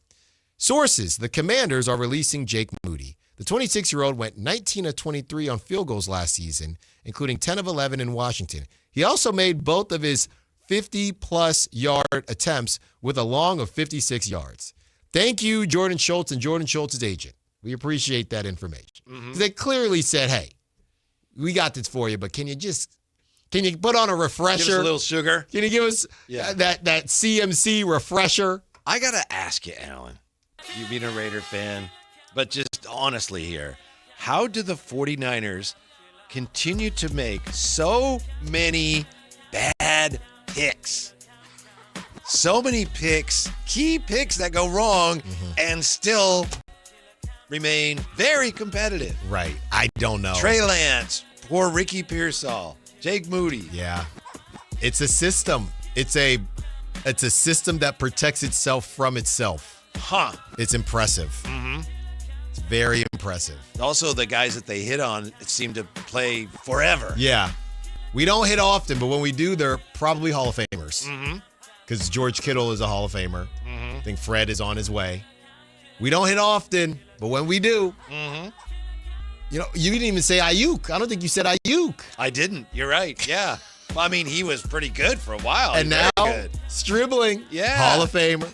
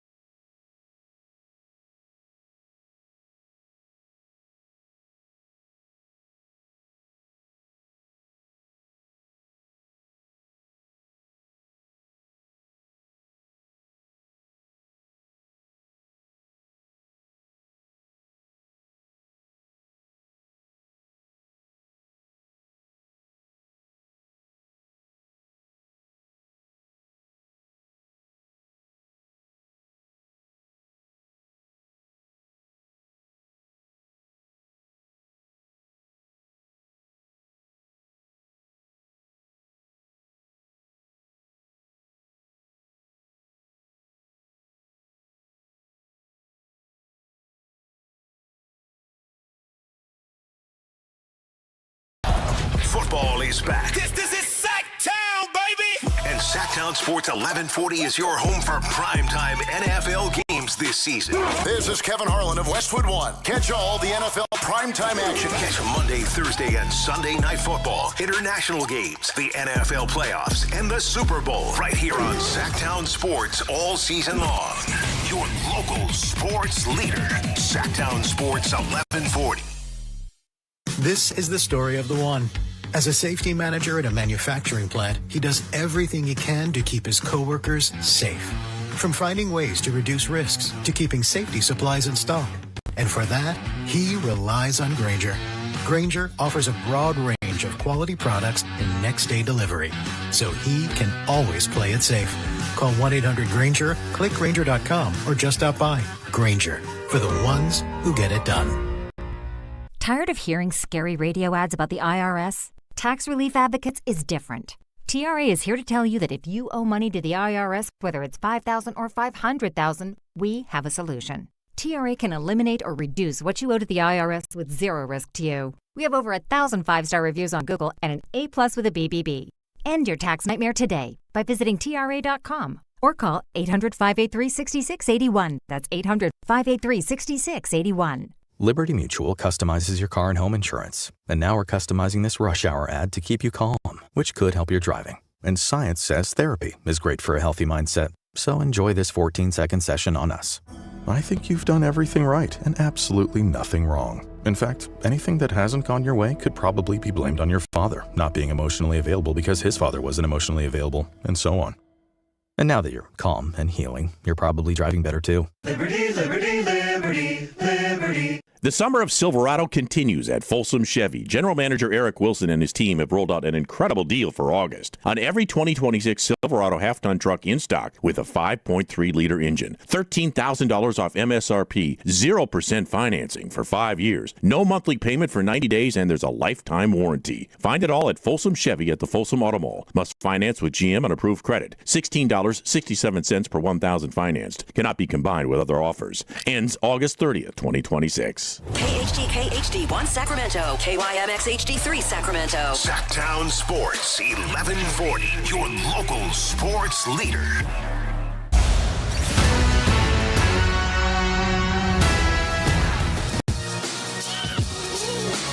All of the plays, the hottest takes, and the craziest one-liners you'll ever hear. With your host, Pat Boyle. It's BetMGM Tonight, After Dark, on Westwood One Sports. Hey-o! Welcome on back to BetMGM Tonight here on Westwood One Sports.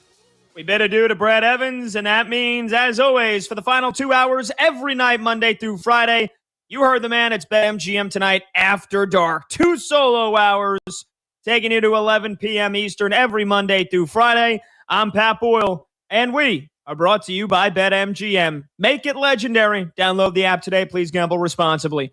Don't forget,